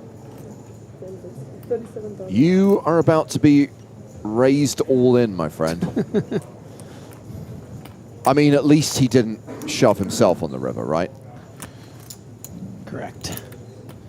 I mean, this line makes sense though, right? Because you raise the flop, raise the turn rather, repping the flush draw. The club comes in on the river. You can now legitimately rep the flush. Unfortunately, a flush is not beating a full house. No, it's not.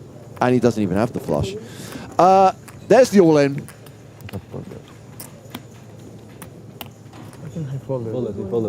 And Byron has folded 3 high.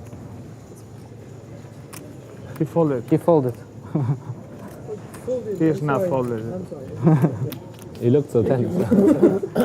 So Deblatron potentially opening a can of worms here, asking if I have any favorite releases from this year's Watches and Wonders. I will be very quick so as not to bore the majority of the audience who don't care about any of this stuff.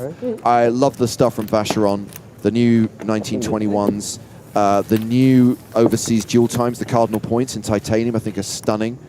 And I like the stuff that Cartier came out with, the fact the Crash is back, and I love the Platinum Santos Dumont. So there you go. Those are my favorites. The Rolex releases, meh. Utterly, utterly meh.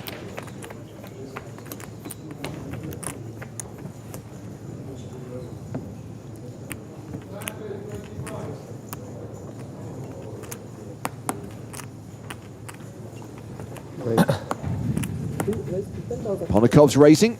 Second hand in a row. King, 7 of hearts.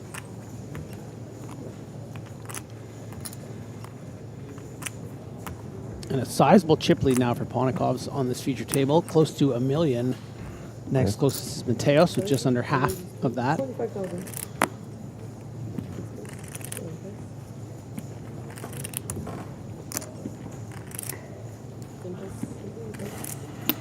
Kaverman frustrated, now playing around 15 big blinds.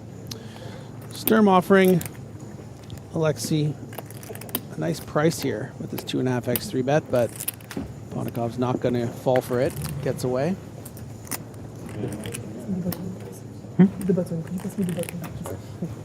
Ponakov remains table chip leader with 190 big blinds. Of course, we have got outer tables to worry about as well. Let's go over to the Haxton Kulev table. In fact, they are in a hand which has gone to the river. Full board, 10 of clubs, 5 of clubs, 10 of hearts, 9 of clubs, ace of hearts. Haxton shoves the river. Kulev snaps and shows king deuce of clubs. Isaac Haxton with queen jack. So with the flush, Kulev doubles up and is playing 260K.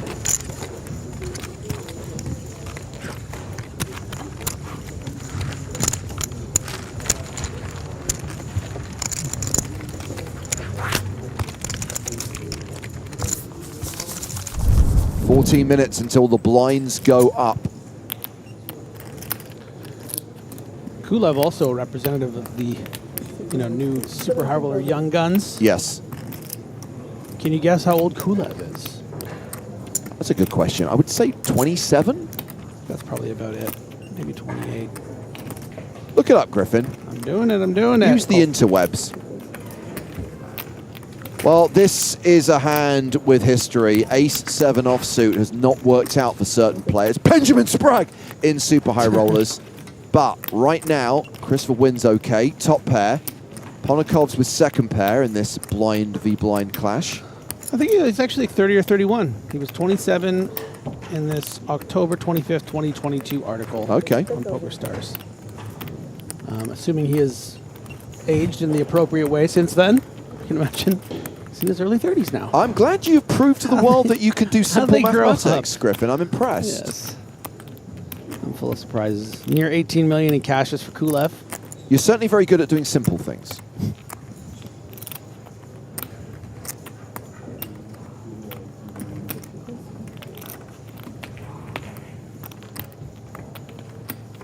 $10K apiece. 4 of spades on the turn. That's a flush draw for Ponokovs.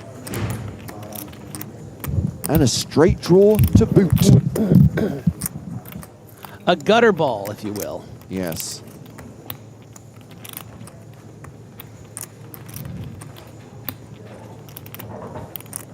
I feel like it should be called a gutter, and then if you miss it, a gutter ball. Right, like in... You know what I'm saying? Because in like bowling, when it's a gutter, yeah.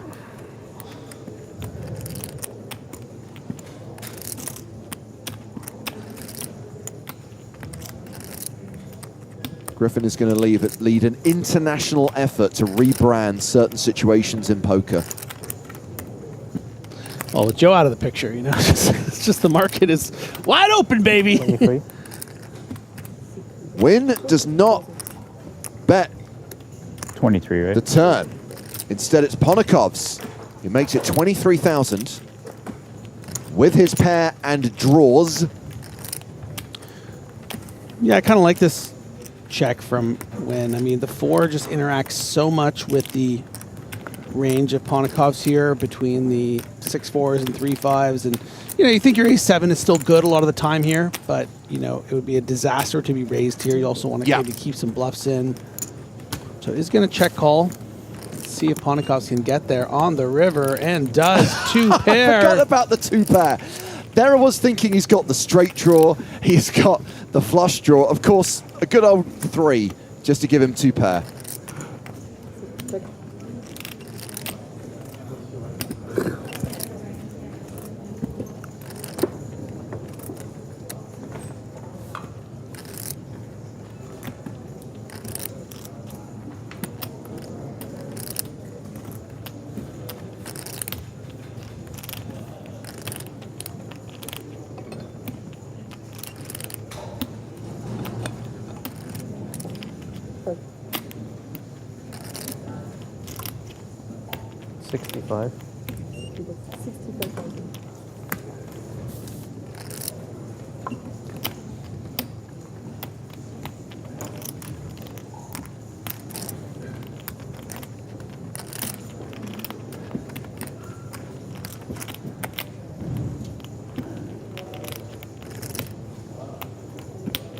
Ugh, this is a horrible spot.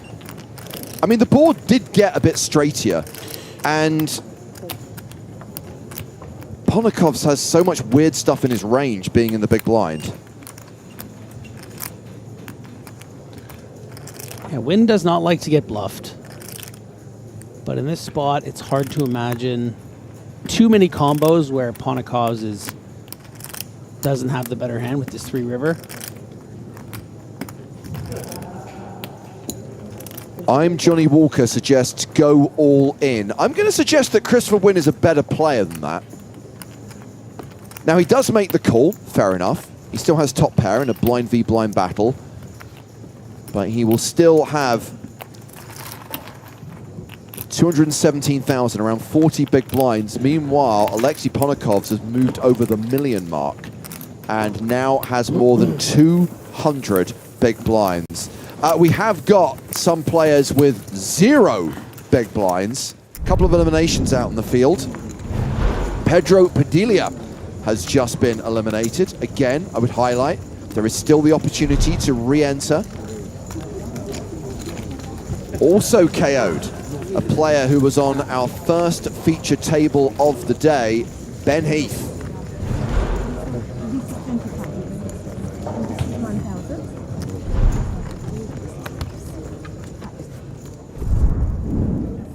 Nine minutes till the blinds go up.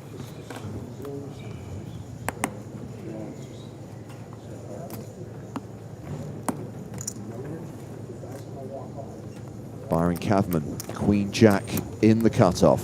10,000. Kavman, the second shortest stack at the table, starts the hand with 71K, around 14 big blinds. He's raised to 10K. Ruh-roh.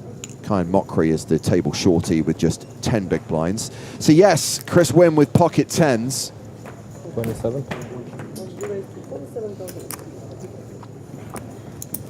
Re-raises to 27k. It looks like everyone else has folded, so action back on Kaverman.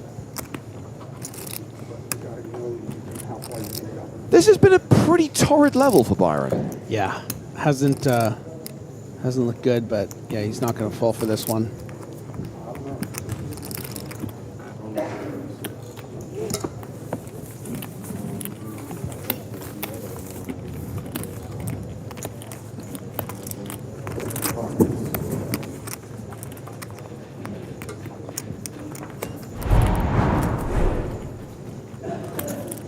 See now, Pontikov's is over that 1 million chip mark.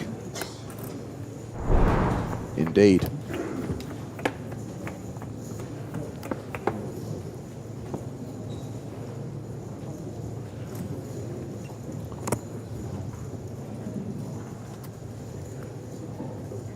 Vorluk asking, is only one rebuy available? Just to be clear, it's a re-entry tournament, not a rebuy. There are subtle differences in the format, but crucially, this is unlimited re-entry. If you want to fire 6 bullets in this, no one's going to stop you. Apart from your accountant, your bank manager, your wife, your friends. So what is the difference between re-entry and rebuy? In a rebuy tournament, you are the same player, right? So effectively, you're in your seat. Say Adrian Mateos goes broke. He stays in that seat, and he gets a brand new stack. No. Whereas what happens when in a re-entry tournament is that player is eliminated, and yes, the person coming in is also Adrian Mateos, but you're treated as a new player. Gotcha.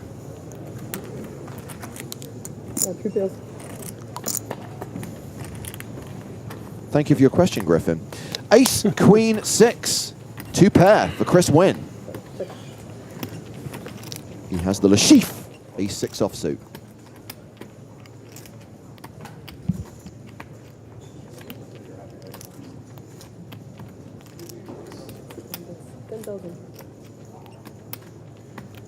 It does mean, Bitter, that the new player could be seated at the same table, but it's unlikely.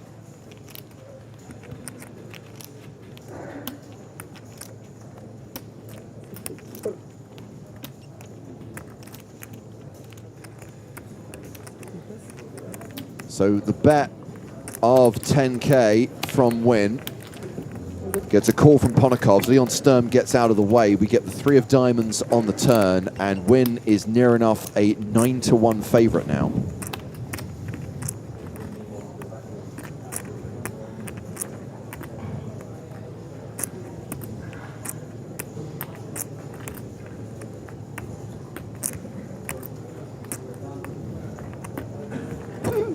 Someone's laughing at the fact that the village guy has referred to the prize pool as the purse. That always makes me chuckle. Registration's not closed yet, so I can't tell you the total prize pool, can't tell you the payouts. 35 entries so far, but everything will be confirmed once this becomes a freeze out at the start of level 9. Should highlight that level 7 and 8 is what we call a double level, to keep the re-entry period open for as long as possible. It's officially a new level, but the blinds stay the same. So actually, when we hit level 8, I keep saying the blinds are going up. They don't. We start level 8, but actually it will still be 2k, 5k with a 5k big blind ante.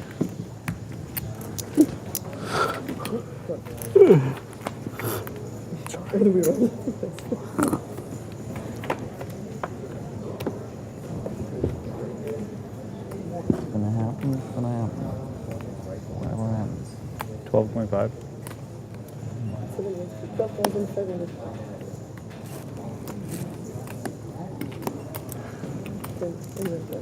Mystery card. Uh-oh. Yeah, we have had some problems today. I know that we had a player at an earlier feature table who was being very, very aggressive with their peeling and broke a few cards. We are not going to shame that player by mentioning their name, partly because we're not 100% sure who it was. Starting stack is 250k for those of you asking. As we see Petrangelo's raise flattered by Pontikovs. Looks like Mateos wants to get involved as well with pocket 4s on the button. The sailboats.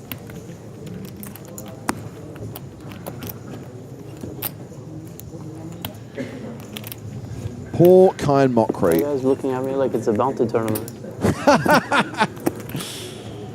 Just 10 big blinds at the start of the hand, 8 after posting the big blind of the ante, Now just 6 behind after calling this raise. Yeah, it's it's a bit loose, flicking in for near 2.5x here with 10 deuce suited, but probably just with the price he's getting, with how short he is, trying to flop some equity like a flush draw and maybe re-entering, and he gets exactly that, what he asked for. And what's really interesting is that if he does elect a front shove here for about 60% pot, this might get through all the way. Don't think Pietrangelo can really call with the way that Queen 9 interacts with the flatting ranges of Mateos and Pontikov's.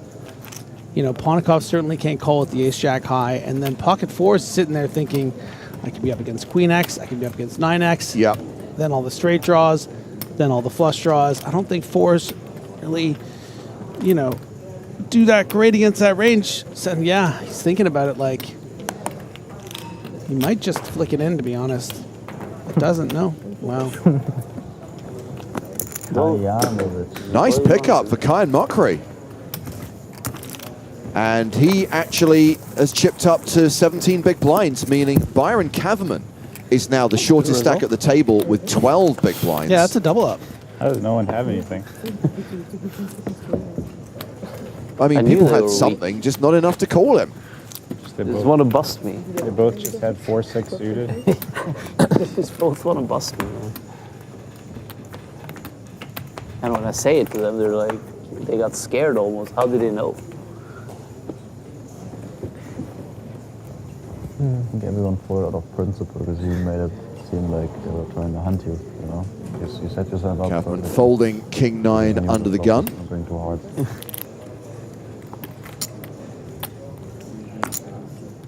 Table chip leader Alexei Ponikovs raises King 3 of hearts.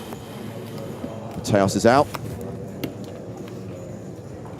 Leon Sturm folds. Mokri passes. Nick Pietrangelo. Don Le Grand Blonde. 9-8. You don't feel like sharing?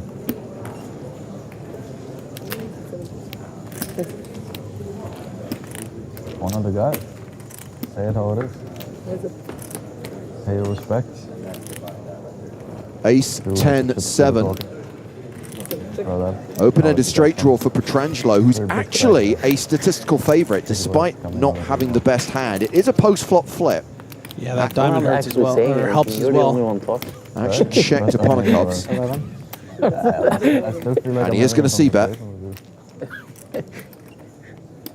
You are having a conversation with yourself. Okay. Better than thinking.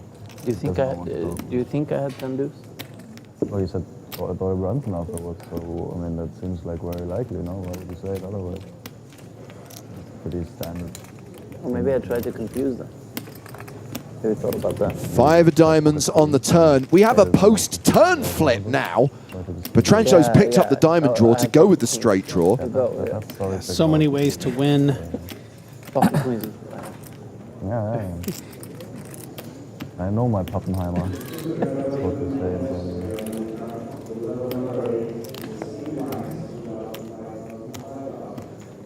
they say. Second barrel from Ponikovs. Clock has rolled into level 8, by the way. That means 40 minutes left of late registration. Just 40 minutes until this becomes a freeze-out. Find the shove, Nick. He's just rooting around in his own brain right now, looking for that shove. Peering around each corner. Find it, Nick.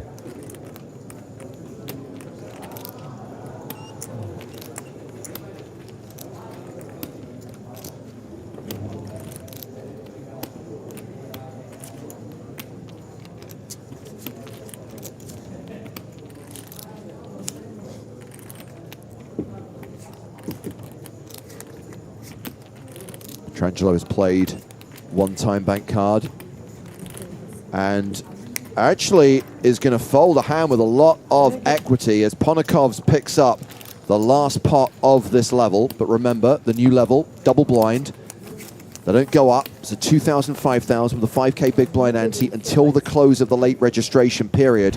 A quick reminder that the anniversary series has just been announced.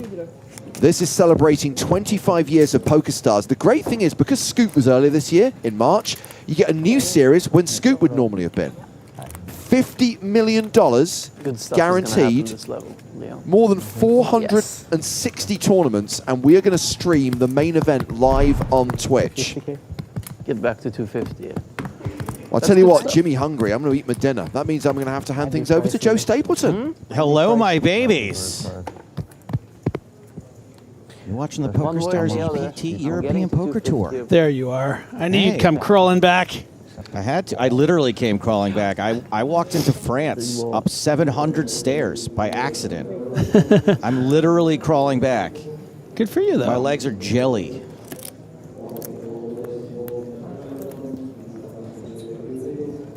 A lot of time on this level. We got Chris Wynn at the table, all right. Patience.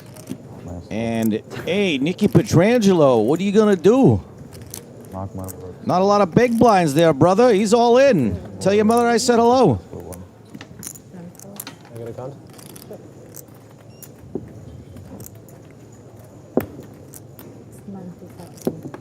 90,000.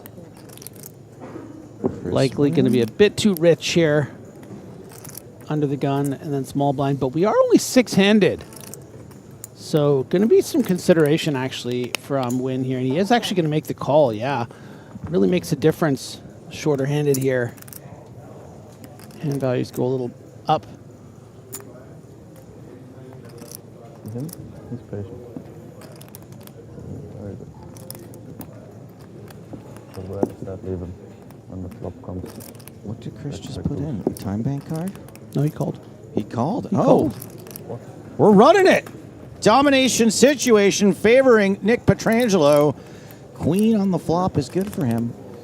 But Wynn now has 3 10s he can hit as outs. I do have high standards, but I would like to get this one right. Can Nicky fade the river?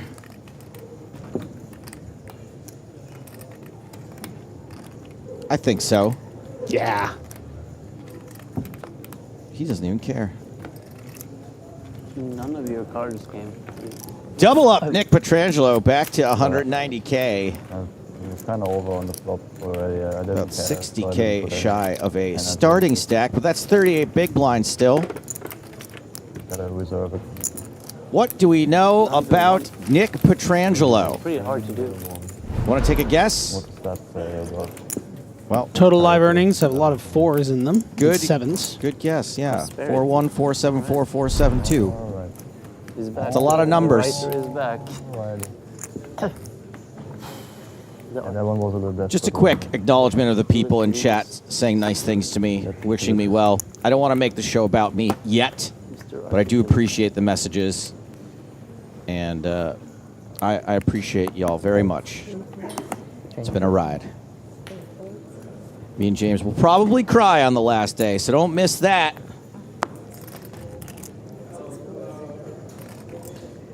What do you have there? 51. Pocket 4s for Nicky P. Oh, wait, no, that's someone else. I know, I was just going to remark on that. I feel like he was always our Nicky P. We go, Nicky P, baby, and now it's... He's so real for this. Yeah.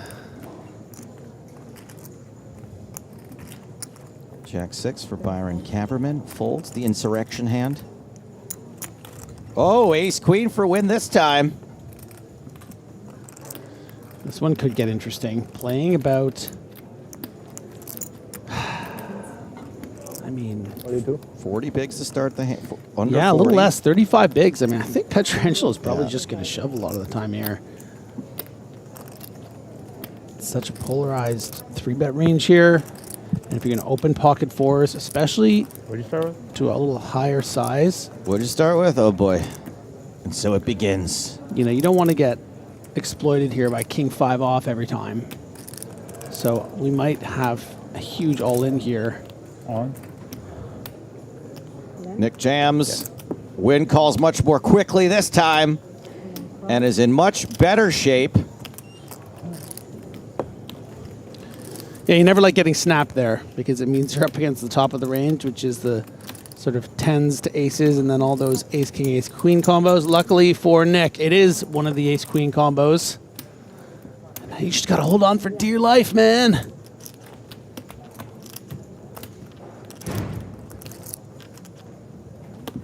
Win now the player at risk, although Pietrangelo would be dust should he lose this flip. Which hand do you prefer here, Griffin, if you could choose? Not what do you think's going to happen now? I mean, I think you take the one with the better percentage, right? You take the fours? I like to take the ace queen because when it hits, you're pretty good. It's true. It's kind of the sweat is not over, but it's I mean, it's still 50-50. You know, there's still half the time a four is going to come out.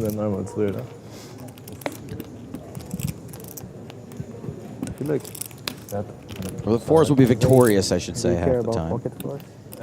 2 outs for Pietrangelo. Unbothered. Doesn't hit it. That's a double up for Win. Gets them all back from Pietrangelo. You just wait 3 times longer for the run out too. And Nick is going to be left with blind. Ride the wave, Chris. Chris Wynn up to 73 big blinds. There's a guy surfing out there. Sorry? On break, a guy surfing right in front of the hotel. There was a guy surfing? Yeah. I mean, the waves were incredible. He was crushing it too. Sick. Yeah. But what? Yeah, that was me. Where?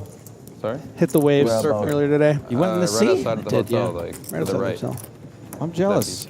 I don't think I've been in the sea here in 12, 13 years. You know what? I should probably do it. Break the wave. This would be the year. Yes. No, not that one, the other way. Yeah. It's a little cold right now. The weather's turned.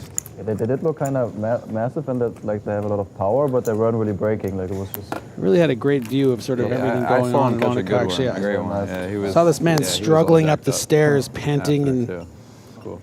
heaving as I surfed. You get on a surfboard or you did a little body surfing? They're saying they saw someone that was surfing. I see. Oh, that was you. I I was doing a got joke it. that it was me, and then I was doing a joke that I saw you on the stairs having trouble. You know.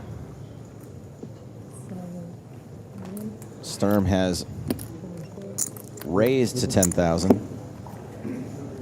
Pietrangelo all in with 2 9s. A 10 is gone. Good news for Pietrangelo. How many ways is he going to have to fade, though? Win is going to call the big blind. Not a lot of incentive to fold. And not a lot of incentive to squeeze either. So Nick has got to fade 4 overcards.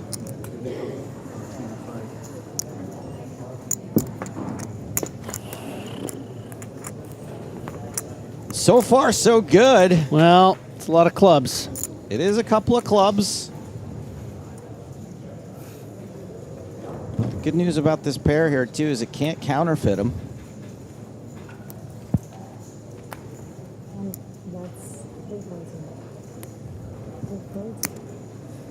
John Delano wants a 9 of clubs on the turn.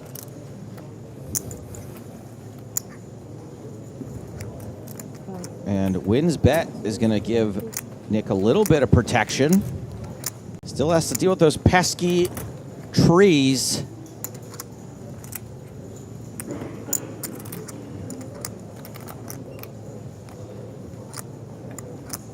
I think he's fine with whatever happens here. I mean, you can really come back with 8 big blinds, so Pietrangelo would love to just be able to try a spin here. Club on the turn, very unfortunate for Nick Pietrangelo. Now needs to fill up to survive.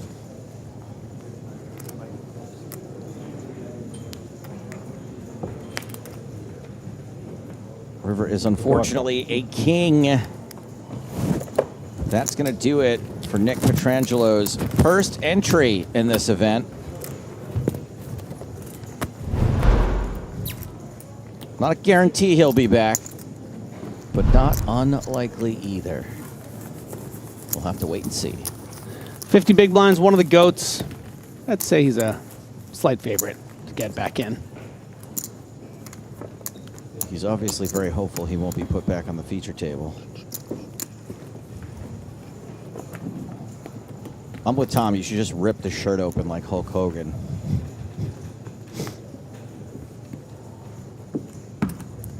€250,040 to re-enter. Place that shirt.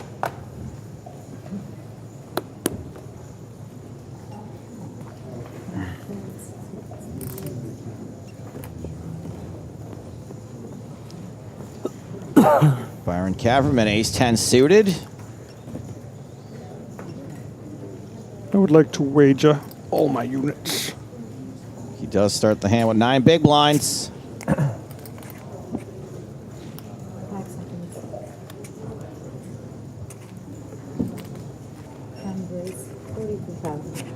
Not quite all in.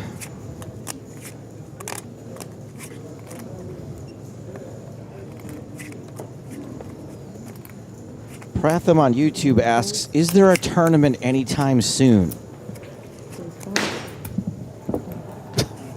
Joe, don't look at me like that. I don't even...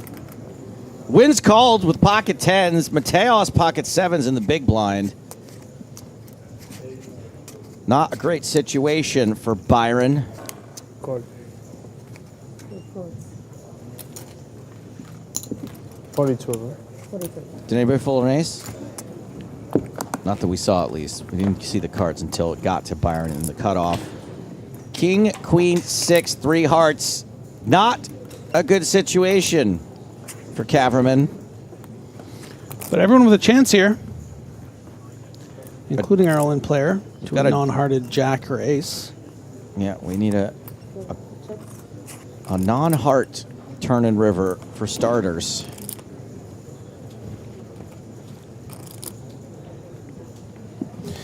You know, it's interesting. I thought it a bit silly to not just go all in and save that 7,000, but we have a very unique situation where the better hands might be prepared to check down here. And then if you do lose, you know, you're not out. You're not out. So they always find new and creative ways to keep themselves in the tournaments, these super high rollers.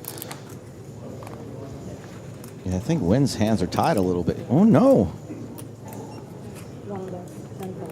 Wynn's going to bet 2 10s.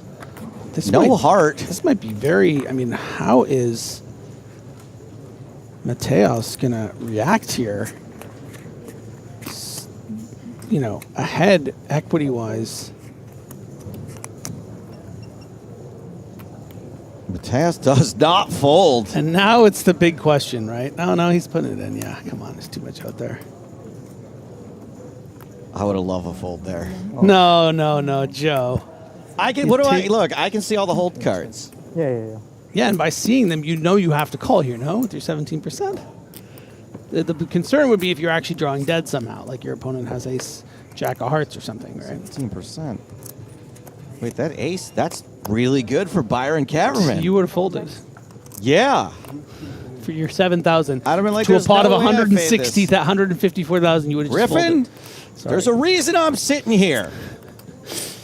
There's also a reason you're leaving. That's right. The river is a jack, which is not really great for Caverman. He does survive, though.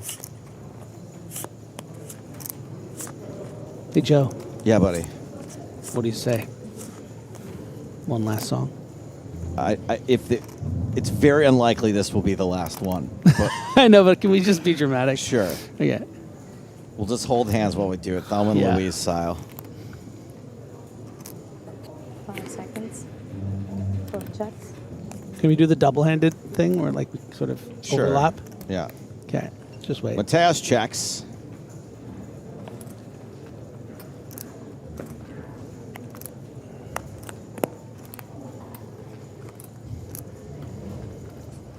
Funko on YouTube says this hand is hilarious. It is rather humorous.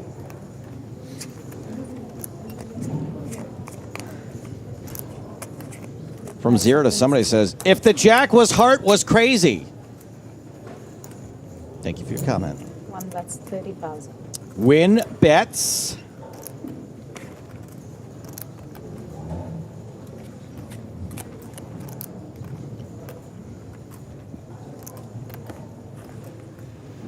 Diaz, Adrian.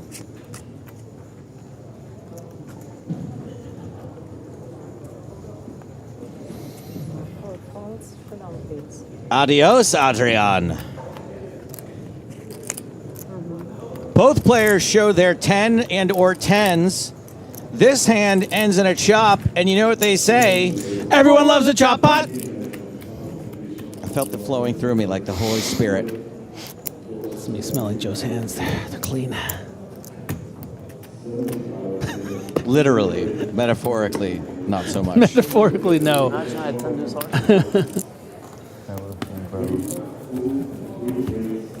A.W. Johnson, James is going nowhere. But this will be my last event for PokerStars. The song will live on. Me? But I will not. I'm not dying. Sorry, don't want to confuse people. It does a lot of times seem like I'm dying. I'm not dying. I'm living, actually. I'm leaving PokerStars so that I might live. Finally. I didn't teach it to you, but... So Byron Kaverman survives, and... Don't look at me with despair. So if you double up, if you double your stack, you double up. What's a 50% up? Halved up? Yeah. Singled up? Singled up?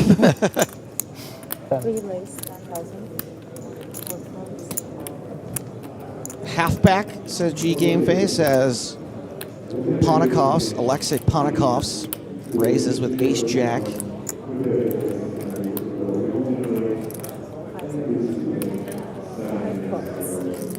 Rachel asks, who gets custody of Griff? Typically the child goes to the parent who makes more money. 10-10-9, one club.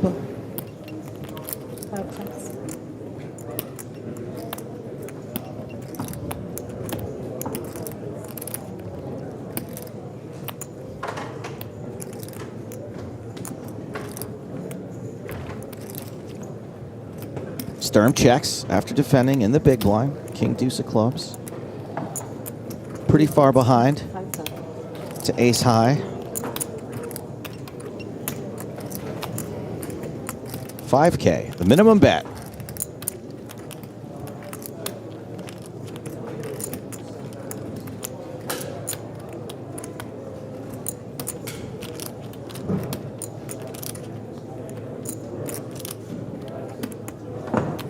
And Leon calls.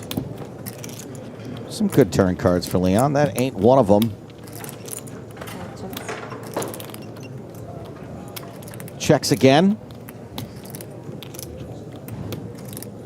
Yeah, I think Sturm just responding here with a call because of the very small minimum sizing.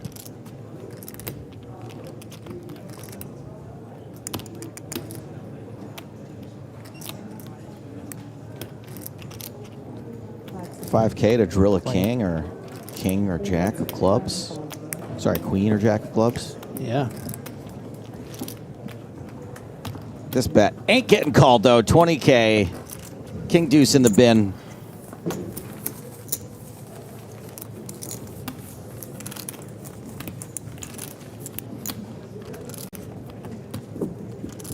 Halfway through this level.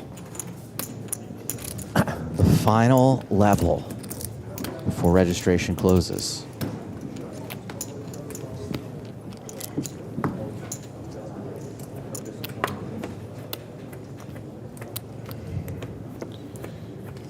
Freshly singled up, Byron Kaverman. 3 deuce wolf, the dirty diaper. Poo-poo, stinky. We were only able to raise 19,700 euros for your cause to enter the event. I don't know if you heard about this, Joe. I get that anyway, right? We're figuring out what to do about it. We're too lazy to send it back. I'll take it to the 5,100 cash game and move all in until I either go broke or double up. Do it. Leon gives Kaihan a walk. Slow. You're welcome. Thank you. Very nice of you. Present. Nice of you. I like gifts. Yeah? Oh. It's the best gift you ever received. Oh, it's hard to say. I'm asking the hard questions on this. Maybe getting you to my right. Shit. Well played, sir. Well played. You've been here before, I can tell. Chris Wynn's going to kick things off with an under-the-gun raise with King 8 of diamonds. Ace 8 of clubs for Leon Sturm. I improved in your list. Yeah, you're number 2 now. Perfect. Without doing anything.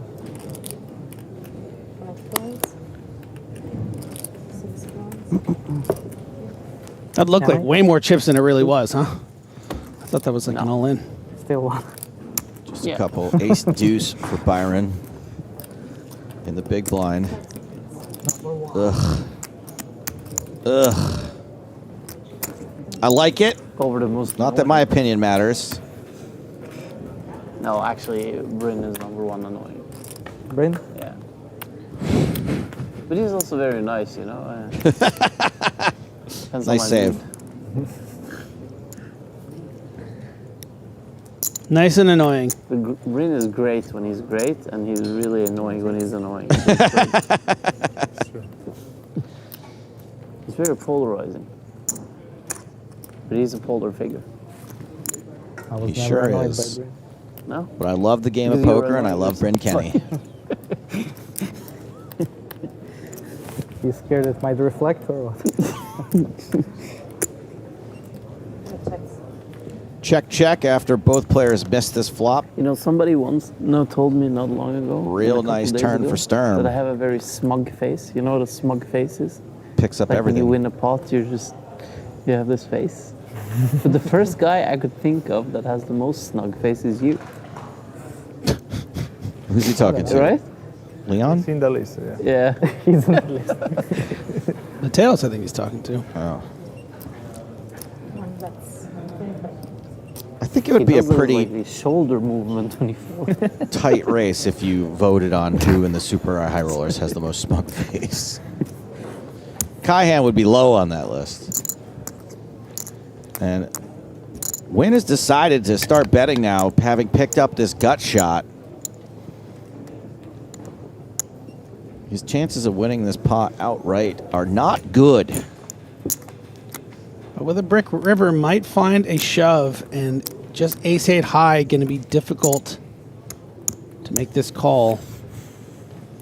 A 250,000 euro call. It's interesting because with this action, I think Wynn might assume that Sturm has something like, you know, a King X of clubs type hand that's going to be beating King 8 suited. Maybe something like an Ace Jack that thinks it might still be good on the turn, making that big 90% pot call. So I think he might shove a good percentage of the time here. Would hate to lose at showdown to King Jack of clubs, King Queen of clubs, maybe King 10 of clubs. But he gives up.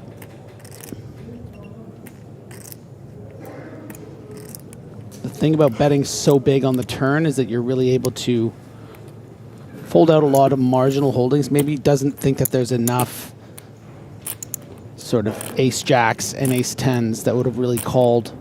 Check, check. Stearns are going to take this down with ace high.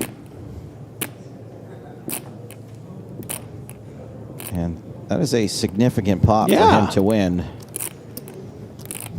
W-I-N, not N-G-U-Y-E-N. Look at how smug he looks, though. We're going to see a little bit more now from Alex Kulev versus Ike Haxton. Round 2 for these guys. We got a board of 6-9-8-9. That's kind of a funny one. 69-8-9. Not as fun as 6-7. All in.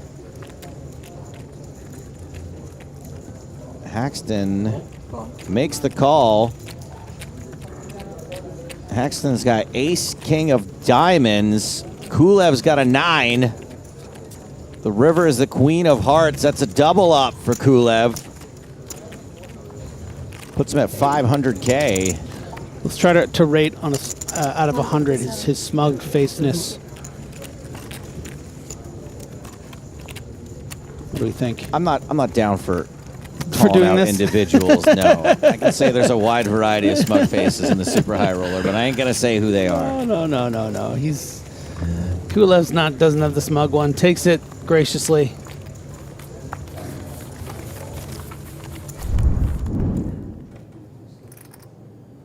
As we rejoin the feature table, Caverman looks like he has folded. Mockery is going to raise the button. 10-7. Gets 3-bet and folds. Yeah, Chris just going to shove on that open, get it through. Okay, I just shut my mouth. No, we really enjoy your talking. Please continue. Really? You're really doing that great for TV. Sincere? Huh? I feel like I've lost my momentum. We had a good thing going for a while there. But now it's just Yeah, you really had good momentum there. I think so. Yeah. You really were on fire at some point. We were all laughing our asses off. now you're just taking it quick. Good guy, and he gets all these guys smiling. At all.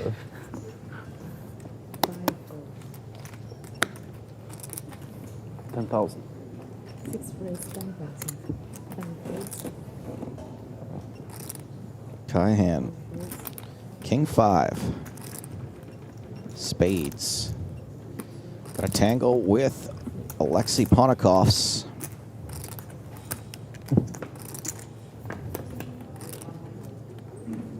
King in the window, 5 in the basement?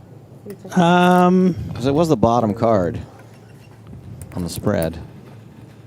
Yeah. The last card to be revealed, I should say. Basement window? The window. Anyways, great board. The back room, great board.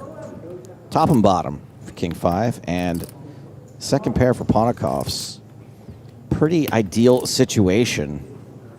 I wonder if there's a world in which Ponikov's even just shoves here for like 12 big blinds. Might just, call, of course, but some protection against, and that'd be brutal, obviously, against the King 5, but does find the correct call. Mockery with a teetering stack to pot ratio.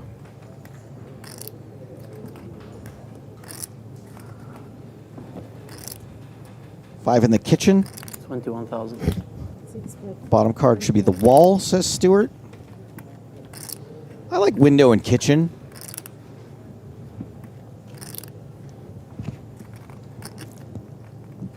Closet. Ooh. Ooh, I like that. Because that was it's all the way in the back. Yeah. 5 in the closet. I think that might be the winner. Oh, hi. Look at that. Look, I finally used my film degree. Ponikov's not a believer yet. And now the stack to pot ratio is whatever it is. I don't really know what that means, but river's a 6. I know it's something. 0.5 to 1. 80,000 out there, 40,000 in the stack. 0.5 to 1. Or 50% SPR. Okay. That I could have got there. Mockery bets all but at chip.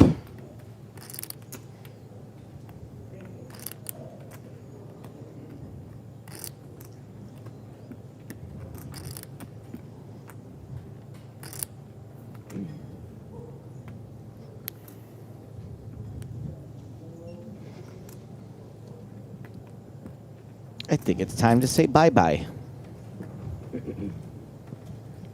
What are the bluffs, Griffin? Tell me what the bluffs are. Jack 10. Jack 10, all right. Anything else? Yeah. Ace, deuce through 9 of clubs, even ace 10 of clubs. Okay.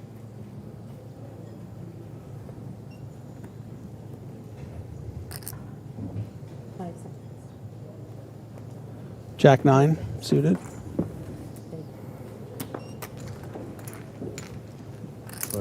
Let's it go. No love for Mockery on the river. Well, we've got another 250,000 euros that have been torched.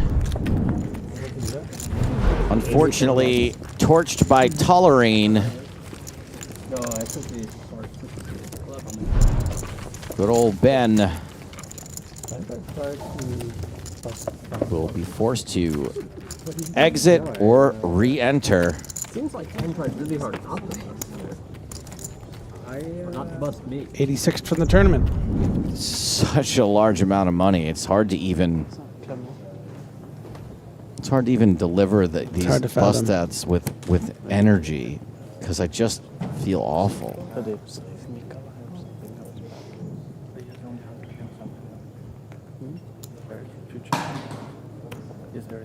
I feel more bad for the people who bust out of the $250,000 buy-in than the $1 million buy-in, because the $1 million buy-in's like a flex, right? This is some hard-working, high-rolling grinders.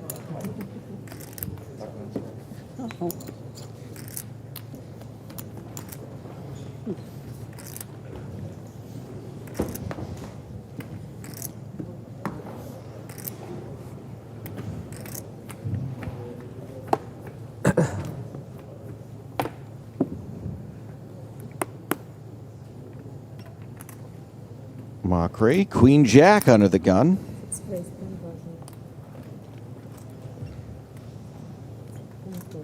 Cameraman out. Win, not going to play. Ponikovs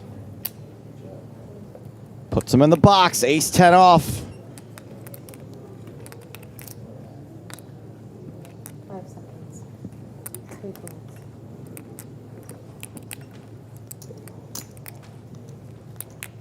And puts out a call. Major Mateos, Jack Deuce. Gross. Take these back, please. Never give them to me again. Yeah, it's interesting to see the sort of, I would say, slight deviation from the norm. A hand like ace 10 off, you don't want to make a habit of calling on the button facing an under the gun open, but there's a couple of things to consider. One, we're just playing six-handed, so that hand strength is bumped up a little bit. And two, just Ponikov's being aware of how wide Mockery is prepared to open. We saw, the 10-7 suited, that king 5, now queen jack off. So ace 10, against a 25 big blind under the gun open stack, I would say oftentimes is going to be a bit dominated from that range, but against a player like Mockery, I think it's actually doing pretty good. As we can see in this specific example, it's doing pretty good. Ponikov's bets in position.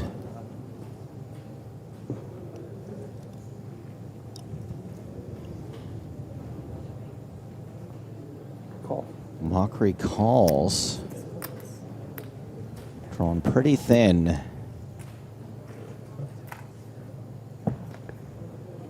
Can he improve? Not on the turn.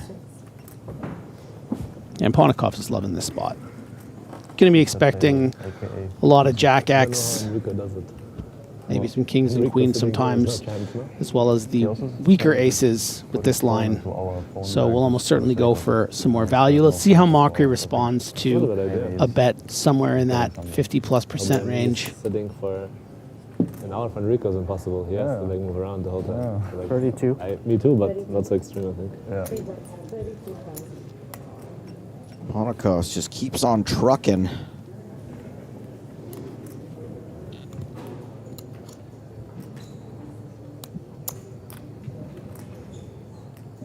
Pretty spendy for Mockery at this juncture. Does call. What's the SPR? What is it, Griffin? The SPR is 0.5. Yeah, exactly 0.5. Well, close enough. It's close Is it exact? No, 132 would be exact. It's not exact. That's Yeah. close enough. Mockery now with third pair. Checks for a third time. Ponikov's puts Mockery all in.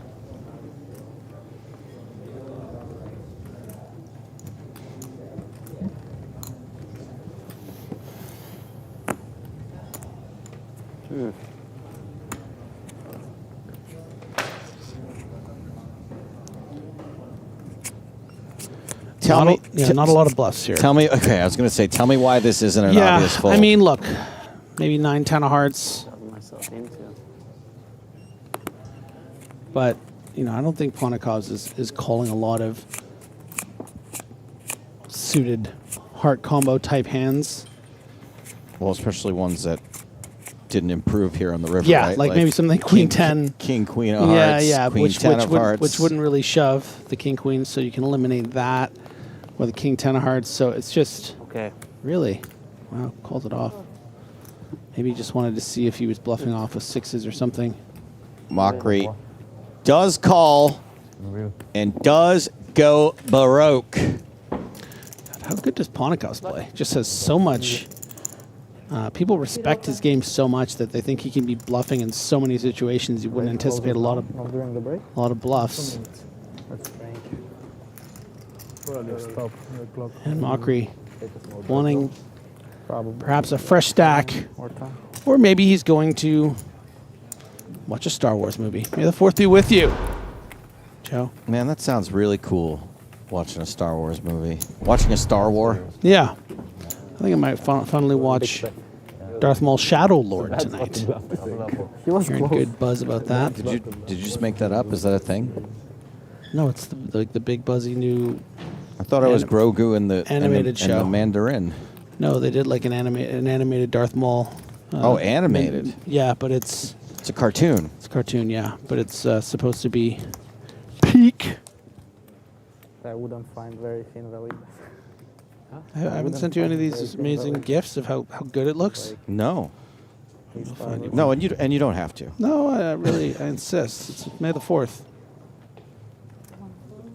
May the 4th be block you.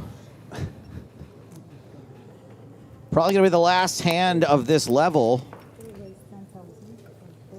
Which means when we jump in time, we should know the final tally on how many players will have entered this 250,000 euro buy-in event. Just wondering. One more hand. No, 20 seconds. Last hand.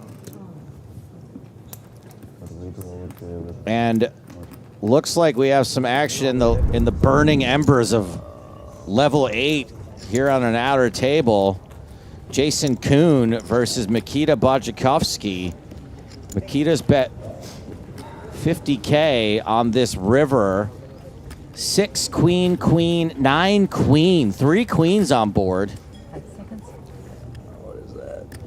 Also 3 diamonds. Not super relevant when there's trips on board. Jason Coon in pain. This is not easy to do to this man.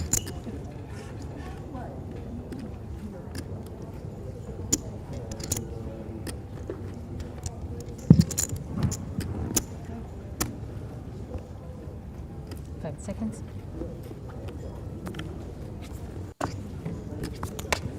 Jason relinquishes 3 time bank cards and his hold cards. Bajakovsky is going to pick up that pot as we tick over into the next level. And that was a short stint for me. I am going to go have some dinner myself and welcome Nicholas Michael Walsh back into the booth. Thank you.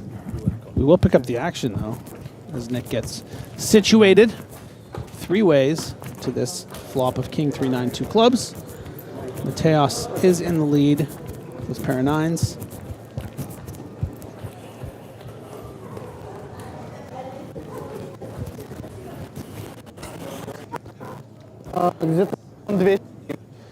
Action on Sturm, who flatted the button. He is going to call in position with those backdoor hearts and what he would perceive as a live ace, which it is not.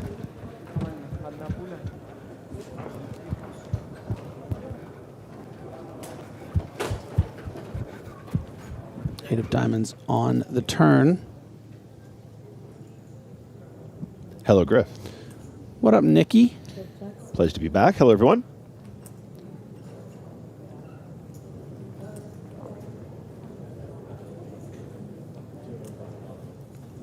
What a lineup we have here on the turn. Mateos v. Sturm.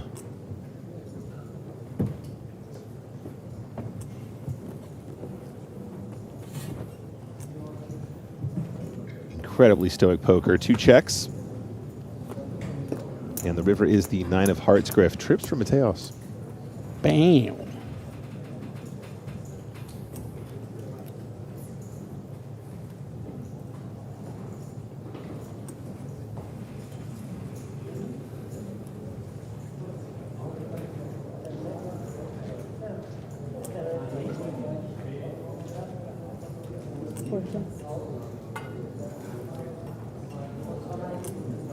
Mateos checks it over again. I think it's 2 checks. He announces, I win. Trip 9s will take it down. Sturm does no further damage, though. Yeah. It does have a pretty significant amount of showdown there just to take as a check, so understandable. On it to the next one.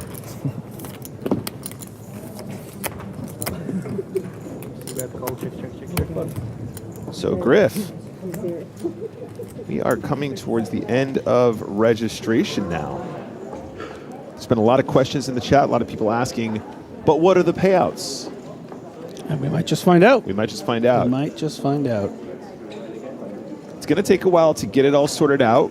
We're waiting for the officials and Joe Stewin to work out exactly what those payouts are going to look like, but it is unusual for us to be day one coverage, right? A lot of people anticipating that we're going straight into the bubble, or we're nearing the bubble, as we do when we're covering EPT main event, for example. You know what? I'm going to say it. I think we hit 1 million for first. I think we're probably going to hit 1 million for first. Let's take a look in a little bit at what those numbers look like. You can see that the current configuration is 3 tables. Those outer tables, of course, also the 250K.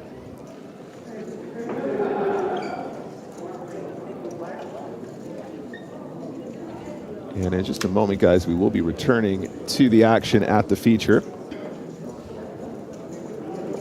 Any favorites so far, Griff? I mean, these are the best players in the world. Ponikov's, not just because of the fact that he has the chip lead on our feature table, just the way he's been playing, the way that he's been mixing up his sizing, his frequencies, just seems to be in ultimate control, really sort of flexing that he is among the end bosses of the super high roller scene. Yep. I think the problems have been never heard. Absolutely. There's Nicky Petrangelo. Come on, bro. For our stack, we saw him bust. I had this happen a couple years ago. Lost a big flip in fours to Christopher Wynn's ace queen. That's right. He's coming in fresh, and as you know, Griff, we're coming to the end of registration, so these will be the last bullets before we do the total maths. They really were trying to give me the money. It still took them like 2 months. I think in my case, they didn't want to give it early. You know, it's like crazy because there are like lots of things with like support where support has like no idea. I would. So we're just going to take a minute here, guys. We are getting situated. We're making sure that we dot all the I's, cross all the T's as we come to the end of registration period. And then action can resume, at which point we'll obviously start talking numbers. We'll start doing some math behind the scenes. That is a rebuy from Ben. And those are some arms. Guns galore. Yeah. He's got it all.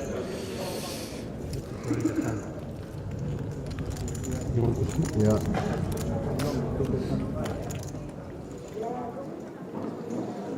I didn't mean to objectify you there, Ben. It just sort of happened. I mean, watch it, Griff. Yeah, and I do. Watch it. Keep that in check. His eyes are up there. I know. And Divas plays. We continue playing. All right. Number 9, blind Continue 3,000, playing. You guys heard it here 6,000, first. Big blind 6,000, big blind 90. Is this a mock refresh stack? Oh! 2 bullets in the 5 and the 2. I was about to say in the 500K. That's 500K in 2 bullets. 250,000. Going again.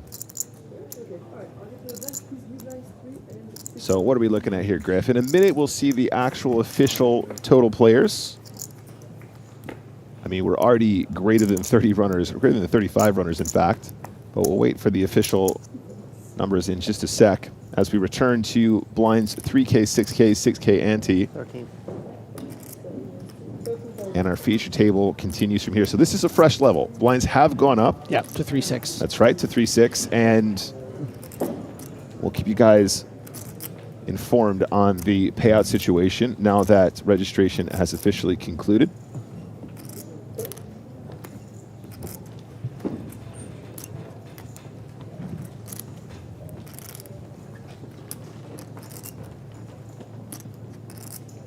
So far, open ace king, flat pocket 5s. Check this out. Ponikov's coming along with the 8-5 offsuit, Griffin. Yeah, a bit loose, but playing with some confidence. Flopping equity. So the board is ace jack, 6 all spades. Ponikov's with the draw, still 38%, pocket 5s, down to the 4% mark.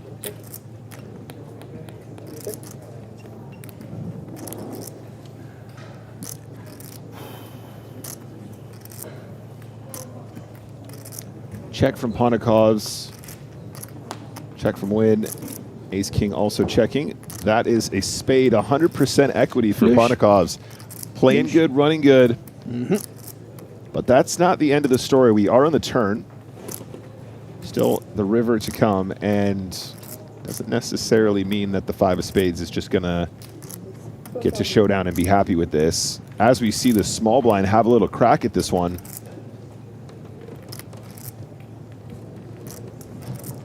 That is a bet of 12,000 into a pot of 45,000.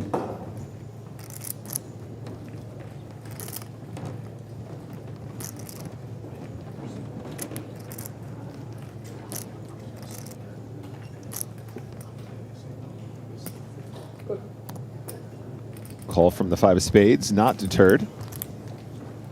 Ace King gets out of the way. 9 of diamonds on the river.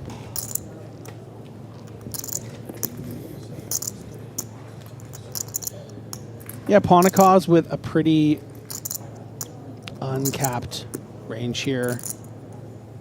Can have all manner of spade, but almost always strictly a spade in this particular situation. So I think Chris was just hoping that he would just get this through cheaply with that 25%-ish bet on the turn. I don't think he's going to be betting into what could be anywhere from something like the 5 of spades up to the king of spades. Yep, and Ponikov's does suss it out. I have to say, if I was in Ponikov's position with one player to act behind still, I'd be a little bit scared with that 5 of spades, but Yeah, sticking just around. such a good price, and hard to make a flush. It is hard to make a flush. True say, true say. So Ponikov's now 199 big blinds. That's a lot of chips. It's a lot of chips. That is over 1.198 million. In fact, that's the exact chip count. I was going to say just almost the 1.2 mil.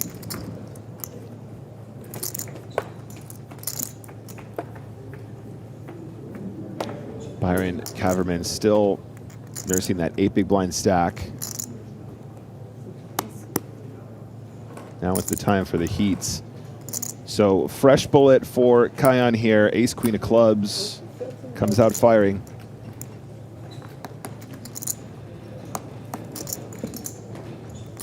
Mockery starts the hand with around 40 big blinds.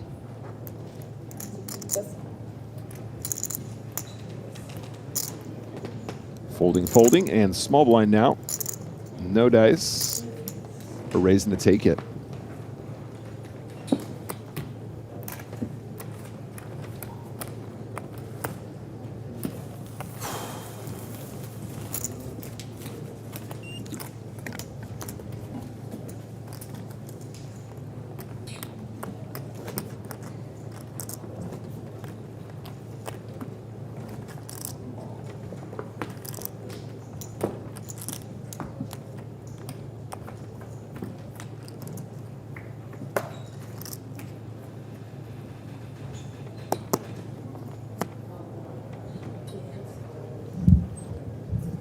So 8 big blind stack here for Byron. Queen 6 offsuits is going to go in the bin.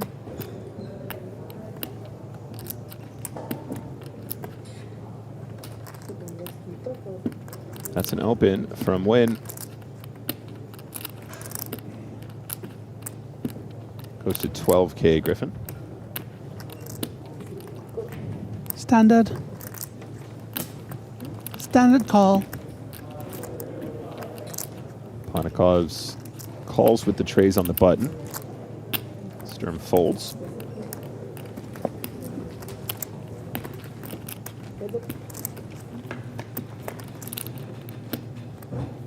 And the flop is 10-7-10.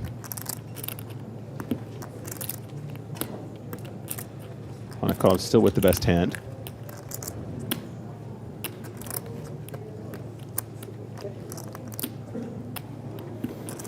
Checked over to Ponikov's.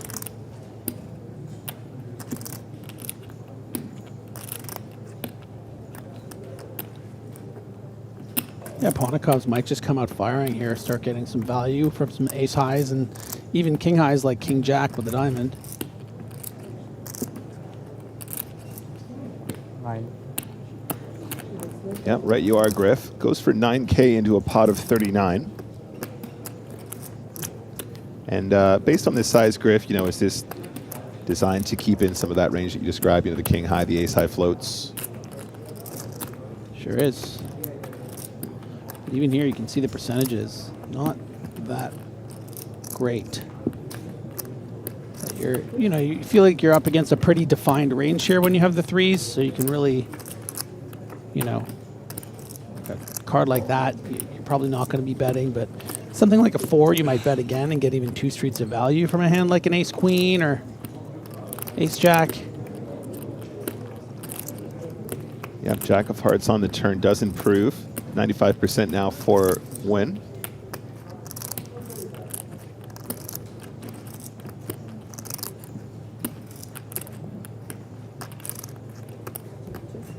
Right again, Griffin. 2 checks on the turn. Queen of spades, an additional overcard to the trays. You know, ace king still improving. Ace queen still improving. Queen jack improving twice. And now how does Win want to proceed?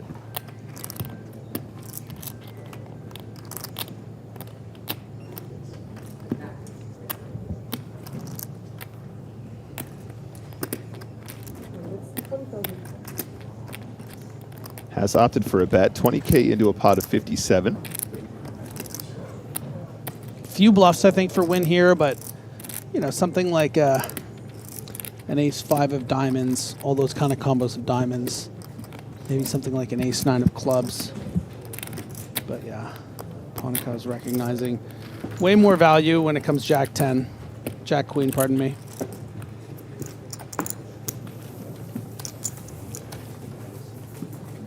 No, she didn't.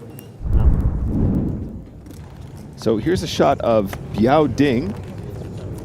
Apparently he bought in 2 hours before, but he decided to wait to the very last minute to sit down, Griff. Max late reg. How do you feel about max late reg, Griff? You seem like a bit of a trickster.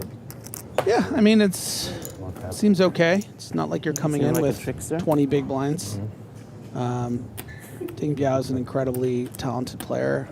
I've seen him play on some other tours, and big super high roller player, perhaps maybe feeling like his edge is better served around this 40-50 big blind mark. Yep. I mean, it should be mentioned there. I mean, as you did, Griff, 40 big blinds, certainly not buying in with the super short stack, right? Very playable stack. And we're getting down to the business end of, how are we going to navigate to the bubble?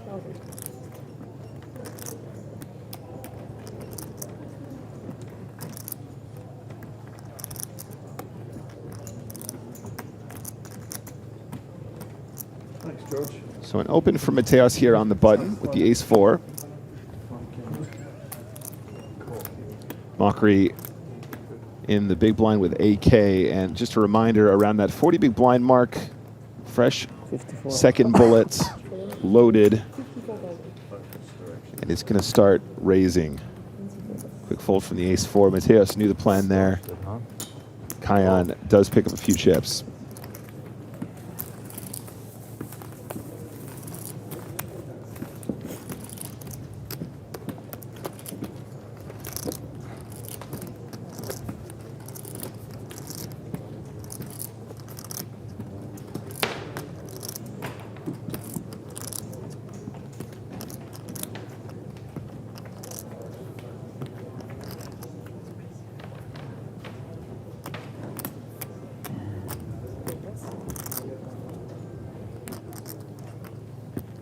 Hand 105, Ponekob's our overall chip leader, decides against the king tray of hearts. Mateos cut off queen 6 spades.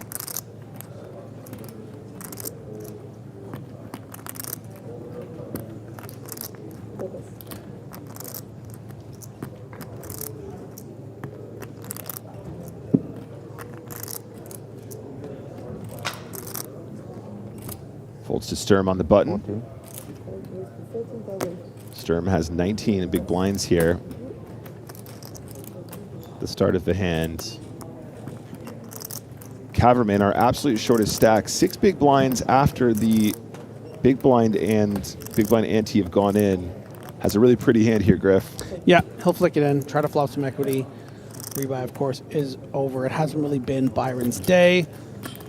A couple of slip-ups. Timing hasn't been his strong suit today, but incredibly skilled super high roller player. Just needs to get something going. But yeah, going to be left with 5 big blinds at this point. Yep, and obviously a board that certainly could hit the big blind range.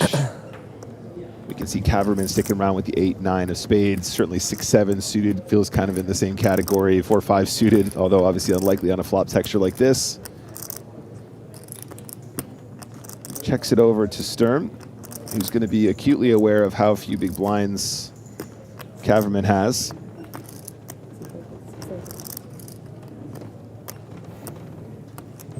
Yeah, sigh of frustration. Was not the board he was looking for. Makes the fold.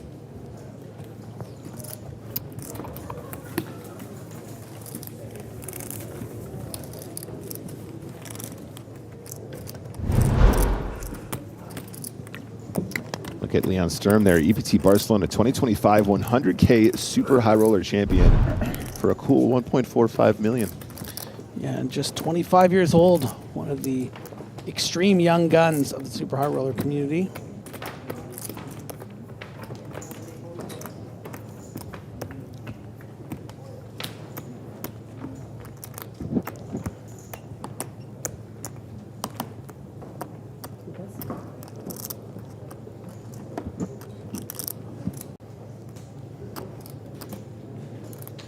Mateos +1, Jack 5 suited. Makes the fold. Sturm is going to play cutoff here. Starts the hand with around 23 big blinds. And I think Caverman might be tempted here, Griff. Yeah. Just 5 big blinds behind with that 32. nice suited ace. Leaves just a single chip behind. He's going to do the effective all-in.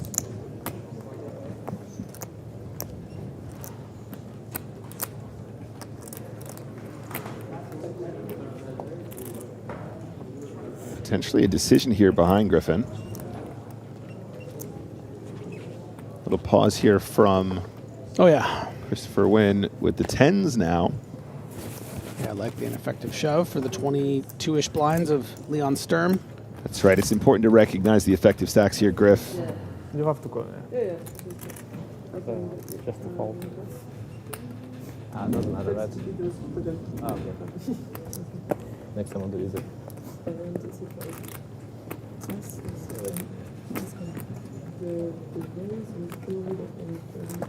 We're playing time again. Yeah. So the 4-bet did come in. I think he intended to make it more is what happened there.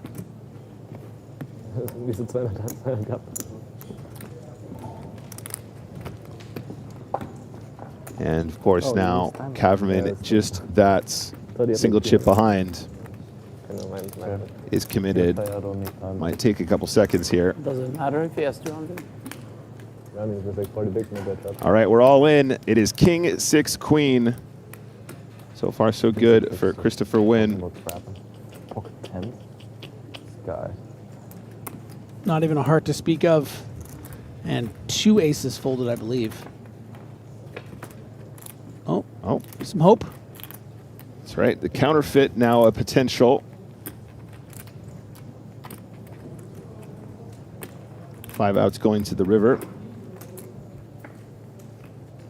Jack and 7 of diamonds. Good luck. It is GG to Byron Kaverman. Yeah, too bad for Byron. I mean, it's one of those things, you know, as a super high roller, you don't get a lot of opportunities to play $250,000 buy-ins. So this is kind of your, you know, one of your Super Bowls of the year. And your Woodstock. I bet he's a bit disappointed that maybe it wasn't his best showing, that his timing was a bit off. Are they doing a full redraw? But that's going to happen. I think they're breaking. Random. Yeah, I already gave you.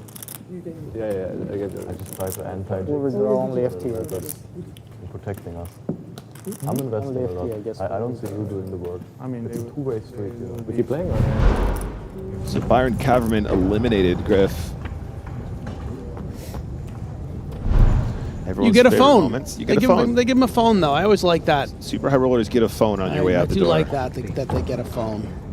There's a Netflix show that's called the 90s show or something. I think that's a parody of that. Might be 3 times.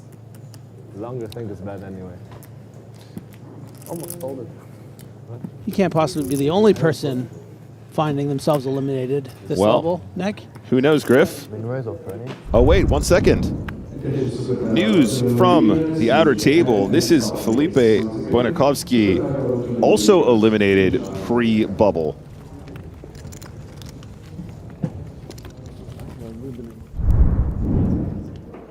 So we will be breaking a table, Griffin.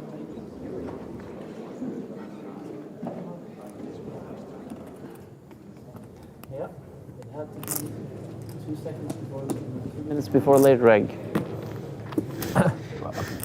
Got to do some balancing here, it seems. Influenced my decision maybe 50%. But I still do. What did you say? Lots of toing and froing here. Now that we are no longer in the rebuy segment. 2 tables redraw again or what? Probably, right? I think so, yeah. But not redraw. No redraw. Random table. What do you think, Griff? If you get there on the second bullet, is it double glory in an event like this? You showed up and you were willing to fire twice in a big buy event like this, so it's double the glory if you take it down.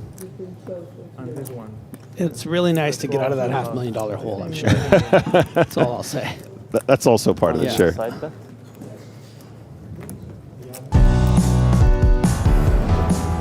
There's a shot of Christopher Wynn when he took down the EPT Monte-Carlo 2025 100K Super High Roller.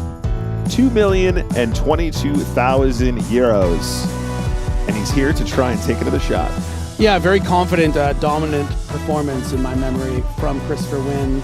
Not someone that is as big a name necessarily as some of the players up until that point, but really has made such an impression now. Not surprised to see him in the $250,000 here. Absolutely. And there's a look at the full payouts of that very same event. As we said, Christopher Wynn, $2 million up top. Enrico Kamashi taking 1.3. He's still in the mix, I believe. Seth Davies, $931,900 for third. And, you know, in these small field events, like every edge counts, right, Griff? I mean, when you know you have to battle to a smaller number of payouts, do you feel like the pressure is on even more, or is it just easier to get there because there's fewer players? Or does the absolute beast mode that you find from these players make that a real challenge? Yeah, I mean, I just think it's such a unique opportunity for all these players on the biggest stage to show what they're made of, and you know, there's something about certain players that really show up the most at these highest buy-ins. You think of your Adrian Mateos's, your Kian Mockery's, both of whom are on this feature table, your Ponikovs, your Bryn Kenny's. There's just an extra gear that they find, I think, at the highest of levels. Right. And it's always a pleasure to see them flex those muscles. And there is a gentleman joining our table. Bernard Binder brings to the table around 120 big blinds. Here's a guy we see plenty of action from. Artur Martirosyan, 176 big blinds coming to this table. Man, this really is the who's who of high-stakes poker players, Griff.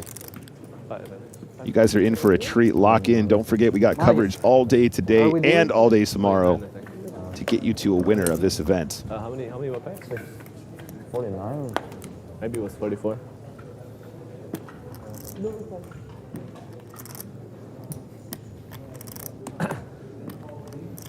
All right, so we've done our balancing. Let's get the cards back in the air. Still playing 3K, 6K, 6K big blind ante. Guy and Mockery, a really pretty hand here in the cutoff. Someone busted in the last hand? We had one bust. I don't know on other tables. 39. Felipe Wojnowski. He's king in position here, Griffin. You busted him? I leave him 1K. Okay. So it goes open to 13, 3-bet to 39,000. He bluffed you? Yes. Yeah, and if you thought this table was big boy poker before, now we have another massive stack in Martirosyan, well over $1 million, close to Ponikov's, and this 112 big blind stack from Binder, who's already finding 3-bets. But So Mockery has one of those crackers, crack-a-lackers. That's right. Big hand crackers. Okay. Deuce A7 on the flop, top pair for Binder. Yeah, more interesting flop than it necessarily appears with that little disguised gutter. I think if Mockery gets the right price, which he often will, to a down bet sizing, we'll probably pay for a turn card. Unfortunately, no spade on the board, which will give him more reasons to continue on the turn. 23. There is that prophesized down bet.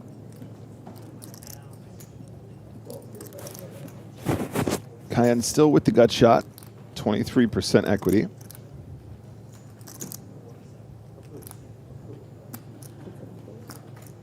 He's going to play this as a call. Both players 23K in the middle. Pot now 139,000 with the 9 of clubs on the turn.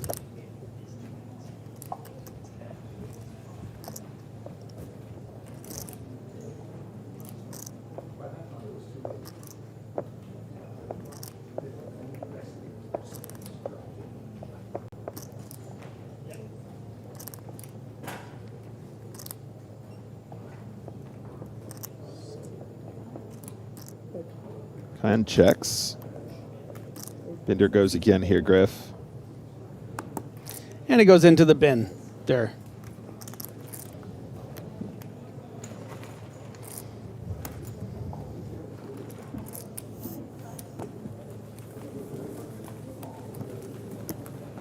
So takes it down now third in chips, 132 bigs for Bernard Binder.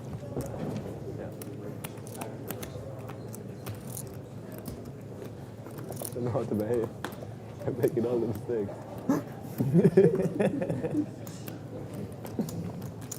You can't stand up.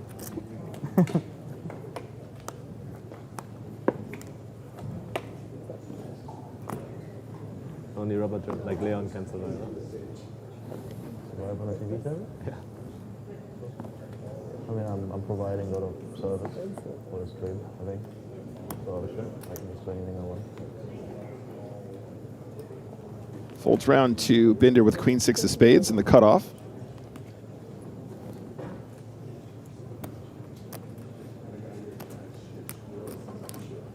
Seven, 6 off, decides against it.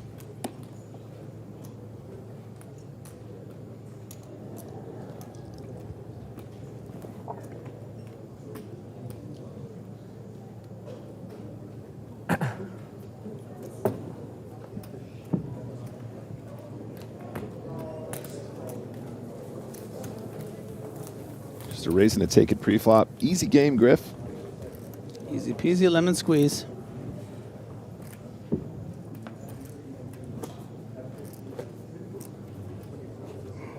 God, I just love a good establishing shot of that beautiful set.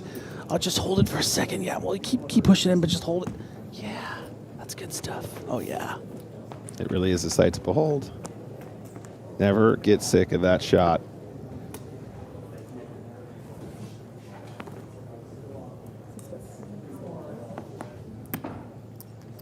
Okay, I was going to say, is he going to fire once again? Instead, gets around to the button here. 8-6 diamonds for Panikos.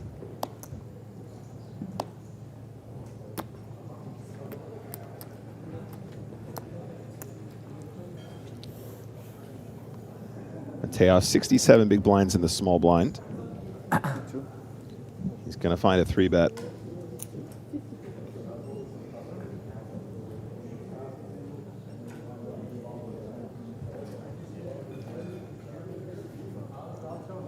And look at this wake up here, Griff. Ace, king of diamonds beautiful. For Sturm.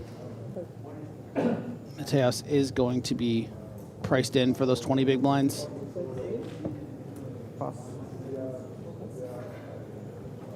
52 in there, 70 to call. He knows he's behind this range significantly, but just hoping he's going to see 10s or 9s. Yeah. And it is a cooler in favor of Sturm for now. The young hotshot wakes up with it. Mateos now needs to improve. A domination situation pre-flop, 72% for Sturm. There's a deuce of diamonds.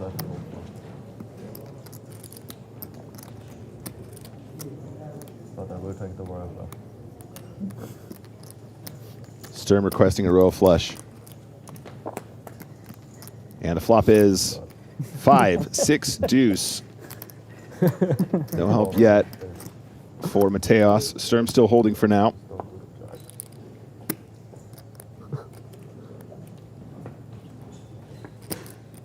Six of clubs on the turn, no change. A little bit of change. Chopportunities. Chopportunities. Opportunity for a little tune. You're quite right. 13% now, 7 of diamonds. So it is the Give hold us one for Sturm. more. And I believe that puts Sturm around the same chip stack as Adrian Mateos now. So 259,000 for Sturm, 288,000 for Mateos. Sometimes you just need to get a Sturm warning, Adrian. Sturm is coming. Ace, king of diamonds, all in.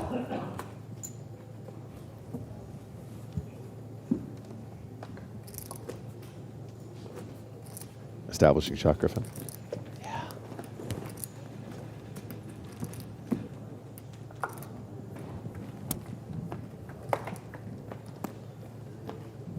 Hand number 110 of the day. This is still day one, remember, guys.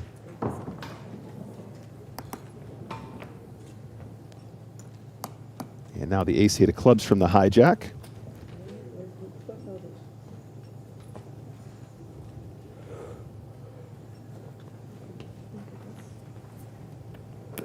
Starts with a raise to 12K.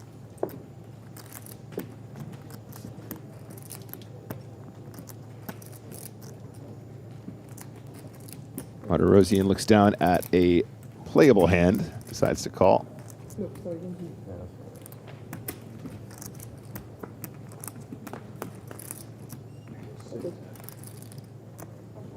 Flop is jack high, straight draw for win though.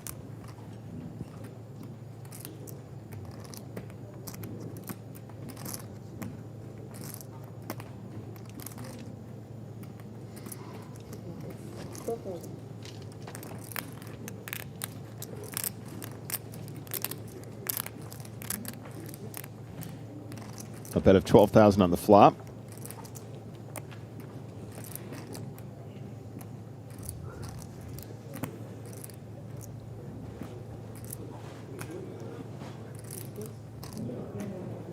Just a check call for Martirosian.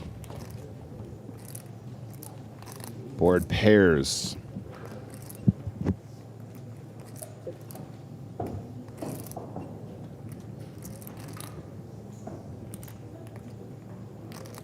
Martirosian checks.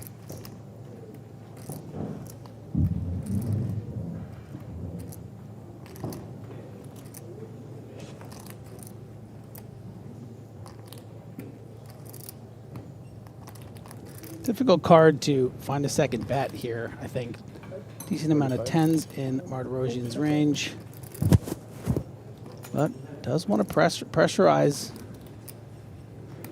you know, perhaps hands like Queen 9 that are going to be tough to call a near pot-sized bet. Even King Jack is not loving things, but I would imagine too high up in the range to consider folding at this stage.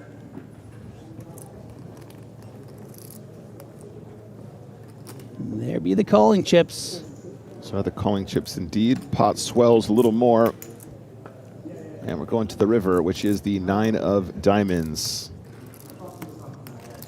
So 100% equity for Martirosian, but still the river action to come.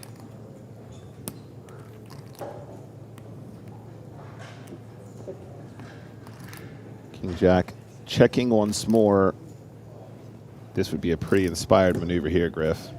Triple off with the ace-8. Yeah, I mean, the river's interesting because, you know, it makes it less likely that your opponent is holding that 9. So you're probably expecting your Martirosian to have exactly what he has a decent percentage of the time. You're still obviously concerned that he just has Queen 10 here and you're, you know, bluffing into a full house. But yeah, he really wants to target that King Jack, Queen Jack range that will find 2 calls here and have a very difficult time calling the river.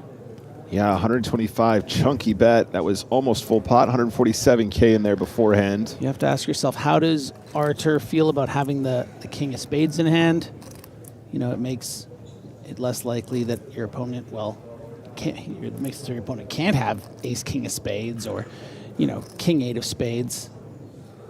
And the time bank cards start coming out. Really power against power here. Christopher Wynn, the champion of our 100K super high roller event last year, as we saw, for just over 2 million euros. So playing with a great deal of confidence in a field such as this. And Artur Martirosian, fresh off a Player of the Year on a different tour for super high rollers. So these are guys that are used to this big stage. And does make the fold. What a play. Little frown there. Feeling pretty good about that one, I bet. Some really, really nice maneuvering.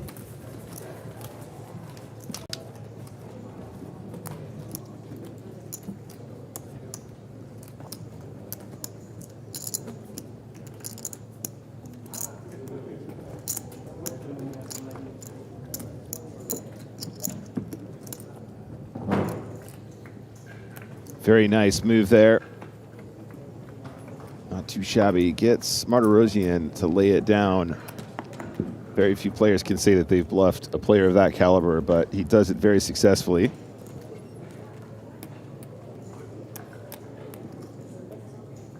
And as we enter the next hand, I'd like to welcome back to the booth Mr. Sam Grafton. Hello, everyone. Hello, everyone. Try again. Hello, guys. There he is. Taking over from... I'm actually wearing Griffin's headset, and goodness knows what's going on with him. It's incredibly, intensely hot. When they say your ears are burning, I don't know. Must be what they mean. I don't know what. Were you talking about him out there? Is that what happened? Welcome back, Sam. Yeah, excited to be back. Really great event to be covering. I mean, what a treat. You come to a feature table and see Kaihan Mokri. Just raise it, just defending with the ace-3 off. What a delightful individual he is. Ponokov's as well. Ponokov's still got piles, 1.1 million. Quite the stack. Must be around the chip lead, I can deduce. Can't be many people with more chips than that. Yeah, and we did have some consolidation a moment ago, Sam, and we can see 2, 3 very big stacks all piling into this one. Now, there's not many tables remaining, of course, as this is such a big blind event, but we are also waiting for the final numbers as well, Sam. Rebuys have concluded. Yeah. In real time or where we're covering? Where we're covering. Right. So we had a couple last-minute late reggers, including it was Biao Ding with the absolutes, the last-minute sit-down. Yeah. And now we are waiting on the official announcement. We don't know the numbers just yet. So no Still, spoilers, chat. For certainly a healthy turnout. Certainly a healthy turnout. Yeah, and a lineup of big stacks here with Ponokov's Martirosian, 163 big blinds. You would expect to be the chip leader of any tournament, not even the chip leader at your table. And young Mr. Bernard, a new up-and-comer on the scene. Can we say that when he's won so much money? But, you know, someone that I avoided playing with, quite thankfully, with a quite strong holding in the big blind. Very intrigued to see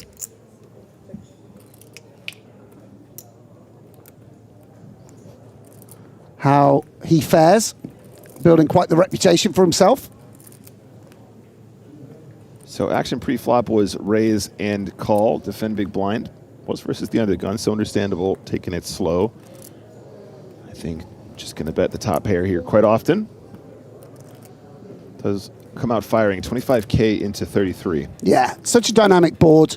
So many gut shots, straight draws. Ace-king, very nutty right now, but the nuts will change. Sometimes used to be referred to as nut dynamic. Even if you had aces, aces wouldn't be the nuts on that many turns. For that reason, you want to pile some money in now with that range advantage.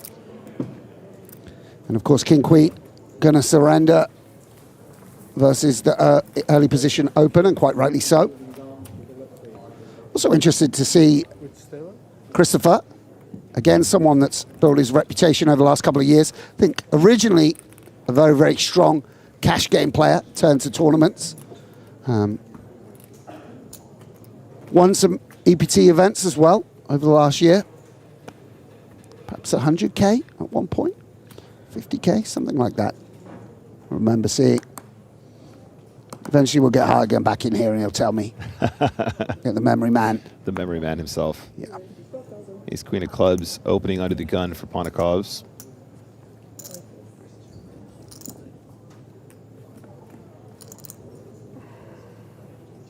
Mokri on the button with a hand that's pretty optional. Goes for flat on this occasion. Obviously, the reason to flat is you just keep in some hands you dominate. But on this instance, it's in a little bit of bad shape. And Christopher will relinquish in the big blind. So the pot goes heads up. Probably Mokri happy to see no squeeze, and also can play an absolute position now. Flop is 7 of diamonds, 9 of clubs, jack of hearts. Yeah, pretty nice.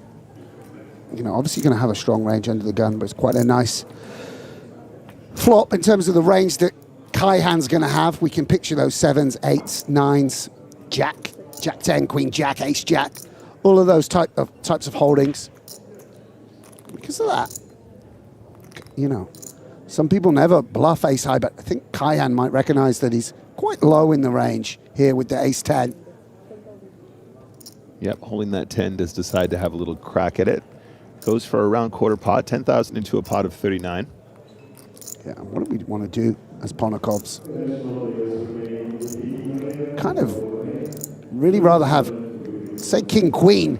We might want to just check raise and start bluffing right now with Ace Queen. We don't really fold out that much better. Can't make the nuts too easily.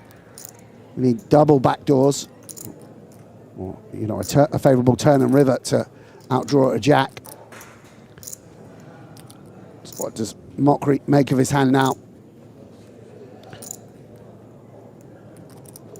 Again, because this hand can't really make anything so strong, maybe we want to check back Queen 10, King Queen and the like, and actually bluff with this one. King 10 also would be a double gut shot, which you'd hate to get raised off.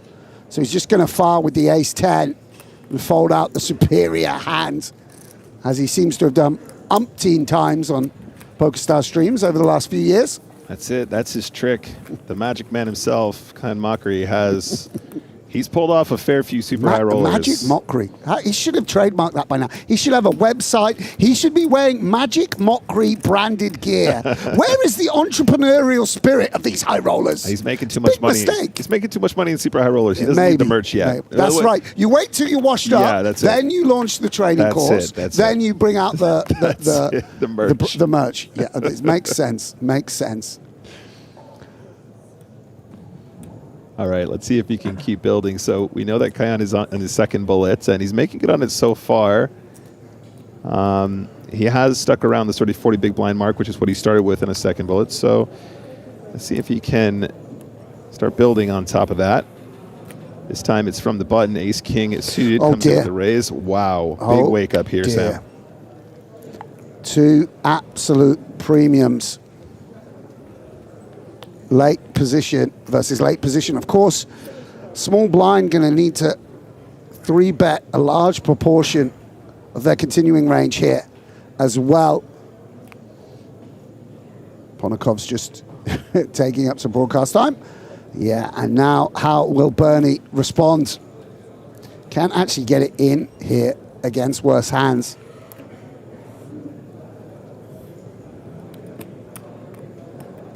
$70 big blinds deep. Not too many worse hands, but some worse hands.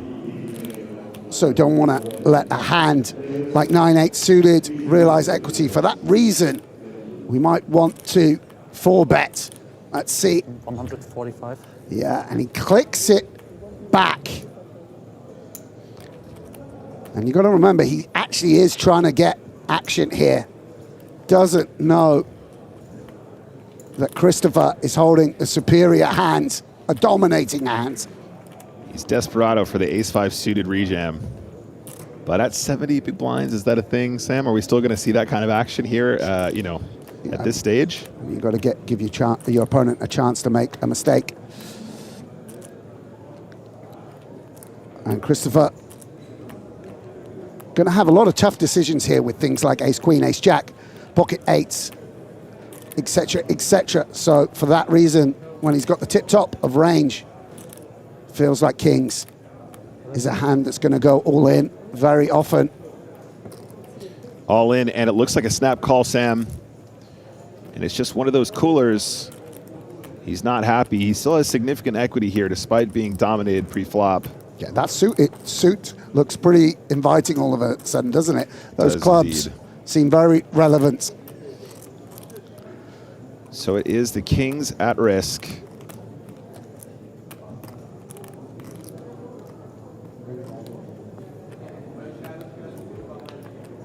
And we're going to the flop.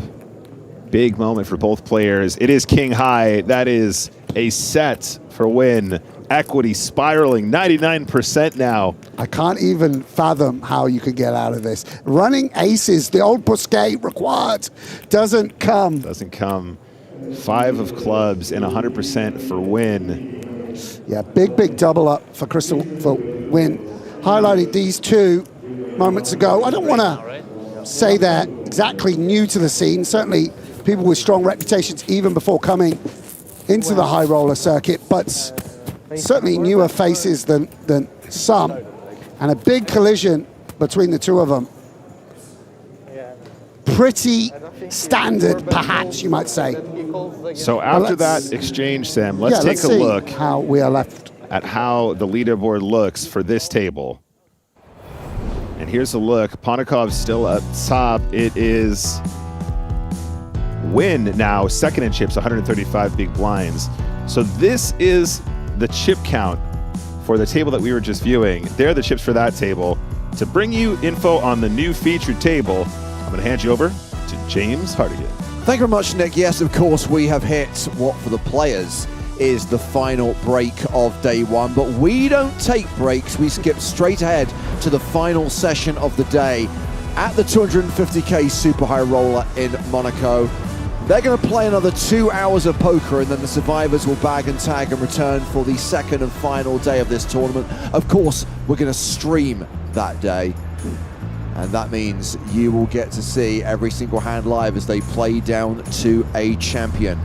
Before we show you the lineup at the main stage, let's hear from Toby Stone. Toby!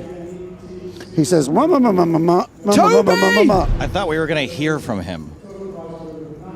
Let's see from Toby Stone. 10,000. We're going to be paying 6 places. 6th place will take home €651,700, and the winner of €250,000 EPT Super High Roller will go home with $3,212,000. Those are not mine. Thanks for your attention and enjoy the rest of your day. Come on, man. Those are not mine. I was a bit Norman Collier with the microphone, Toby. We got the salient $3 million. information. I mean, how is this possible? I've yet to grab my phone. 3.2. Every day I hand out millions of dollars. It doesn't impress me. If you try and do a deal, I'll be over with my calculator. 38 total entries, a prize pool of €9.3 million, 6 players paid, and €3.2 million up top. This is the new feature table. Jason Coon back on the main stage, along with the players who, wow, we've got 1, 2, and 3 on the all-time money list. Kenny, Chidwick, Coon, plus the legend that is JNT. Jean-Noel Threl is the biggest stack at this table, Sam. I mean, we're sort of in France. I was going to say we're in France. We're in the proximity of France, and he is #1 on the France all-time leaderboard. He is the FBI. He is the police. He is the perfume magnet of Southern Europe. He is JNT. So the new blind level, 4,000, 8,000 with an AK big blind ante. Ben Tolerant, dressed for a bank robbery. That's pretty uncommon. Action is back underway, and in case you noticed, Joe Stapleton has returned to the booth. Hello, my babies. Oh, there he is. Didn't see you there, Joe. They'll be my babies soon. I filed the adoption papers. 1 fold. So 22 players remain. So I guess, Sam, we're likely to be coming back with at least 2 tables tomorrow, right? They're not going to get down to a single table tonight. No, I wouldn't imagine so. A lot of play. Maybe even a late night tomorrow night. 40-minute levels, Sam. That's what I'm clinging on to. I mean, it's a serious bubble, by the way. Be very exciting to watch. 628K over a 2X.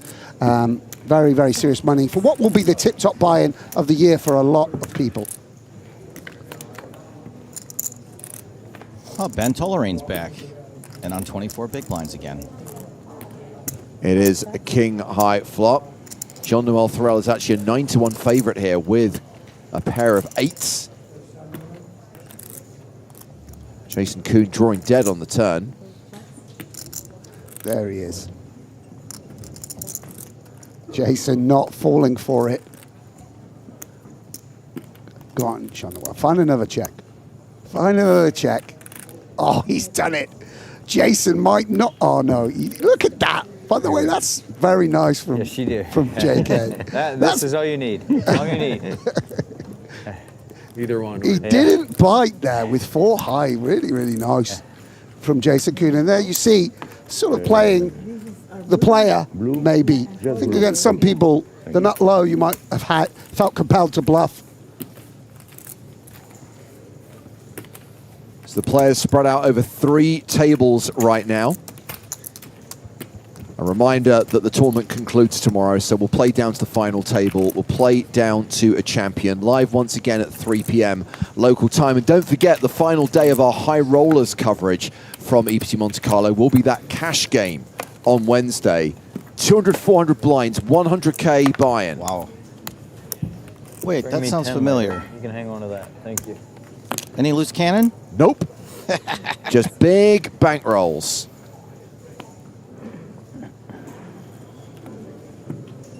Hopefully there's a loose cannon, not just the loose cannon. Thank you. 18.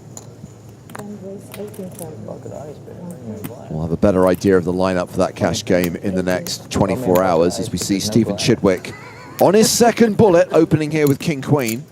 Did you ask for a bucket of ice? I just asked for a cup of ice. I missed the cup and gave you a bucket. He gave me like a spoon. I wonder what he... I'm cutting weight for a boxing match or something? What's going on Round here? to Jason Coon in the small blind. And Ben Tolerant impassive in the big blinds. And quite a nice hand to defend under normal circumstances. Very much dominated here. KJ versus the KQ. And the flop is jack high, so it is domination rotation in Ben's favor. Yeah, big interaction for both players. You see, even though, as you say, we have a rotation, only 60% equity, that straight draw, very powerful. And a very good board for an early position open. All sorts of things you can do here with the king queen. 你去拿那个在11号，我差点忘了11号。我知道，你听我说先，我马上。11号那个777888，你不拿那个只有2个小时，被别人拿走了又。 And half pot bet on this very dynamic board. And at 21 big blinds, top pair is very, very strong. If Stevie had a hand like queens or aces, we're getting stacked anyway. So it might be that we want to play this a little bit faster. We shall see what Tolerant decides. That is more than 26,000. It's 61,000. Yeah. If you want to cross the bridge, you got to pay the tolerine. Yeah. Yes, indeed. So what do we want to do, Stevie? Do we want to windmill it in here and just see turn and river take our equity? Can never be dead. Can occasionally be up against a hand like Queen 9, Queen of Clubs. You know, would be best case scenario, something like that. And there we go. Not the first clash between these two, I'm sure.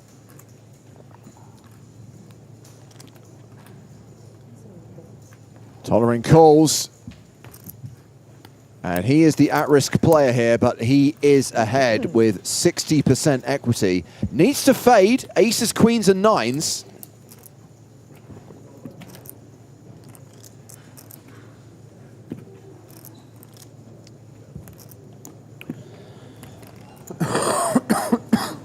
Two cards to come.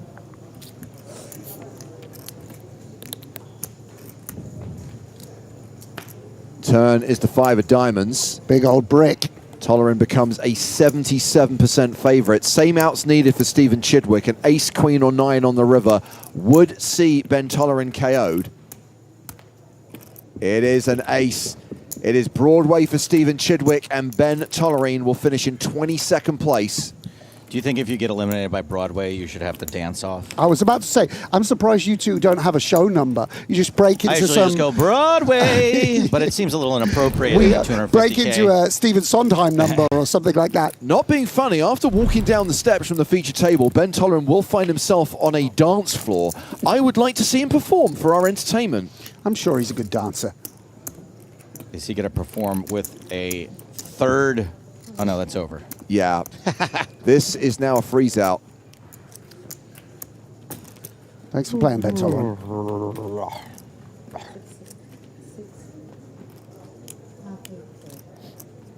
So down to 21 players, 3 tables of 7. Yeah. I mean, it's hardly worth mentioning in some ways because the field is so stacked, but that's a legend in the game leaving. Yeah. One of the greatest poker players of all time, eliminated, but because we have 8 of the other greatest players of all time at the table, it feels like a slightly less of a loss. Pretty hard to rank them at this point. Sure. I mean, Ben's definitely near the top, I guess. Enrico Kamoshi has opened with 7s.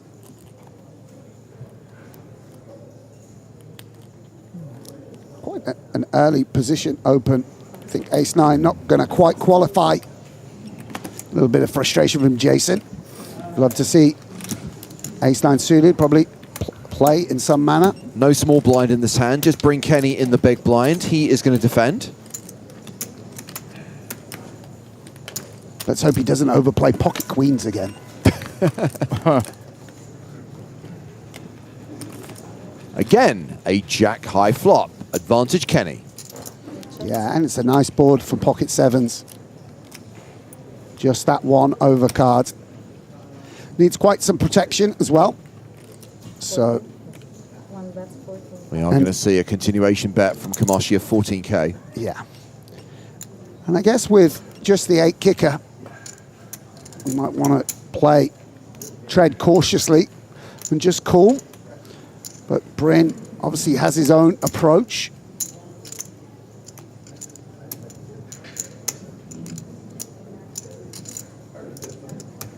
How does he rate his hand? Will just call.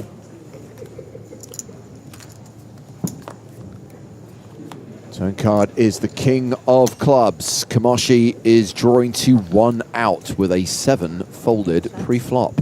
Yeah, neither player happy to see that card. Kenny gonna imagine all those king queens, ace kings, and the like that have got there.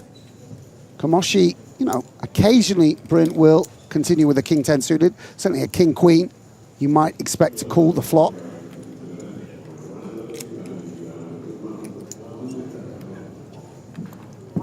And we'll check back. Board pairs on the river.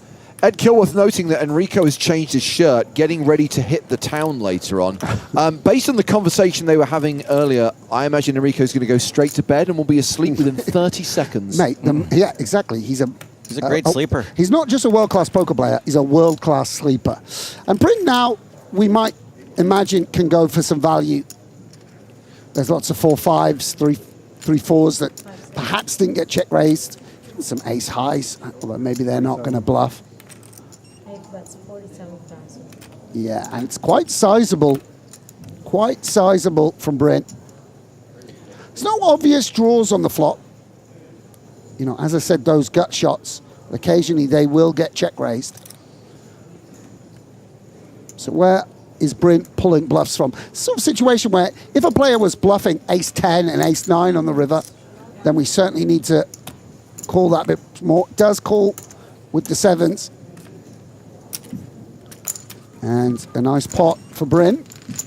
Is officially the shortest stack at the table, or was rather, now up to 50 big blinds. Jason Coon, the shortest stack with 35 big blinds. And we have an all-in at one of the outer tables. Matthias Eibinger is all-in against Alex Kulev. Ace-6 for Eibinger, ace-jack for Kulev on an ace-jack 8 board. And this is going to be game over for Matthias Eibinger. Was drawing thin.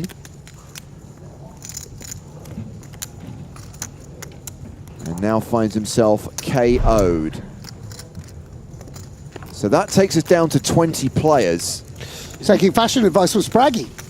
And Alex Kulev, by the way, he's back. Is now playing 810K. You can't hold a good man down. You can't hold a good man down. Average stack, by the way, 475K. Starting stack was 250K. We are still at the 4K, 8K blind level.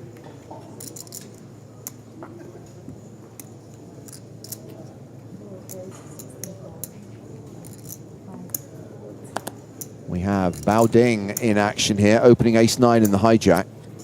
It's actually pronounced ding. It's the official Chinese pronunciation. Love it.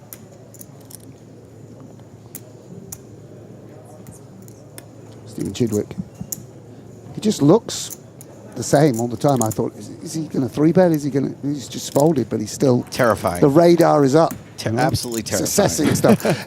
Can you imagine even dealing? I bet he's looking at the pulse of the dealer and the neck. And the dealer's like, look, I'm nervous. What do you want? You know? Oh, why you fold? Why you fold? Good question. It's going to look good on TV if you had a good hand. You don't see the hood up much these days. It's kind of swaggy. It's looking good. Not between hands, no. It might make a comeback, the hood up. You feel it from him. I just was disciplined. Good than yours. Yeah, for sure better than mine. Actually, Eibinger and Makita got their tracksuits in a 2-for-1 sale. I saw it as I was coming into Monaco. They're looking for every small edge. That's where you get the EV, Joe Stapleton. That's where you have That's how bank rolls are built. You got to push your edges. We have a contender for comment of the day. Yes. From Zero to Somebody on YouTube says, they play like 250K. They are peanuts. That From Zero to Somebody had a great comment earlier, too. But I understand the sentiment. And it is it's what I would say is, because I noticed that earlier too, it's so high level that it can remind you of low level. You like what's the meme of the graph, you know? With the idiot on one side and the genius on super genius on the other side, but in the middle is the guru, the Jedi. The common opinion in the middle, yeah. Yeah, I mean, by the way, some things are like that. It's like good hand, put in lots of money, like is beginner strat and high level strat, you know? Have straight, just shove, you know? But, we saw some 3 and 4 bets with suited connectors in the early stages today, and, that's the kind of thing that you're like, oh, these guys do that too. Yeah, they get tempted by 5-6 suited. Enrico picking an inopportune moment to squeeze here. And Jean Noel's just flatted. He's just see a flop. Ace would be bad news here. Doesn't come. 10-9 deuce with 2 clubs. Yeah, and now neither player with a pair. Obviously, the advantage to flatting a hand like Ace-King is you keep in these hands that you dominate, you keep in these bluffs. But can you get the hand to showdown when both of you miss? Does Kamashi do this often? Stutter, step, reach for chips, go back? Yeah, I mean, he looked like he checked at first, honestly.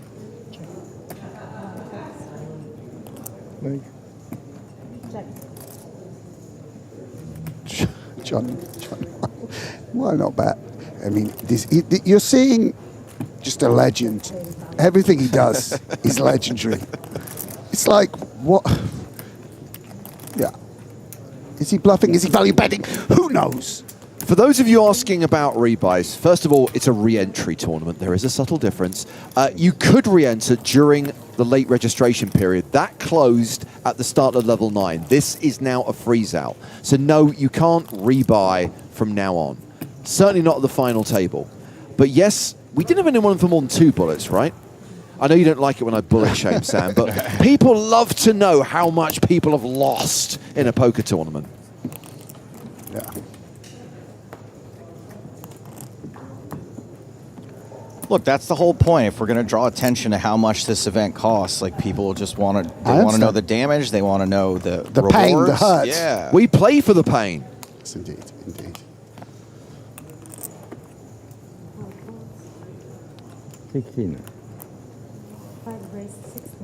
A raise to 16K from JNT. Even the JNT hat is legendary. He's downgraded, though. He used to be police. Now he's just security. He's in retirement. It's like, yeah. He's got that police pension. He's been pensioned off. He went from beat cop to desk jockey to security guard. He's just unstoppable, man. Just unstoppable individual.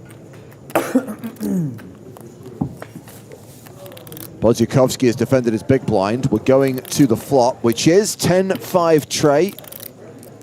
King high still good. Pleased to say that the payout structure for this tournament has been improved by Sheenies on YouTube. 3 million for the winner is good. Thank you for your approval.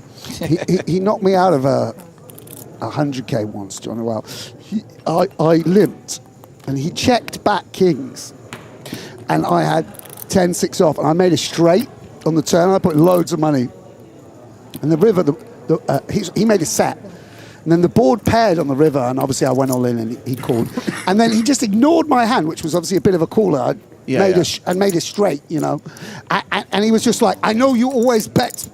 I know you always bet, and he was like delighted that he just checked kings just to like punish me. And I was like, yeah, trapping people's the best. It is the best amateur move in poker is to trap somebody. It's a bit like that scene in Casino Royale where Le Chiffre says, "Oh, you must have been bluffing, Mr. Bond," and Bond had like a full house. Yeah, I was getting up. I was like, thanks, John Noel. It's like I was hoping to win this tournament. By the way, I don't need to. He was just delighted.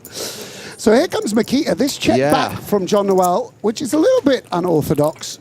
I believe he checked back. No, Bodziakowski led the flop and John Noel called. Bodziakowski now barrels the turn and John Noel calls again. Interesting turn card. Glad someone's paying attention out again. Yes, indeed. Top pair versus the straight draw, and there it is, Broadway. Ooh. At least it's an overcard to the Makita, king. At least it's 4 hearts.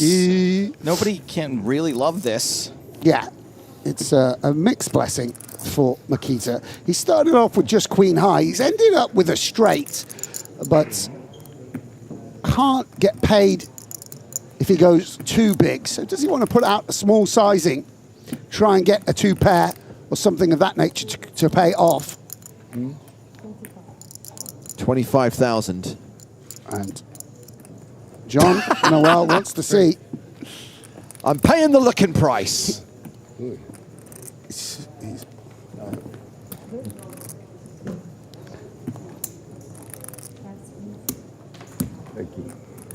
Harry Houdini over here. Bodzukovsky second in chips at the table with 572,000. Underwater, and he found his way out somehow. Table chip leader Stephen Chidwick. Meanwhile, no Samu. Samu Muller eliminated, taking us down to 19 players. GG, mates. See you at the Irish Bar for the Arsenal game tomorrow. The London Arsenals. The London Arsenals. Also, a lot of great kickers on that team. Mateos, big Atleti fan. Going to look to put him in. And finally, I inflict some pain on Adrian, even if it's away from the table. Exactly. Finally, I put him in the blender after all these years. We're going to see, don't you? As an American, I did find myself drawn to the Gunners. Oh, yeah. So yeah, of course, because... Yeah. Just to be clear, the London Arsenals and the Madrid Athletics play tomorrow. Indeed. Big, big game. The Manchester of City play tonight as well, and we're still looking for a loss. Me too. I don't fault you. I wasn't sure about, like, suits. I knew the straight is coming. Yeah, I don't fault you one bit.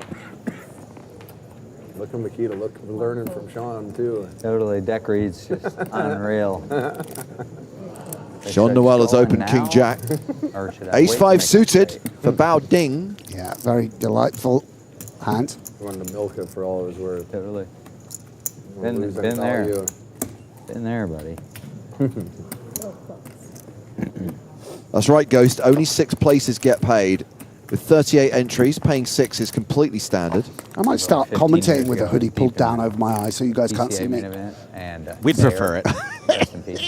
Raised like the low jack. I had 7 deuce off on the button and just like 3-bet him to be cute because that was back then. Yeah, no connection for this Ace-5, unfortunately, for Bao. I was like, I knew it was coming, man. Biao. I knew it was coming.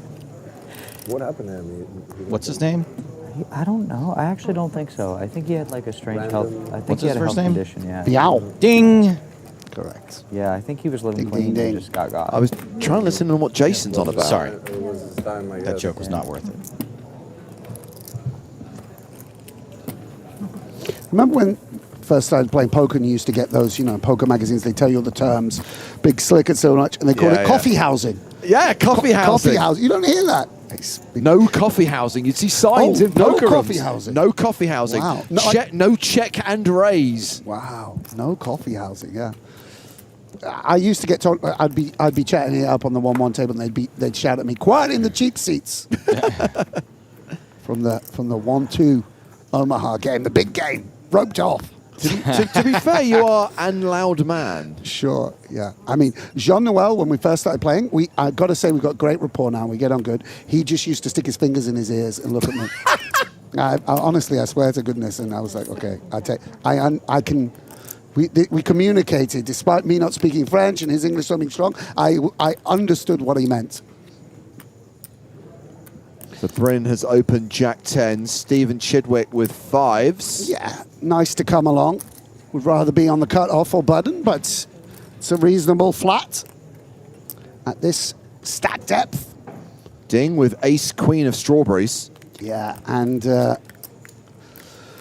we don't necessarily want to flat and find ourselves out of position 3 or even 4-way, and for that reason, might want to just elevate it now. If we get played back at, we can deal with that question further down the line. Assume we don't shove 40 big blinds. Just a larger squeeze, we shall see. Careful about assume, Sam. It makes an arse out of everyone. Of course, I'm just, this is above my pay grade. And there we go. And it comes. Ding has 3-bet to 80,000. Jean-Noel Thorel also has ace-queen suited of the broccoli flavor. Anything could happen. Just flat. He's just going to call. Oh, my days. What a legend. What a legend. He's got position. On. Yeah, and Bryn, well, Jack 10 is a beautiful hand indeed.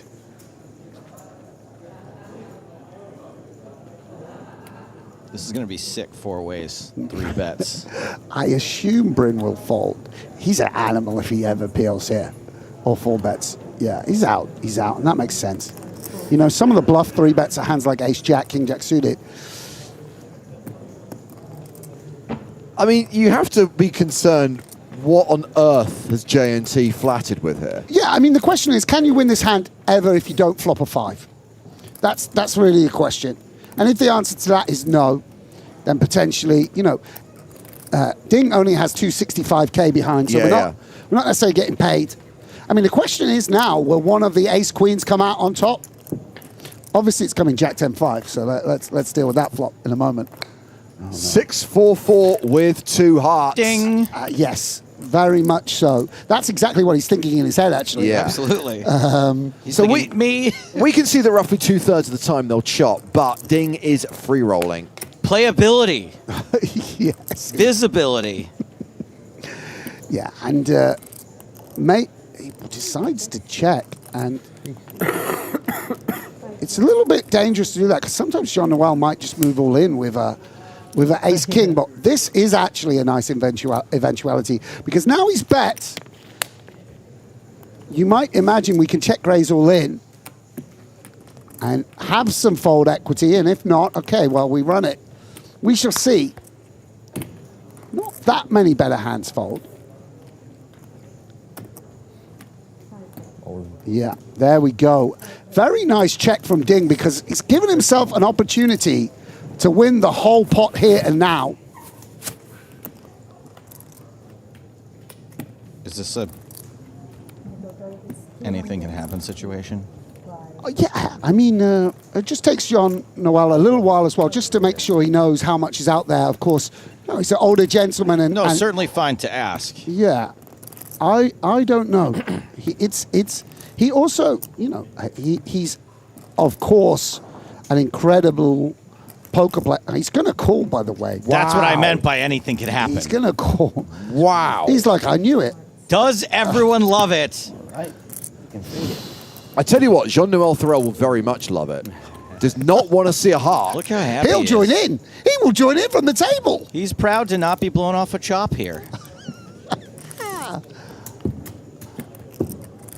What a insane free roll situation for Biao Ding. A slightly absurd hand, and Ding can relax. Worst case scenario, you get a refund.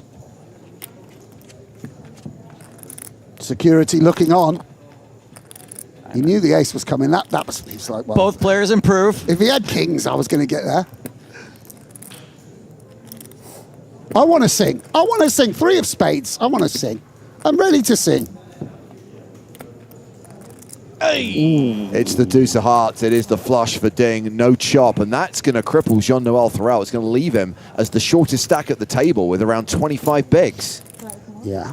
And quite the spin-up for Biao Ding, who last minute registered for 250,000, 40 big blinds or so, and now finds himself chip leader at this table, 91 bigs, James. Yeah, 732,000. Blinds going up in 12 minutes' time, by the way. For those of you asking about the money, we are not in the money yet. 6 players are going to get paid. So as Sam was mentioning earlier on, we're going to play into the bubble tomorrow.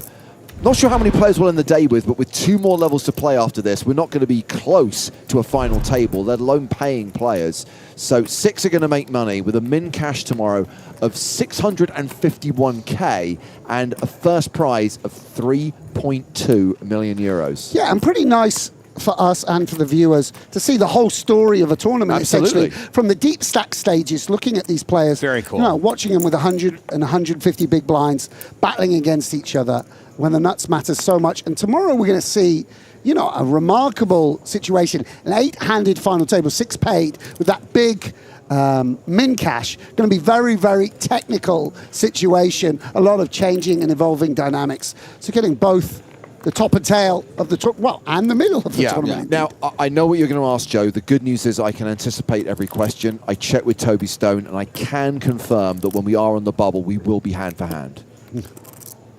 Oh, I love the hand-for-hand job. Yeah, did you know that's just a nickname? His name's actually Toby Dickinson, but it's the way he makes his announcements, they call him the Stone Mac. So he's the Stone Bubble with Toby Stone. The Stone Bubble is actually named after him. Well, he used to appear with a microphone, I actually so it would dated be like it's the Stone Bubble. a woman who was a professional eater, and she changed her last name to Edible. I met that lady. You sure did. Yeah. Sounds, if you had it in a Thomas Pynchon novel, you'd just giggle and think, well, that's so obviously stupid. so absurd. So dumb. Oh, dear. Jason defending the old 3-deuce off. Is that what we're seeing?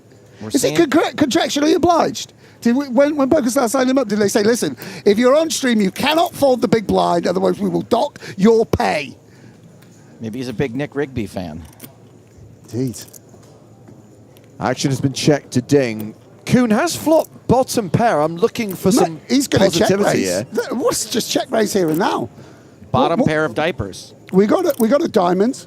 We can back into a straight. If a 4 comes, we go mental. Go on, Jason, check raise. Come on, mate. It's in your contract. By the way, it's in your contract, Jason. I insist. To give Jason credit, by the way. People Sam. thought I was making bad decisions, but I also was contractually obliged to do stupid things. But here's the thing. You see, there is a slight dynamic here that we're missing. Ding did not raise pre. He limped on the button. Okay, thank you so much. So Jason gets to see a free flop, and understandably is valuing any pair here. I was busy riffing. Once I look in Joe Stapleton's eyes, I can't look away. So I missed the limp. Too busy making Thomas Pynchon references. Worth it. Yeah. So a little bit unorthodox to begin this hand. And it does also mean that those 2 pairs, normally you Jack deuce off, 6 deuce off aren't in your opponent's range. But here there are a lot of 2 pairs. And I think if we'd seen a low card come, Jason would have continued with the story. Maybe even with a diamond, but a king, just not a very good card for, well, it's a better card for the pre-flop limpers range than it is for Jason's. Put it that way. Although range is obviously a little bit unclear in this situation.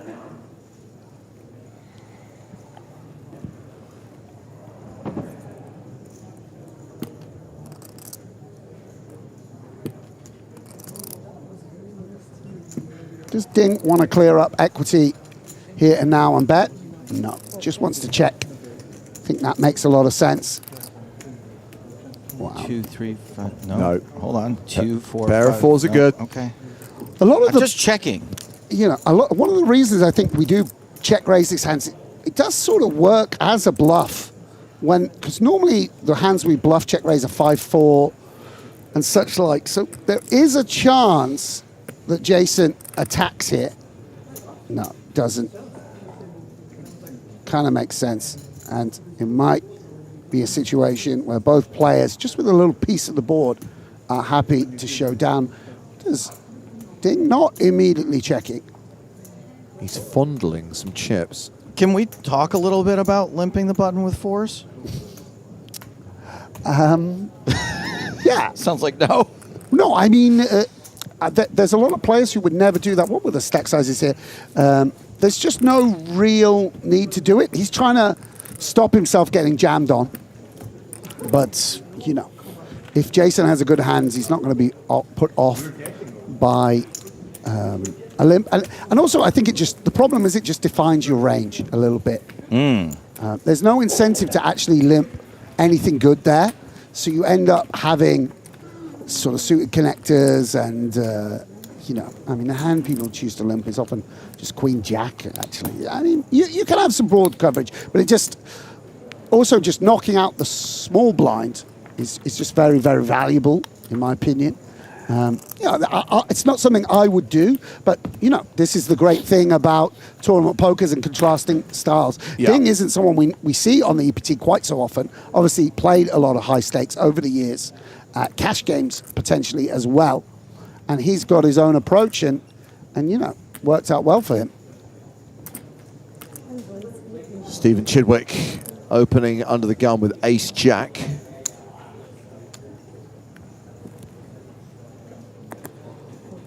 Folded around to Jean-Noel Thorel. He passes the button. Jason Coon in the small blind. Sorry.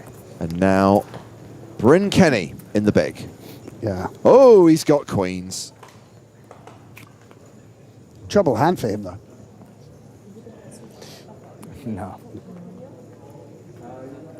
And I think on this occasion, of course, we saw him lose a huge pot yesterday when he flatted queens out of the big Do it blind. again. Do it again. But on this occasion, I think it makes sense to 3-bet.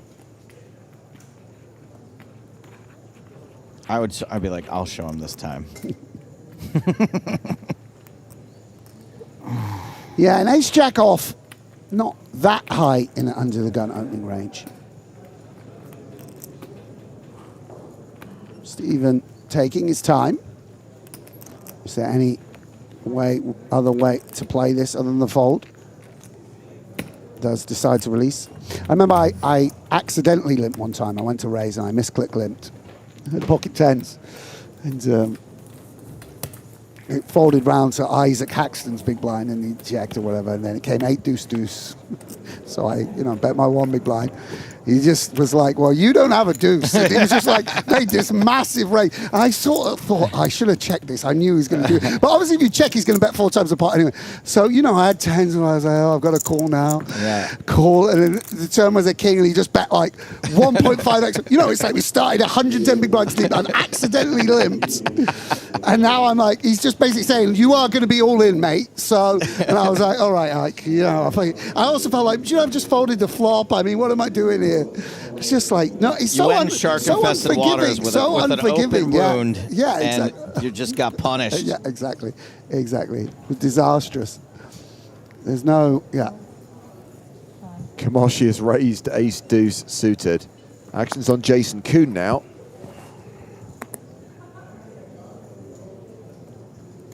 Ooh. Yeah. Considering, we'll fold. Bryn Kenny is out. Do you think someone from PokerStars could reach out to him? So I don't have a phone? You're okay, I was going to say you're from PokerStars. Listen, you're not here for much longer, so I'd keep it stum over there, Joe Stapleton. You could message, although we are on a 3-hour delay, so if it's important, you kind of messed. Well, hangriness. I think the delay is down to about 40 minutes now. Yes, indeed. If they tank too long, it'll be basically live. 14. Thank heavens for the shot clock and the time bank cards. Yeah, and this is interesting. Obviously, the gut shot, the spade. We need to probably continue in some way. Occasionally, that could be through a check raise. If it's a board that Enrico's betting his full range on, folding out a hand like ace-9 would be very advantageous. On the other hand, we are getting a good price to just call.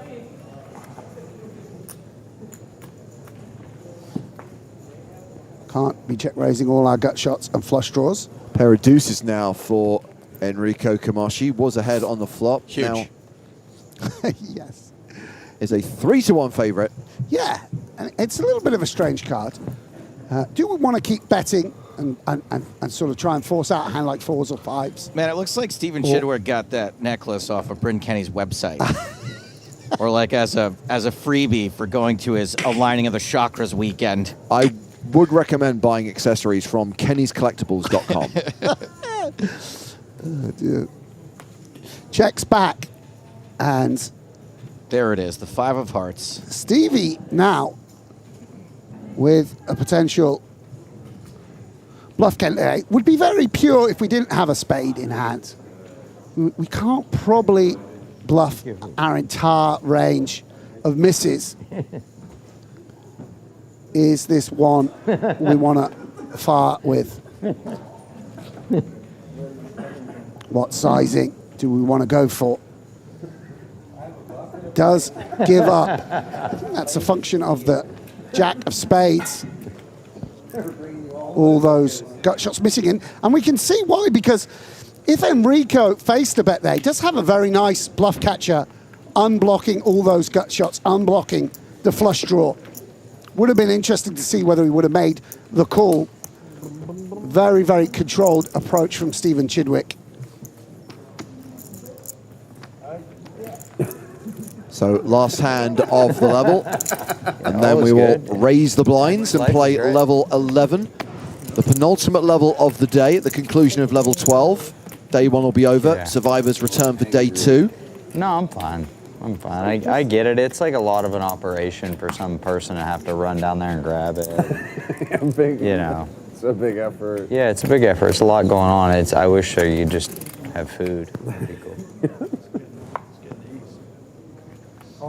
But make sure to give your feedback about how the food is here today. Yeah. Yeah, totally. I mean, generally, I would even deal with it, but whenever people are having stomach viruses, I'm just extra careful. What? A lot of people have been getting sick. Oh, yeah? Yeah. Jason Coon maybe really is sick. 16. Here in the casino, 3 So many people sick have had players stomach today. virus. Oh, that's a good Played thing, the high right? rollers. So sick. Salmon or? I don't know. I think it might actually just be like a rotavirus. A what? Like not food poisoning, more like a virus going around. As well as being a top poker player, he's a part-time doctor. I mean, clearly he pays attention to his body. He does. He does. Jason Coon, MD. That's a TV show I'd watch. Thank you. By the day, he's a doctor. At night, he moonlights as a high-stake poker player. You've got the all aspects of society. There we see the chip stacks. Yeah, Ding's still table chip leader, and Jean-Noel still the shortest stack at the table. Blinds up, by the way. We're now playing 5,000, 10,000 with a 10K big blind ante. So Jean-Noel Thorel is playing 20 big blinds. Yeah, unfortunate run out. Ace-Queen against Ace-Queen. Was something of an optional call, but live by the sword, die by the sword. Very, very tough opponent. Sticky, one might say.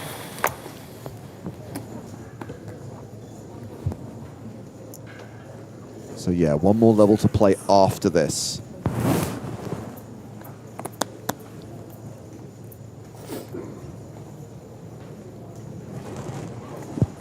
Ace-4 suited for Jason Coon, raising from the hijack. Yeah. Looks like Bryn Kenny has already passed. Stephen Chidwick's out. Enrico Kumoshi, Ace-4 of clubs in the small blind. Yeah, and he's just making an assessment of the stack. And will call. Once again, we have the same 2 hands facing off. Is this going to play out the same way? Probably not. Queen 5-5, just 1 club.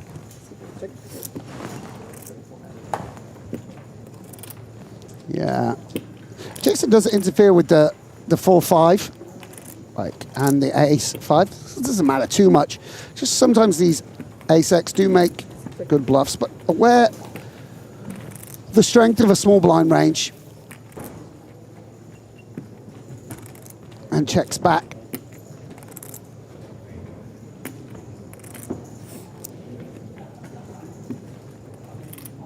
What does Enrico want to do? What can we get to fold? That's better. We do chop now with Ace-Jack, Ace-10, Ace-9, all of those holdings, which is a nice eventuality. Jason, the same, beats a King-10, let's say, or a 9-10.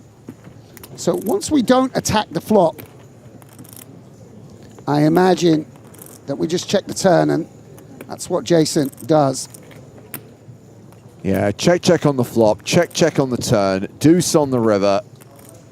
Now, you missed the opportunity to sing earlier, Sam. You might get the chance now.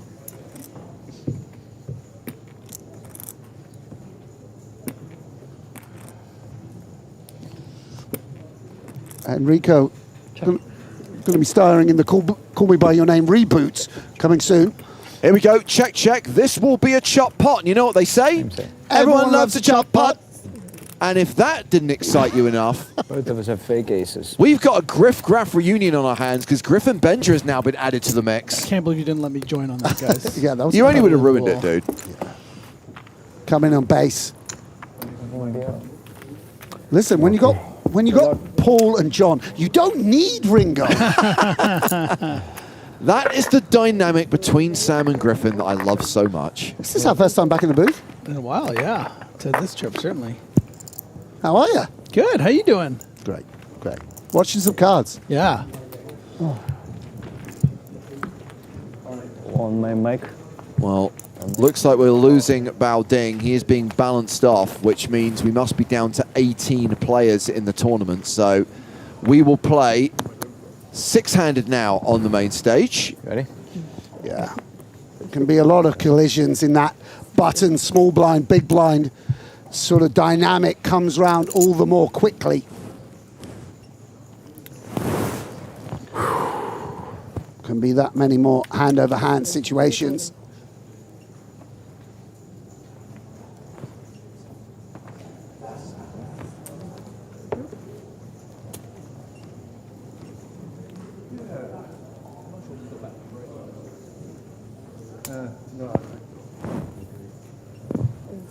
I've got a bad lookalike for Bryn Kenny. It's a little bit specific and obscure. I'll wait till the camera's back on him. Okay. Well, he's 3-bet Jean-Noel. There we go. Who knows? Did he look at the other one? We don't know. Security says you're not coming in those shoes, buddy. No. Not tonight. No, there's a dress code for this hand. Sorry. He was looking too loose. Undone a couple of buttons there in that kind of Italian playboy styling. And security said, sorry, mate. Yeah, so... There's a no Komoshki policy today. The reason why Bao Jing was balanced off is that Daniel Tavoris was eliminated a short while ago in 19th place. So 3 Help him to the tables exit. of 6. Security, remove this man. He's been eliminated from the tournament. Direct him to the main event.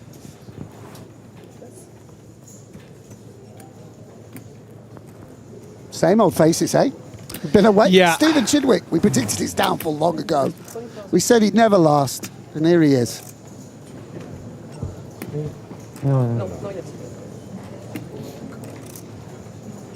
Cut off. Kamoshi.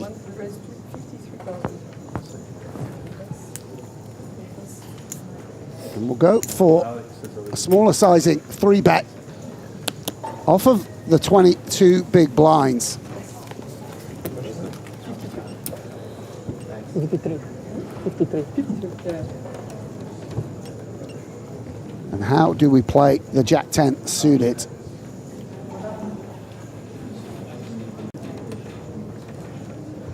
Not very exciting to get 3-bet here. Problem with peeling, of course, is even these bluffs dominate you. That doesn't sound good.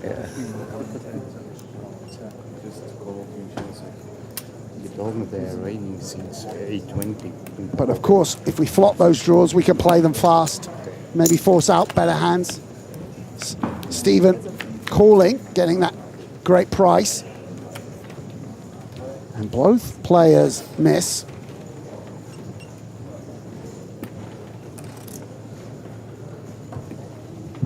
But when you've 3-bets, King Jack off, yeah. What do you do? It's ace-9 deuce. Come on, Griff, you've played the game before. Fire it in there, buddy. Little C-bet, little tickle. There we go. There we go, Chidwick. Bet of 30,000 and the fold. A lot of jewelry around. The jewelry. Clearly, Kenny's collectibles is doing gangbusters. Jason. You really hit and run this buy-in level, didn't you, Sam? You took your $5 million and ran right to the booth. See you later, guys. Yeah. You don't. I played one more. No, just thank out you. Just to give them some action. Yeah, like, Well, no, it's like when I win a big pot of 1-2 at the Hipstrom. It's like I don't leave immediately. I give them an orbit. Yeah. Play tight. I played the next one. Swapped with Mario. He got second, and I was like, I'm done. Yeah, you're out. Oh dear.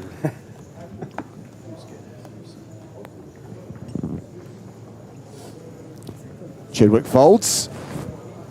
Kamoshi's had enough. Bodzikowski passes. Did you see Bodzikowski's skit debut on Instagram today? Did you see this? Mate, what's going on in the world? You saw it, eh? Yeah. Bryn Kenny gets a walk with Snowmans. Okay, Griffin, you'll get this one. Bryn Kenny is Sir Ben Kingsley as Trevor Slattery as the Mandarin. That's pretty good. Do you have all of them? I think so, Ben Kingsley. How many you have? I still say he looks much more like the Batman villain, Strange. Don't worry about it. Whatever. Not to be confused with the Marvel hero, Doctor Strange. Hugo Strange is the character. Thanks, everyone. I'll see you next week. Yeah, no, I'll see you later. I know it means a Sandra, lot. after leaving the booth. Two superhero villains get referenced, and Grafton's like, peace! Yeah, it's this guy. Look, it's Hugo Strange. I see it. I see it. Yeah. Forget. No, after one, you have the max. I have the max. Yeah. Yeah. Makita looks like a tradesman, like he's got, the pencil behind his measuring up the kitchen. We'll consider it at least. Those are his glasses. Well, I know. The only difference is if burning it out before BB to change tables. That's what you save yours for. Yes. But you could have used one in the final table of the 100K to decide if to use them. Yeah. Should have. Should I use them or not? Yeah. Where are your noses? No more noses, huh? I left them at the table after I busted. If I would have won with them, I would have kept. Like a They weren't lucky souvenir. enough. Yeah. Bit of interaction Yeah, here sure. for the 8-6. Double gut shot. Or double belly buster. Double belly buster. Depending on the god you pray to.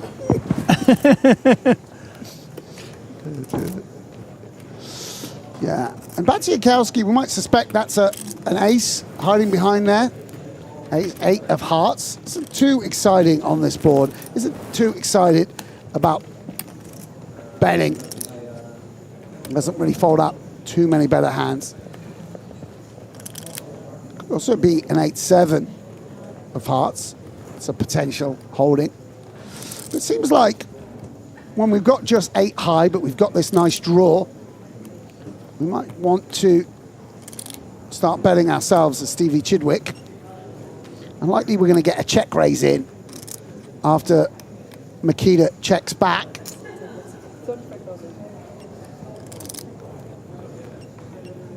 And goes for 35,000.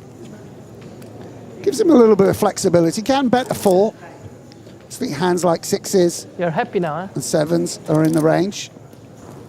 And when we have a 5, we can go in the really morning. big on the river on occasion.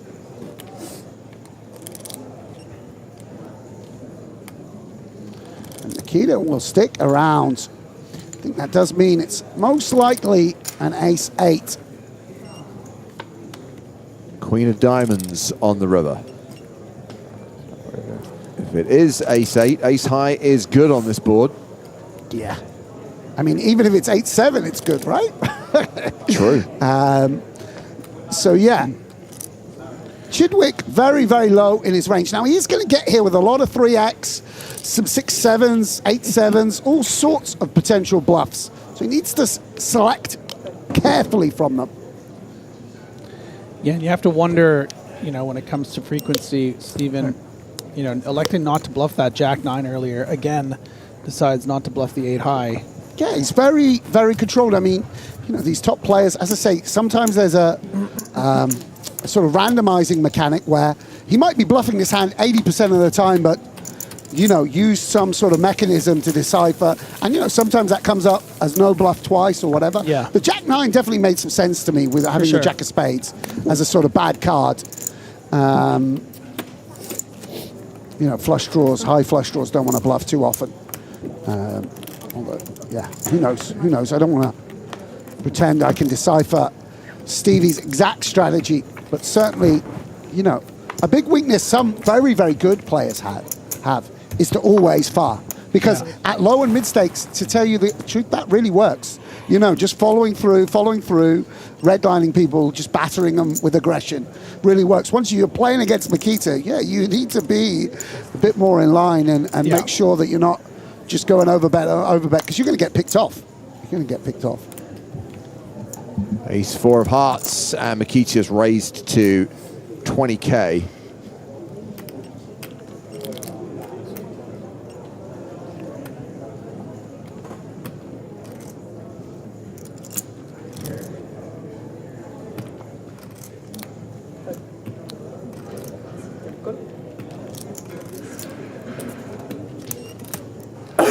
Chidwick calling with ace 10. Yeah, round 2.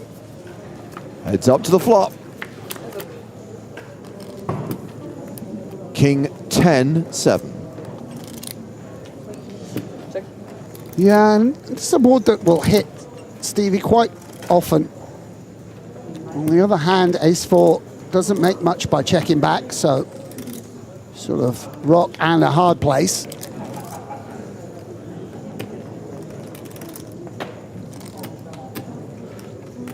We can fold out a hand like pocket threes here and now, but, you know, maybe we can fold them out on turn and river if we just check back.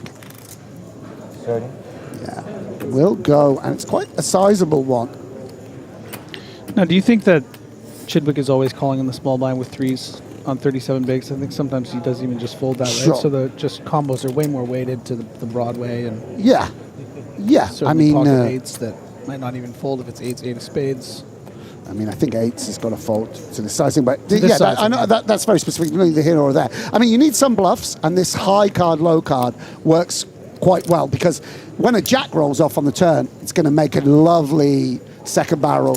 You're going to unblock diamonds, etc., etc. You know, now, I mean, in position you basically want to be polarized. Out of position you want to have equity. So, you know, this is just a hand which some percentage of the time can go quite ham. And once again, maybe he's only betting it 30% of the time. He just happened to sort of roll a high number, as they say. Yeah. Or low number, depending on your procedure. 110. Yeah, and he's just decided to go for it. It's like, yeah, I got ace king, buddy. I got a set of tens. I got a set of sevens. Yeah. I got king 10. Maybe not king 10 off, but you wanna call down, then good luck. So what do we want to do here, a Stevie? Now we can actually see that the bluff is coming from an ace high. So normally having the ace is a sort of unblocking bluffs, blocking value. But that might not be the case here.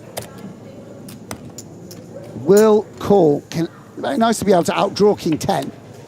And in she comes, 2 pair. I mean, Makita's outdrawn king queen here now. Good old Barry Greenstein. Yeah.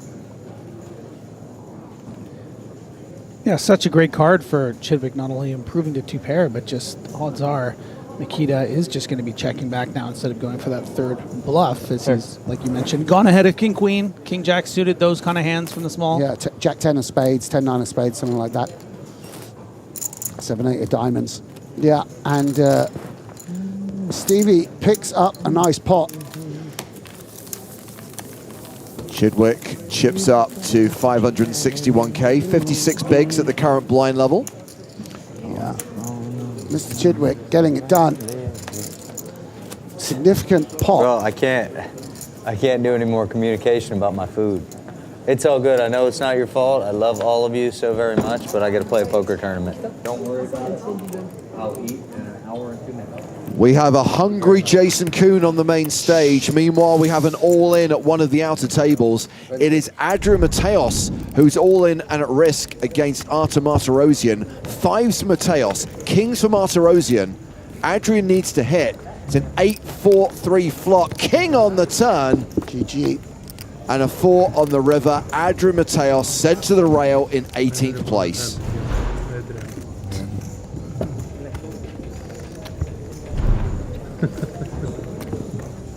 And Artur Martirosyan, after eliminating Mateos, is going to be playing 1.3 million.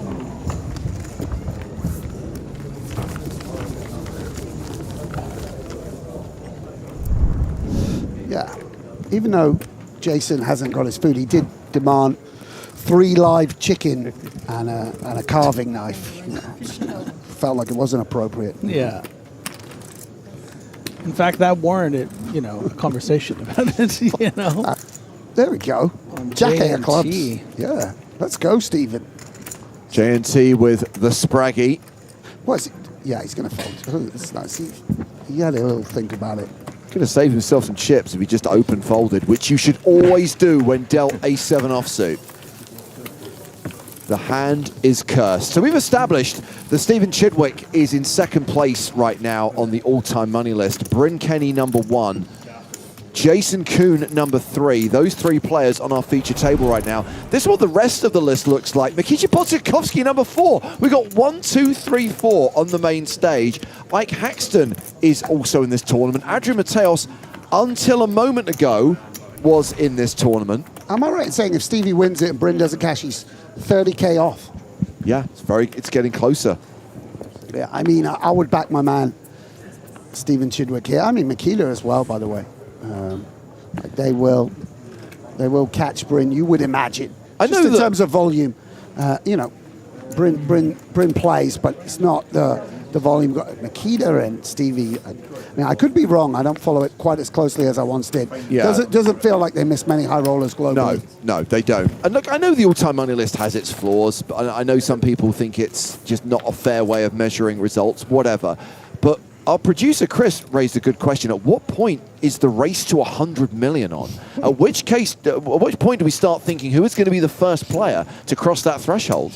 I mean, of course, we all know it doesn't transfer exactly into profit, but it's still, I mean, it's still a remarkable achievement. And I challenge you to find anyone in that top 10 that isn't a great poker player. You know, no one you'd want to sit down and play cards with too easily if you didn't have the money to lose.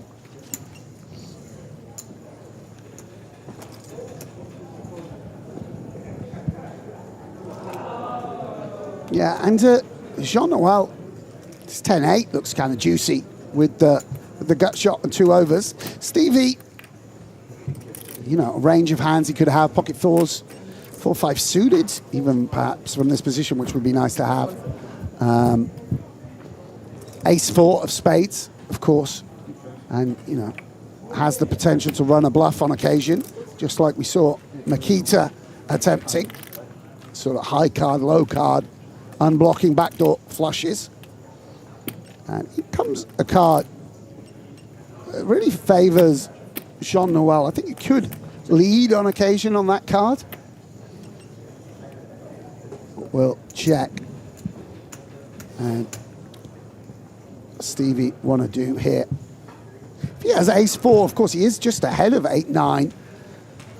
9-10, all sorts of hands like that. If he has pocket 4s, it's similar. We'll check back. And on the river, Jean-Noel with just 10 high.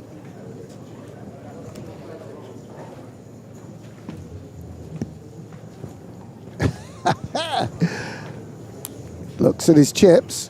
Why not? Got to take a stab. Got to give it a shot, right? Yeah, and great price. Stevie Chidwick is someone that's very attentive to demeanor. Has picked a size where potentially you could bet a 6 for this sizing, but you know, there's a lot of draws that are missed. If we imagine our opponent doesn't check raise 8-5, 5-4, 8-10, 10-9 at quite high enough frequency. Chidwick does make the call and is likely to table the best hand here. If he called with 4-5, we need a steward's inquiry.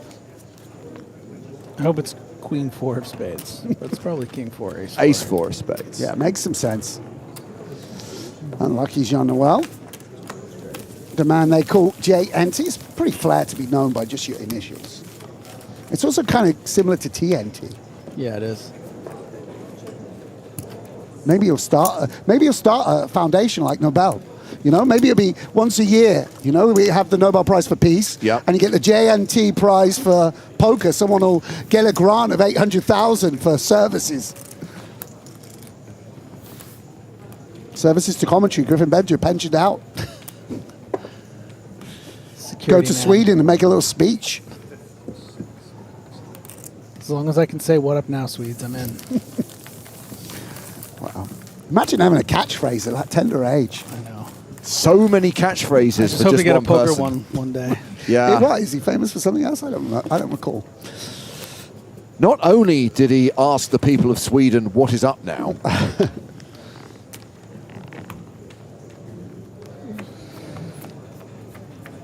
17 remain. That means we're one away from being down to the final 2 tables. Yeah, Stevie making it look easy. Creeping his way up to 67 big blinds. See a lot of situations where the money can go in now, with players down to 20 bigs, 30 bigs. 40. Oh, and JNT just open shoving here. 13. That makes sense, I think, blind on blind. Oh, Jason Coon has a decision. Yeah, and I think he will decide he has to call here. I mean, he'll know how Jean-Noel approaches hands like this. You know, and some tailoring your strategy to your exact opponent. But I think the suited properties are just going to make it unavoidable.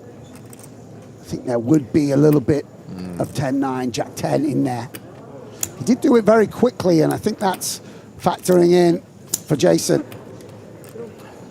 So Jean-Noel does get it in ahead, 10 suited. but live cards are live cards, and Coon is not Good that Omaha, far man. behind. Beautiful Omaha. Yeah, and it's very significant, by the way, and you could, that's why you could see Jason's That's a good one. reluctance Yeah, to it's call, really which with a hand which some of the time is going to be technically and slightly behind. Good luck. Yeah, it's a nice moment between the two guys. Played a lot of poker, I'm sure. King Queen. The flop is Jack 6 deuce with 2 diamonds. Yeah, Jason wrapped around that Jack. There's some good turn cards for him, but the diamond's very powerful. Well, Jason is drawing to 4 cards, needs a black queen or a black 10 to eliminate Jean-Noel throughout. Hard to do, but not impossible. Does not do it, so that is a double up for JNT, and it's going to leave Jason Coon with a sub 10 big blind stack. Yeah, very unfortunate for Jason. I think, again, he's going to know the spot way, way better than me and Jean-Noel's tendencies, but it does seem like a call that you probably have to make.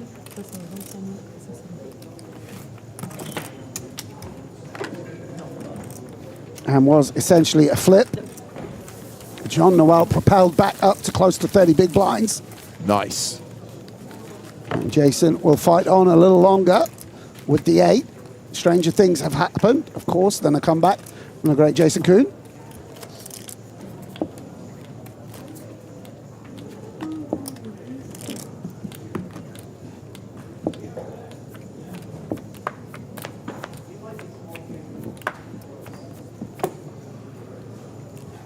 So a few more hands to play at the 5K, 10K blind level.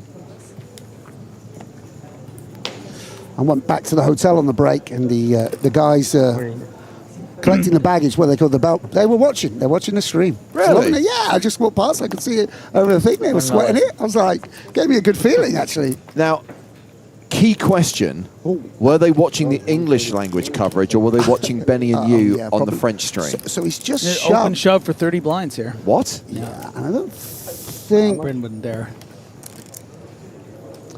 I think just. I know he loves pocket threes so much. I've got threes beat.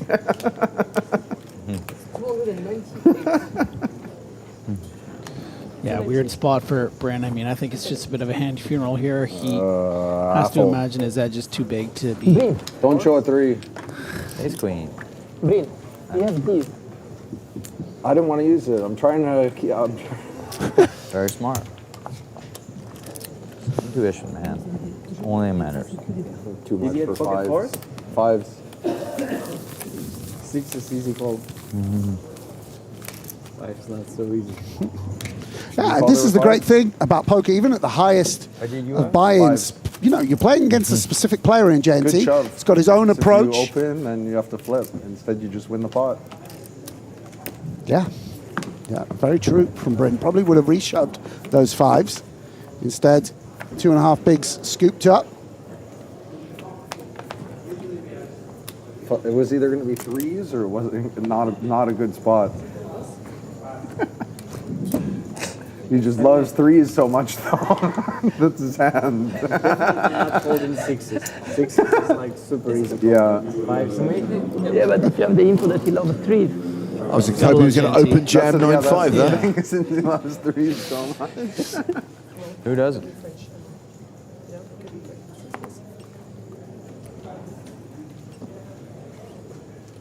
So Bryn Kenny with premium in the small blind. And we'll limp in a casual toss of a small blind into the middle. And Stevie will attack on this occasion. Raising the 8-5. Trying to seize the initiative. Knock out even a few dominating hands. But not going to work. Is Bryn planning to limp re-raise with the ace-queen?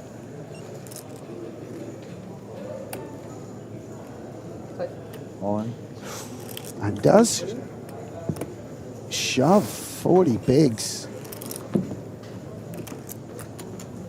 Not messing around, these ace queens. Let's go. It could have been 3s as well.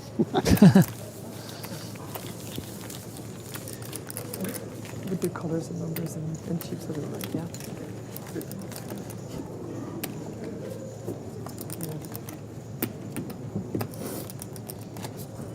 Bryn officially second in chips at the table now with 45 bigs. The only player at the table with an above average stack is Stephen Chidwick. Yellows, I could help. Yeah, a lot of chips on the other tables. With yellows, I could, but that's about it. I think it makes it quite exciting, though. Going to see a lot more of these all-ins and fast plays at the shorter stacks. When you've got 100 big blinds, there's a lot of cautious play. Yeah. As we get to the closing stages of the tournament, a lot of defensive play. Jason can't afford to be defensive like nuts. with the 8 bigs. Just going to have to find a spot to get it in some point.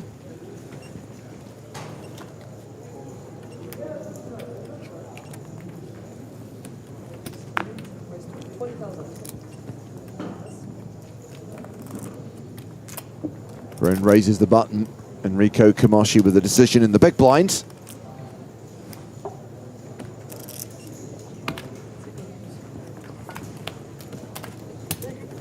He's not someone who has a sort of set posture, hey. Like, you know, you can picture Ben Heath when he's in a hand, or picture the way certainly Chidwick, Orpen or Stevie looks. He's quite a bit more loose and, you know, I'm not saying gives anything away, but he's a bit more expressive in his body language somehow.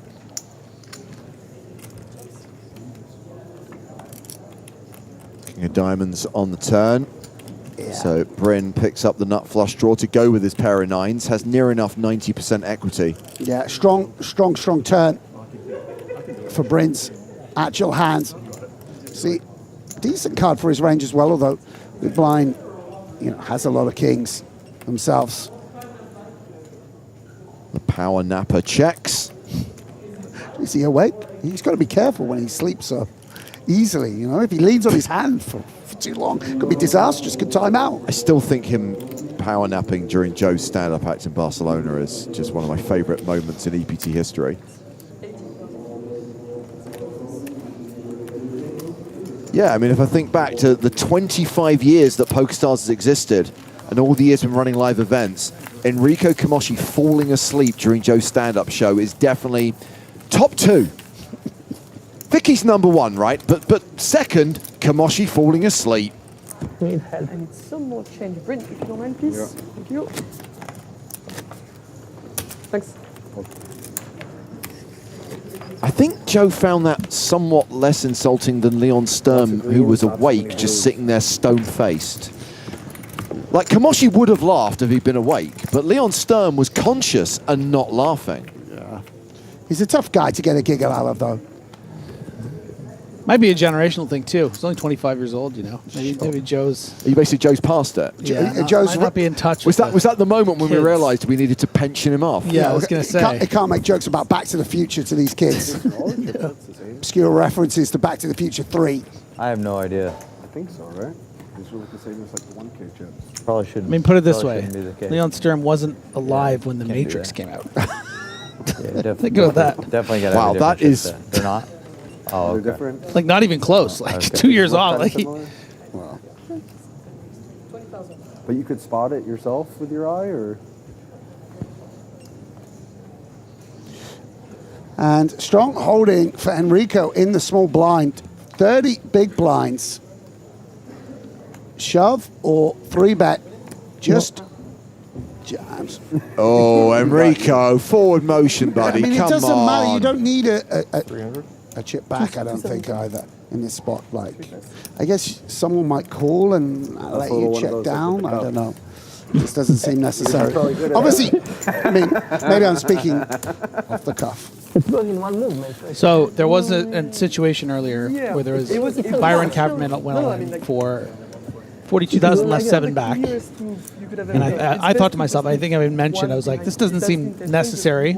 Then 2 people called and a board came that might actually get checked down where he was going to have the second best hand. Ended up not, but it made me think like, and he would have had 7K at 5K big blind with the rotation. I was like, well, that makes some, maybe, you know? Nice, yeah. Obviously, these guys are, I mean, this is why I shouldn't speak out of pocket. Enrico knows what he's doing, so if he feels that that's the play, I'm sure it is the play. Yeah. I mean, by the way, there was an amazing hand earlier where Stevie Chudwick check raised all in with a straight, got on a paired board, got shoved on, and then just folded for 5K into 500,000. He was right, obviously. We actually could see the second No card. way. He goes, I would have called, but I get to find out anyway. Oh, no, you and then a don't. damaged card. Nice hand for Jason Coon, like a man in the desert. This is going to look like a real oasis of a holding. Just in time with the blinds coming up.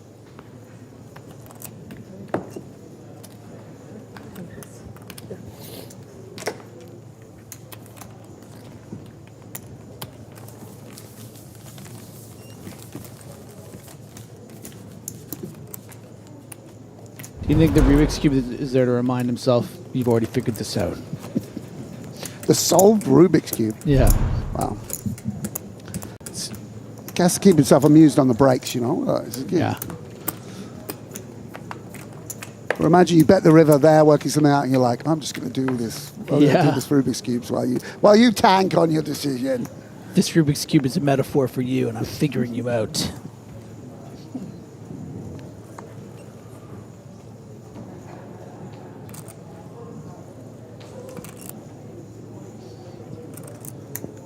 Is it Snowden, the movie, where he's smuggling it out and he puts it in the Rubik's Cube and then throws it to the security guard and then goes through the security and then gets it back on the other side? Is that the movie? That sounds familiar.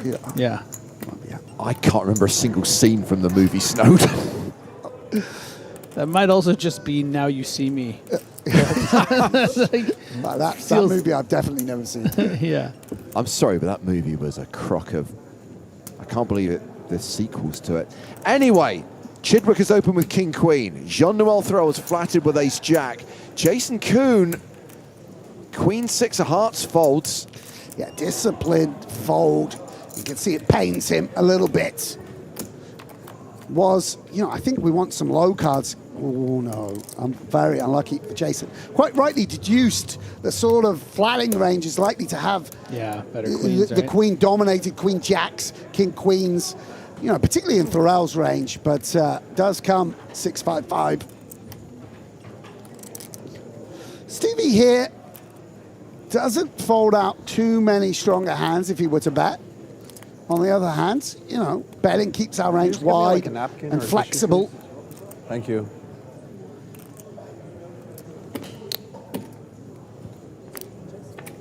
Does check back. Think that makes some sense. Boom. And in she blows. Gonna feel like a very... What did he do? He went all in, I think.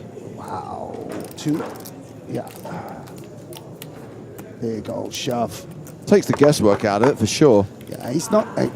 By the way, it is very hard to play with, especially you're trying to play small ball. Like some of these guys are like, okay, my sizing wants to go down. Like once we meet halfway, blah blah blah, and he's just like, no, I'm playing poker, and you're going to have to play for it all. Yeah. It's really tough to play against. The only other time there was a 250k PokerStars event, Jean-Noel Thorell was the runner-up. Second to Steve O'Dwyer. No, Sam Greenwood. Sorry, Sam Greenwood. That's all right. I'm here with the memory man's here, Hagen. Anytime you get stuck, sure. I'm always, they say to me before, producer says, just, what Harkin's like, maybe you need to remind him, he'll get a few facts wrong about the tour. It's okay, don't worry, I'm back now, mate. The EPT is my area of expertise. The Bahamas, Sure, it's outside your jurisdiction. It's just the PT, as far as I'm concerned. It's just the PT. 23. Chidwick raises jacks. Yeah, quite the heater. Tomorrow there is a 25. Nothing doing for Jason Coon. Will maintain his discipline. Passes through the blinds. Back to the 8 big blinds again. At least he's got 5 or 6 hands before he has to pay once more. Or 4 hands. And looks like we have rolled into level 12, what will be the last level of the day. Blinds now 6,000, 12,000 with a 12k big blind ante. Oh, hold on a second. Did we start the shuffle, though, before the clock hit 0? We might have one more hand of 5k, 10k. Okay, then the blinds go up. Do you know what there is during... What do you think? During day 3 of main, you know what there is to play? High roller. 25? Yeah, another 20. Another 25. Like daily 25. These are beautiful. These are beautiful. That's nice. These are beautiful. Okay, Jason Coon, ace queen on the button. Blinds are about to go up. Fairly obvious. Get it in, hope for the best. Good luck, all-in player. Yeah, nice to have a hand where you want to call. In the main is higher than Had a good one. 25k. Stephen Chidwick says I have a good one. Should be worth, but... Well, it's not the ace of spades. 82 if I happen to get lucky.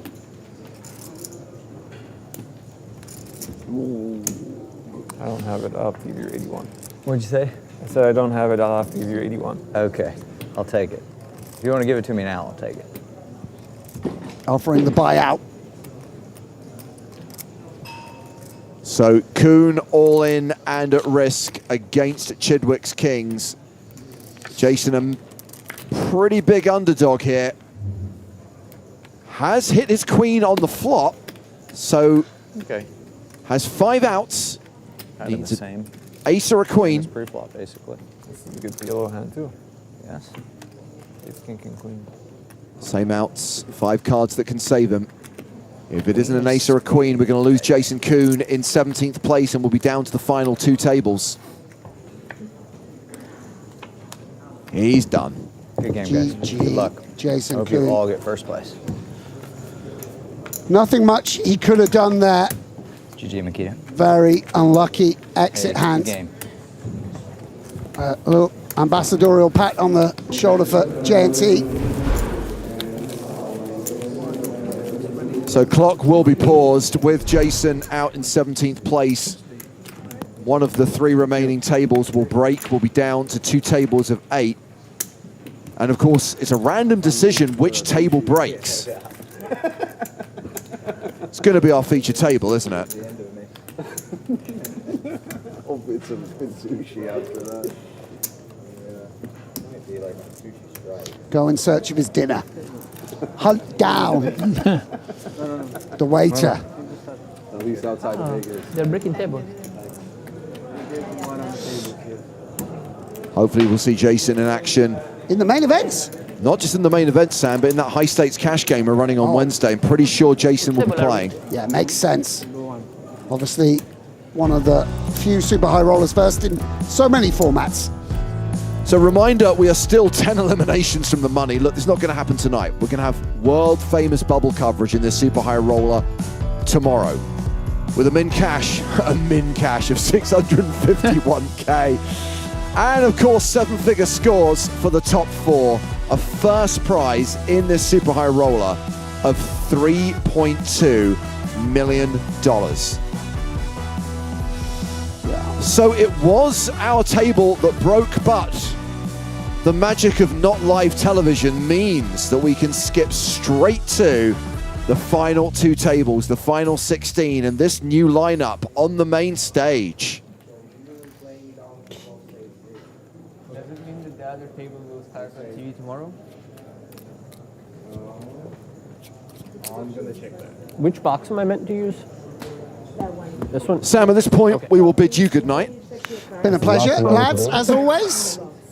I will see you tomorrow for more super high roller action. Absolutely. We will be streaming the final day of this tournament at 3 p.m. local time. How many of these 16 players will return? Who is going to take down the title? Who is going to win that first prize of $3.2 million? Find out tomorrow, but of course, make sure you watch the final 40 minutes of play, the final level of this tournament. A reminder, the blinds are now going to 6K, 12K, with a 12K big blind ante. We still have a couple of short stacks at this table, Griffin. Ike Haxton playing 11 bigs, Nick Petrangelo 8 bigs. Yeah, and Ding Biao all the way up there, our table chip leader, there he is. Yeah, he's playing 776,000. And the most exciting thing of all, as these players settle in and we get the first hand of the new level underway, is that you have got Nick Walsh to guide you through the final 40 minutes of action today. I hardly think it's the most exciting thing, but I'm pleased to be back, guys. Thank you for having me, and it's me and you, Griff. Great. Let's bring this ship home. I feel like James laughed a little too hard at the notion of you being the most exciting thing. I love self-deprecating humor. Let's not put those words in my mouth. Okay, cracking on now, guys. There's Alex Kulev, very, very comfortably sitting with 83 big blinds.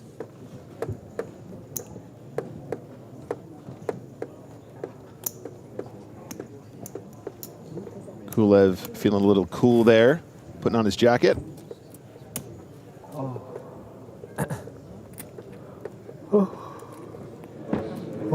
He's not going anywhere, guys. We're just waiting for cards in the air to resume.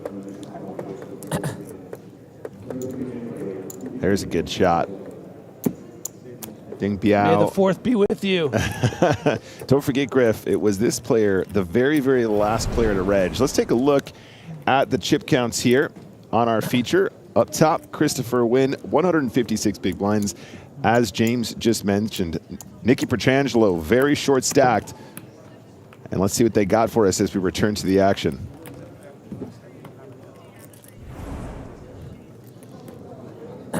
And away we Super go. Roller Tournament dealers and players. We continue to play last level for today with blind 6, 12, 12. And dealers, start to deal, please. You heard him. 6, 12, 12 with a 12K big blind ante.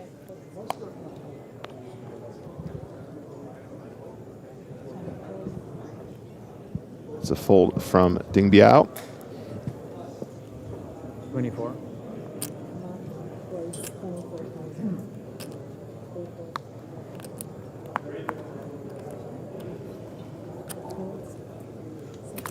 Pajakowski is going to open the king seven of spades from the hijack.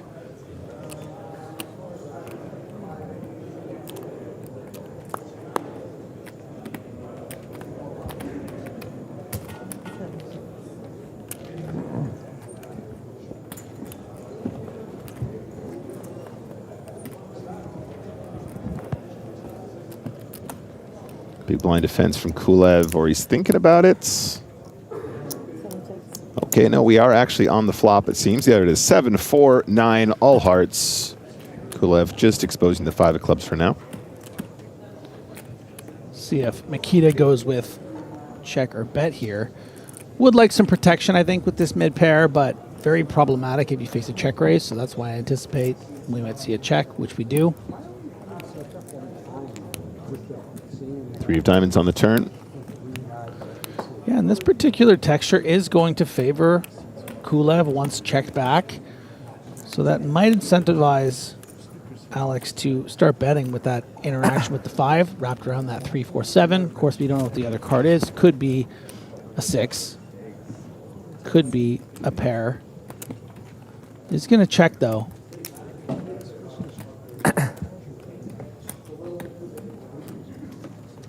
And now does Makita want to emerge?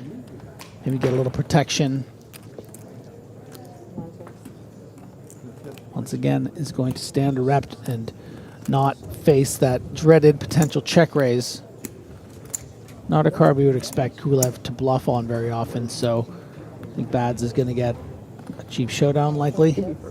Check. Yeah. Winner, winner, chicken dinner. It was the king 5 of clubs. For those of you wondering, sweating along at home. Nothing's here. Might have been Marty. Say again? Like party poker then? Yeah. Might have been party poker then. 16 remain, Griff. For a while where it's Still a long way to go sufficiently short-handed before we're talking about pay jumps. No one ever knew. I remember that. So it was a big bonus for being the one guy who knew the rule and paid attention. Very, very juicy looking prize pool if you can get there, though. Very tough field. I remember I missed it once. Ruined my week. 10 folds. Still need to eliminate more than half the field to get there. 24. Another open from Bajkowski. 24,000. 24, sorry. This is ace jack for 25,000. 5 folds. 6 folds. 7 folds.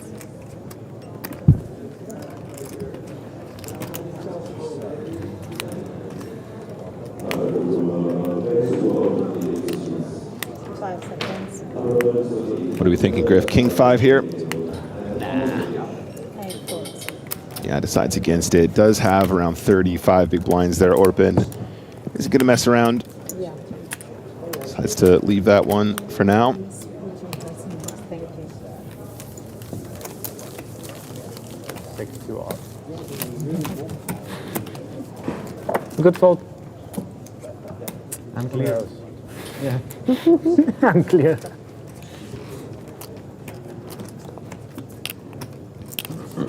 Just over half an hour remaining in this level. Final level of the night, I believe. That is right. Yeah. Last level. Very nice pitch dealer. You're watching the final 2 tables of the EPT Super High Roller. 250,000 euro buy-in, over 3 million euros to the winner. And this is the all-in. Mr. Perchangelo is all in. Pocket 5s for win in the cutoff position. 6 raised 24,000. Kulev with a decision now on the button, ace tray. Yeah, this all-in is effectively, not really something to be 82,000? concerned with. Woo! Yeah. Cold 4-bet. Well, Yeah. By definition. Are we going to call this a fake 3-bet or a fake 4-bet? I mean, as Griffin is pointing out, Nicky Petrangelo all in for the 1K. So wins raise effectively the first raise after the blinds, but yeah, I think he's going to get in there. I mean, look, you're playing extremely deep here. Chip leader on second in chips. Imagine you'd be calling this 3-bet if Petrangelo wasn't in the pot. The sizing is sized up a little bit bigger than normal, but that is largely due to the fact that we have this very small all-in and the fact that they're so deep. I don't think Kulev is going to play 2 out of line because he is going to have to get down to showdown against Petrangelo, but again, that money is effectively not very much. all right, not a bad start for Kulev. Does manage to make top pair. Ace 4-6 with 2 clubs. Ends up with 86% here, and of course that is multi-way. That's 3 players in the pot. 48.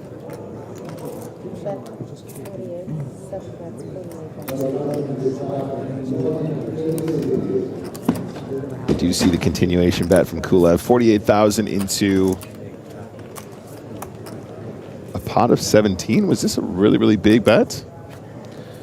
No, buddy. Pot was 178. Thank you. Raise 3-bet to 82. So Win is going to call. Again, not really too concerned with Petrangelo. It's all small, very, very small 1,000 all in. It's more about like, okay, if I raise the cutoff and I got 3-bet here and he's C-bet on this board, you know, do I really just want to fold when he's just going to have King Jack, King Queen sometimes? The interaction of that 4 to 6 and 6 with the pocket 5, some backdoor 5% to win this hand. Petrangelo is already out the door, unfortunately, for Nick. So C-bet flop check turn. And that is the full boat now for Kulev.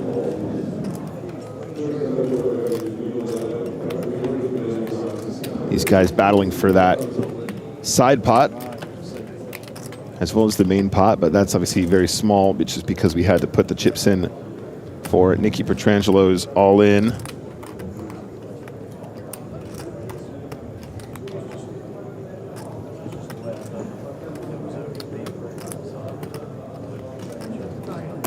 Now, how does Win want to proceed? Does check. Kulev now got a monster. What's the size, Griff? Well, it depends what you really think you're up against here. You know, Win's sort of top of range here is looking like something like 10s, jacks, 9s that I think wouldn't necessarily put in 4 bets pre-flop. Would certainly call the flop. I don't know if Kulev's going to get that greedy.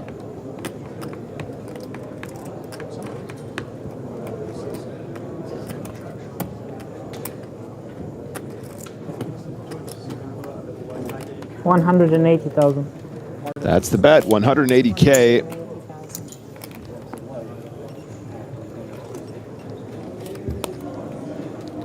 We have seen Christopher Wynn be pretty sticky in river spots, but most of the time he's been pretty right, which is shown in the chip stack he's been able to amass. Ultimately, pocket 5s are no different than a bluff catcher of 9s, 10s, or jacks here. He does make the call. And that is a really nice pot for Kulev.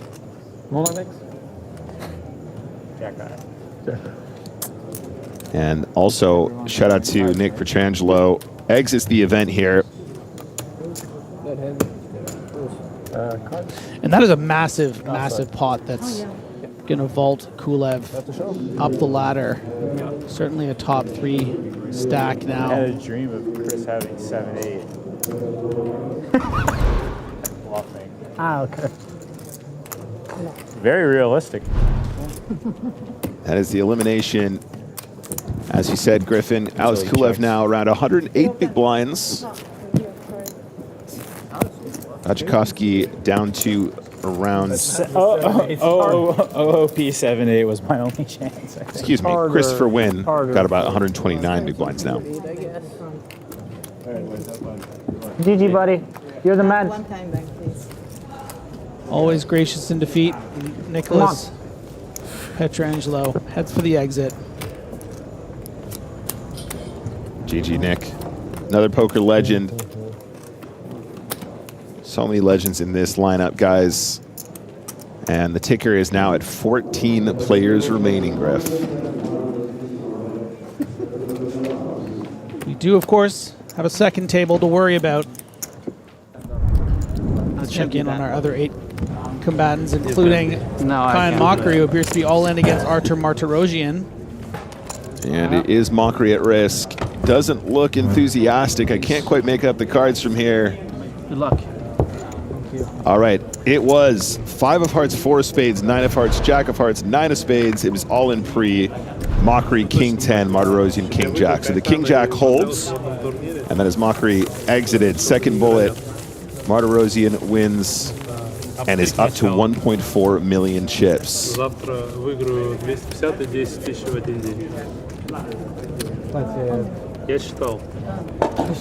Back to the main stage.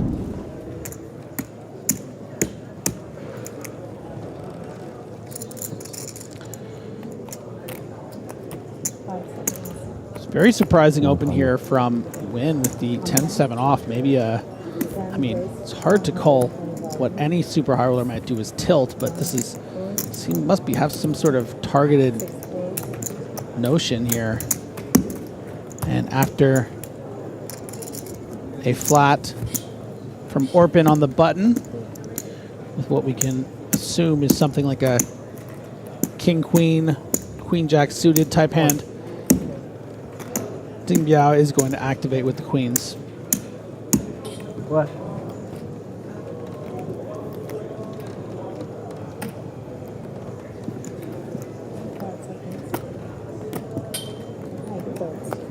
Wow, he is going to stick around. Oh, yeah. Wonder if it's ever as strong as ace queen off. Sweating with again. I think we can eliminate there king queen. Go. Yeah, it's going to be king queen suited. I was going to say that was the one candidate that seemed like maybe too good to fold, but it's not a hand that does particularly well against the top of range that Ding Biao is representing. But because of the suited nature, is going to call. It's finished. Don't think about it now. There's always nice. We can see equity-wise doing just fine, but probably it's going to throw out a little bet there. Look at the size here as well, Griff. 60K into a pot of 288. Nice and small. Yeah. No, my parents wanted to be original, so they went with Alex. King Queen lets it go there. No equity. And on that sort of a flop, I bet you're happy to get a fold right there and then. With the queens. Stacking up another pot, so we see Ding Biao now around 59 big blinds. Did opt to max late reg and is still in there battling.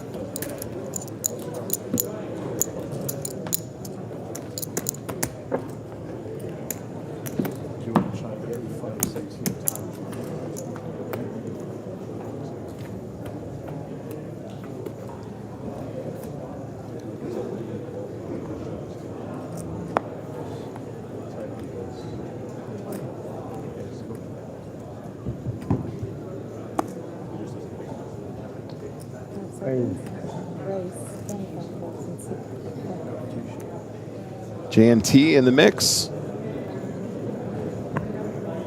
Has opened under the gun. Just the 10 of clubs exposed for now. 65. Check this out, Griff. 3-bet from the +1 position here. I will say a couple things here. I don't want to make too many assumptions about the card that might not be working, but when we came back, I was the King of Clubs that Kulev had when he had King 5 of Clubs. So it does suggest that potentially Thorell's other card could be the King of Clubs. I also want to say that Chris Wynn is really going after it since that unfortunate hand with the pocket fives where, maybe a bit loose down the streets there, making that big call on the river, and then the 10-7 offsuit open, and now you're 3-betting Queen 10 off on a full, well, near full 7-handed table. And now you're getting 4-bet by Ding Biao. So Christopher Wynn getting a little caught speeding, I think. But someone who's just, his aggression has shown to be quite effective in these super high rollers, as evidenced by the 100K super high roller win last year for well over $2 million euros. But yeah, he's going to let him go there, and he needs to slow down things a little bit as we end this day in the next 20 minutes. Yep. Good timing there from Ding Biao as well. Yeah, they're allowed. Oh, out of the back, okay. Kind of 4-betting there to try and take it pre-flop, and is successful. Chipping away. Now third in chips on our feature. 69 big blinds, Griffin. Giggity. Nice.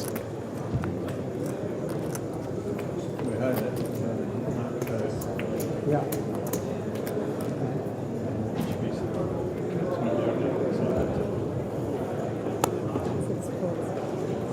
She's just jumping with the cards.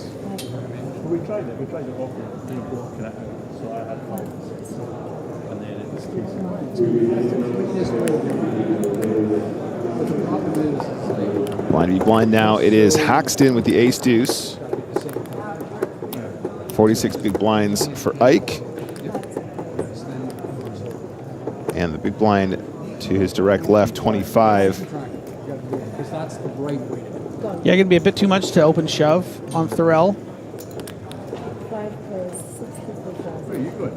So it looked like it went limp raise. Yep. Once your guy's out, you can't come here. Just frame the fucking guy. This is a big old raise. I think this is an opportunity maybe for Haxton to make an exploit fold. Don't really make a habit of limp folding an ace blind on blind, 25 effective, but is Thorell just looking down at a raggy hand and making this 5x raise? I don't really think so. So Haxton might just make a really big fold, and yeah, look, he does. He lets it go. Does decide to show the king jack. But yeah, as you say, Griff, very oversized raise there after the limp. And I also think you do have good. Kind of just shuts down a lot of hands like that. Yeah, it's interesting too because there aren't going to be a lot of situations where you make a sort of exploit fold like that. I feel like at this super high roller level, the players are all just going to be so good. But yeah, is JNT the type to just like ISO a really poor hand there? Doesn't really seem like it, right? Okay. Yeah. So nice work from Ike recognizing that correctly. He's going to throw in some king deuce offsuit just to mix it up. Doesn't seem it's not like it's a high frequency thing. It's disturbing me. I think we're in a poker tournament, not a music show. Were you musical as a child? Were you musical as a child? Yeah. You really were? You come around and you want to get. You're messing with me, or? Playing guitar in high school and then accordion in uni. Sweet. My grandfather used to play accordion. Cool instrument. It is a cool instrument. What music did you listen to in your formative years? In high school? Yeah. 27. I was into like more like heavy metal. Alternative and stuff? Or heavy metal? Heavy metal, straight up. So queen jack suited on the button, So race it's 27. Like school, I think. Which band? Whatever. Wynn's ready to play. Megadeth. That's heavy shit. Manowar. I don't know if you know. I do know. This just in, Orpin is a Megadeth fan. Yeah. And now are you into music a lot? I like Megadeth. Yeah. Do you like but I'm listening to much music? softer. Yeah, And it is Wynn What do who you flops listen to? best on Just 4-9 like, ace. Indie rock, indie pop. Fancy, just go to 6. That's what it is. I can't stand up with all the like hair metal. Yeah, yeah. I mean, it's heavy music. Yeah. It's emotionally draining. Yeah.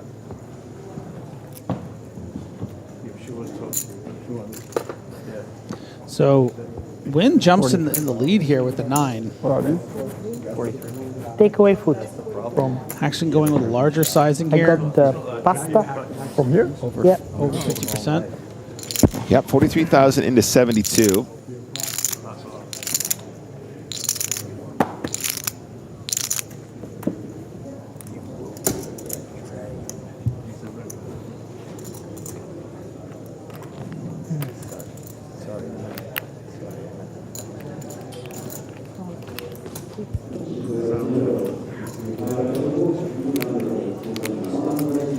Does make the call with middle pair. And Ike's going to need a good card on the turn and doesn't get one. Yeah, deuce of clubs. Obviously now a flush available. Win with the club as well. And I'm with you, Griff. I feel like an improver to the queen or the jack, or perhaps, you know, overcard or something like that, where you can keep blasting, but the deuce of clubs, not the best. But let's wait and see what Ike Haxton has in mind.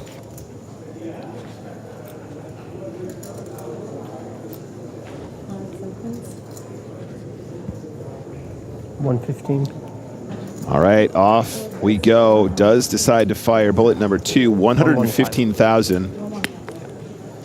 Yeah, and I think Ike is really hoping that he can target something like a 9X that doesn't include a club. But when Christopher Wynn has this particular hand, it might be tough to get him off this. I wonder how Wynn's sort of behavior after that hand with pocket 5s might affect his decisions down the streets in this hand. Because I think he's probably checked in with himself after the 10-7 off open, after the Queen 10 open, that like he wants to make sure that he's not, you know, starting to play a bit too loose, making poor decisions. Suddenly he's facing a very large bet on the turn with a marginal hand against one of the game's greatest. But yeah, a little too high up in his range with that club in hand, so he is going to call. And this pot is now inflated all the way up to near 400,000. And the river card is the 10 of spades. Quick check over to Haxton.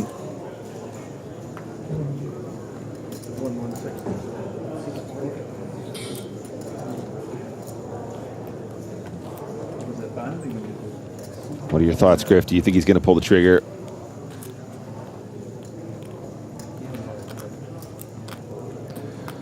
Don't think that he is. Well, he's sized in a way where he has SPR slightly less than 1. Does check, wave the flag. Little nod there from Ike. Yeah, that makes sense. Yeah. And that is a nice spot for Wynn. Extends his lead here on our feature to around 137 bigs. Yeah, and I think Christopher needed that a little bit. Get back on track, just mentally. I mean, obviously he has so many chips. He's doing so well. As you can see, our counts in this 250K Euro buy-in. Win 1.66 million. Kulev, an excellent level, 1.3 million. Team Biaf been finding some nice spots to get all the way up to those 70 big blinds. And everyone else just sort of chilling between 23 and 37 blinds here on our feature table. The likes of Ike, Mikita, Orpin, and of course, everyone's fan favorite, Jean-Noel Thorel.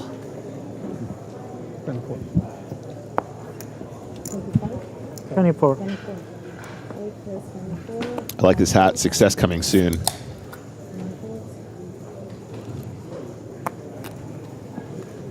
Story of my life. Under the gun, ace 10. Kisakaglu is going to open to the min. 24,000 chips to go.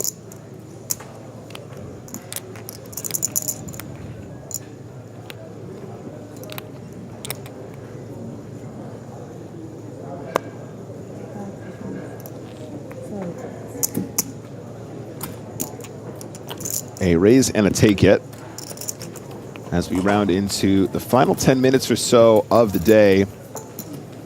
We have made some pretty significant inways towards getting to the cash now, guys. 14 players remaining of a total entry field of 38. That obviously includes re-entries as well.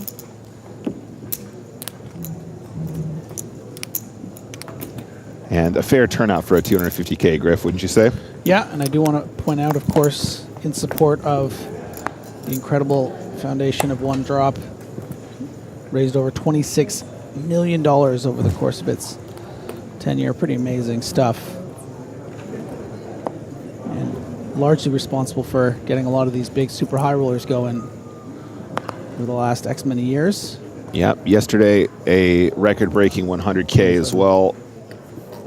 Once again, if you guys did miss any action from our very action-packed schedule, you can always go back and watch that on VOD on Twitch or YouTube. Don't do it now. They had the little the blue noses. The blue noses, which I suggested were like water drops, you know? Oh, yeah. You know what I'm saying? The color of the sea.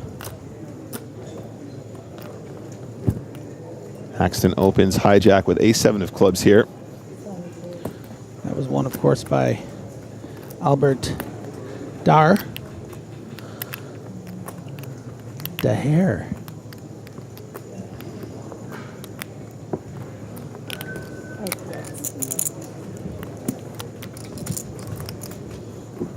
Fair fight.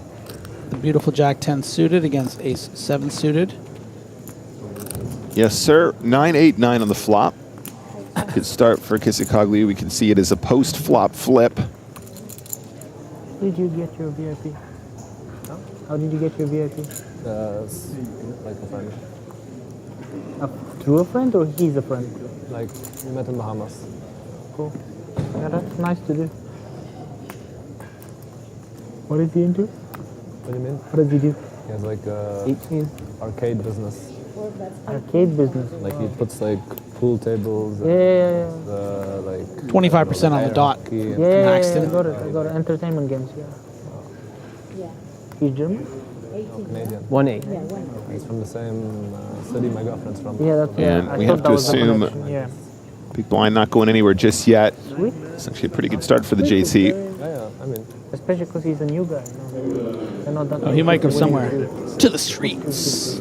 He's taking it to the streets. I think that's a call. It's just 200. Okay. It is indeed. Did you have to sell his action or?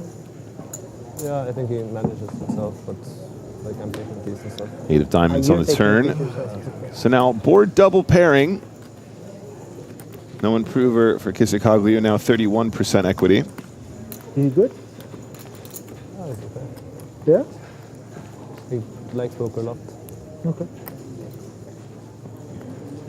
We'll see. Yeah. This one, there is a completely new face here. Real? Huh? Real? Repeat him.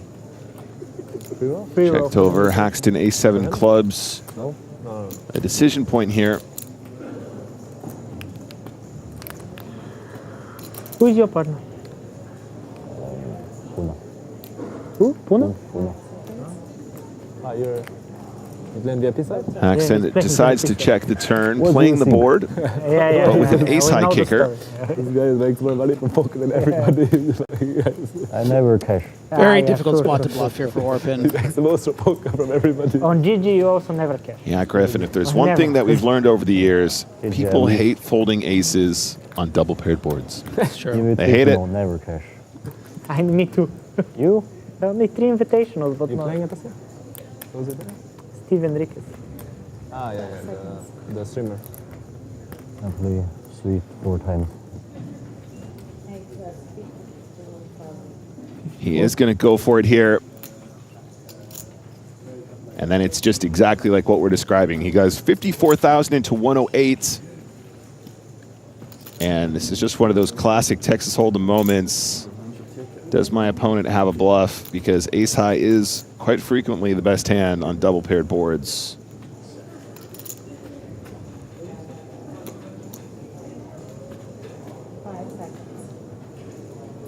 Orpin not giving much away here.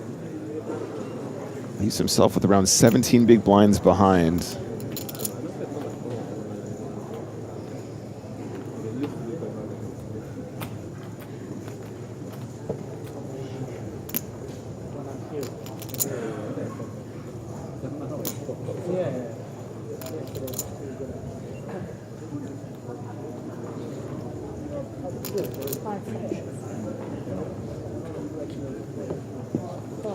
Makes the call.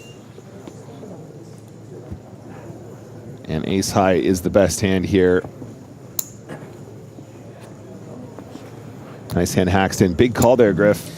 Yeah, I mean, look, you got to go for it sometimes, but it doesn't feel like a great bluff when you just get called there by ace high, which so often I think you will. But sometimes your opponent isn't going to do that. They're just going to believe you. Just not today. It's like also like Ike looking a little like he's just give me a break. He's had a couple of hands where he's really had to use his brain. Yeah, really had to activate there. So only around 5-ish minutes left in this level today, which is the final level of the day. the problem is No deal yesterday? Still 14 remain. I think the problem is that the VIPs are way too good at poker that like a random guy can play. It's just way too unfair. Like the level of poker is so high from like even VIPs that it's just like if like random VIP just like new guy just sit down for the first time, no fucking chance. Yeah, I know what you're play, saying. you know what I mean? I know what you're saying. Everybody's playing for 10 years, 20 years. Like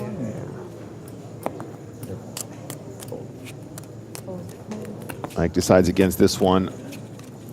Thorell has the bottom of the deck, does fold. Do you have the in back 5 glasses? Yeah. Okay, thank you. 24. Kulev came to play Queen 7 on the button, Griffin. Yeah, maybe a spot of game flow here. Just Orpin getting caught with his hand in the cookie jar just previously. Ding Biao, though, is a tough out. So- Execute order 66. Do it. Kill the Jedi. Yeah, looking very Sith, apart from the fact that it's a baby blue hoodie. Looking pretty cool, though. Give me more Anakin vibes than evil Anakin vibes than the Emperor. From my point of view, this c-bet is evil. 17,000 into a pot of 66. And Ding Biao, King 9 with hearts. Potential with the gut shot, a potential. Does call.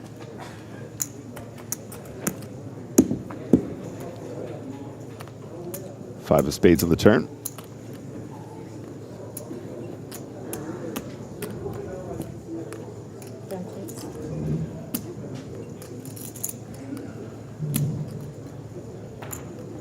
Not really a leg to stand on here for Kulev. He's just hoping for a little bet and takedown. But look at him reach in. Look at him reach in. And tough continue, actually, with this particular holding, despite being ahead for Ding.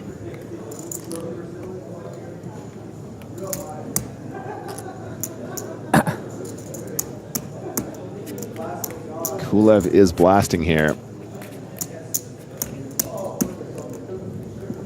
Does get it done. Look at that, the power of aggression. The power of the dark side.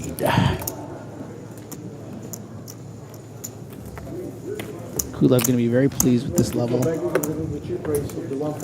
That's right, 111 big blinds. Mr. Kulev. I can kindly ask you to look at the pictures before you leave. Danny over here for tomorrow so they can get them ready. That's right, don't go anywhere. We want your snaps so we can produce tomorrow's show, gentlemen. Those who did picture already don't have to come, right?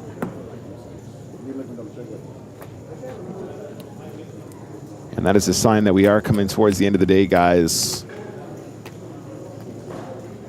A couple more minutes left on the level, at which point we will be bagging. Let's see if there's any more action for us ahead of that. Thorell been very patient, hasn't really had too many spots to play hands yet. Has been on the receiving end of some aggressive maneuvers as well.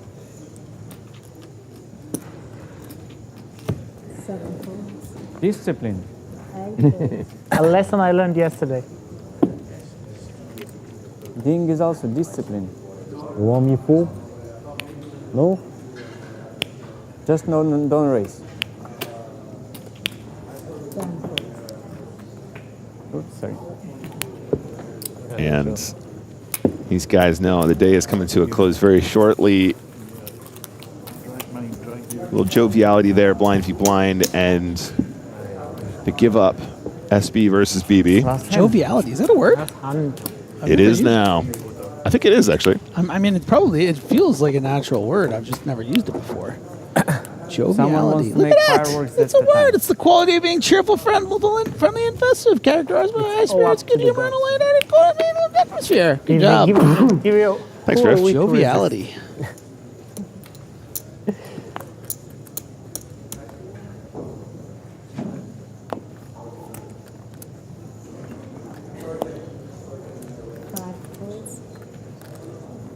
And a fold. A couple seconds left here on the level. Win is going to open up nines. I only fold because of Nikita. Only reason I fold.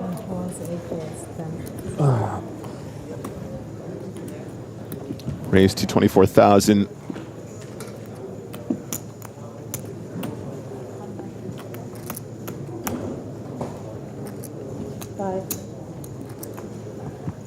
$84. Oh my goodness. Oh my goodness. Just after Kulev said, I'm going to fold just because of Mikita in this hand, he finds the 3-bet. 84. Yeah. And I'll tell you what, Christopher Wynn, as Mikita's playing 37 big blinds effective. Yeah. Very interesting spot here, because Chris has been raising so wide. He kind of needs to protect his opens by shoving some of the time here. But the top of Mikita's range just absolutely crushes his in this situation. So he's going to just call. I think this is the best option here. It's too strong to fold.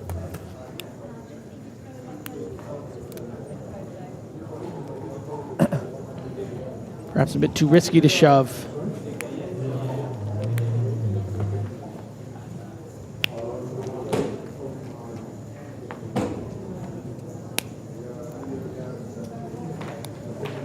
And the board is deuce, 6 king. Bajikowski potentially having hands like king queen here some of the time. Does continue. 192K in the middle. Continuation bet looks small. 60K.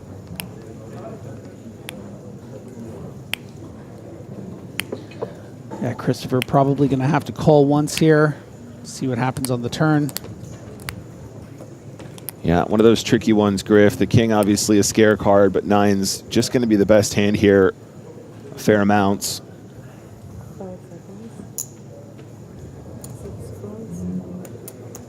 Does decide to call.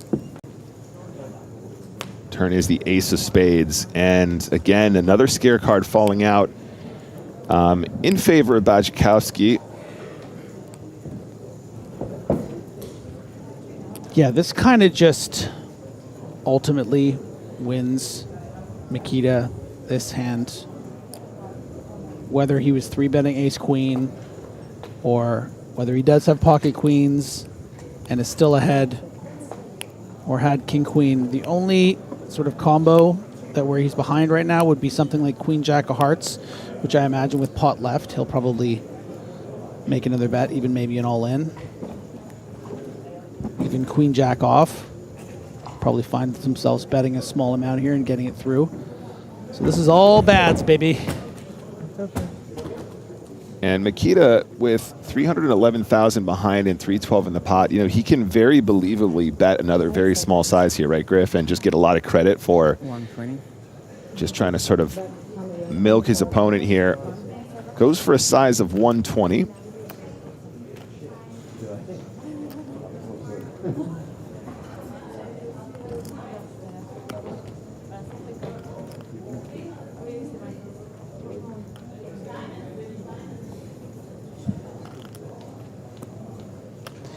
It's okay, Chris. It's not your fault. does let it go, and that will be the final hand of the day. These players are going to bag 14 of them, returning for day 2 and the final day tomorrow. That's like he didn't even want to show it in the box. Speaking of bags, Okay. what goes in the bags? Is it the chips? Let's take a look at the chip counts. Okay. Value bluff, value bluff. I can tell you that I have. So here's a look at the feature table chip counts. Mr. Wynn has put on a bit of a clinic today, 100 big blinds. Orban, 13 big blinds at the bottom, but this is what they will be bagging up and taking to tomorrow, our final day of the 250K Super High Roller. Yeah, great performance there from Kulev in particular. Just 2 tables remain, and we see what they are playing for tomorrow in this €250,000 buy-in event. Winner gets 3.2 million euros. We only pay 6 tomorrow, so we will have our world-famous bubble coverage as we get down to that coveted prizes. Min cash of 651,700 euros. It's just crazy stuff. It's looking pretty good.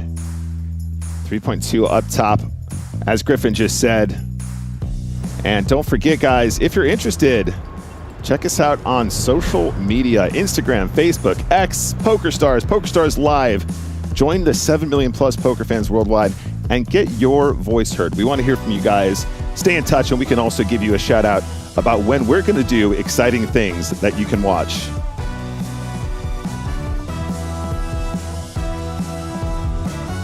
Speaking of things to look forward to, of course, tomorrow is the continuation of this event.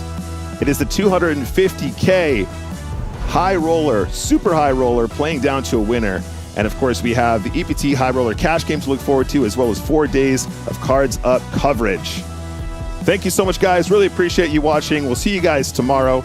Signing off for tonight from James Hardigan, Joe Stapleton, Griffin Benja, Maria host Sam Grafton, and me, Nick Walsh. It's good night from Monaco.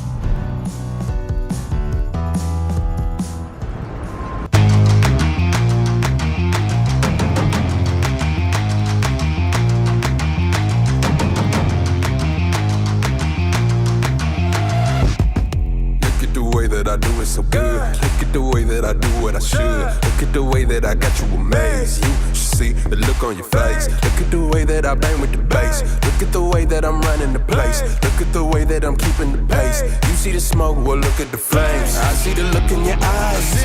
It be the look of surprise. That's just a part of the game. You gotta look for the prize. Look at the way that we ain't gonna fall. Look at the way that we are gonna rise. Look at the way that I answer the call. Look at the way that I handle the lights. Look at the way that I'm riding. Look at the way that I'm rolling. Look at the way that I'm live. Look at the way that I'm loading. Double up, let me in. Look at the way that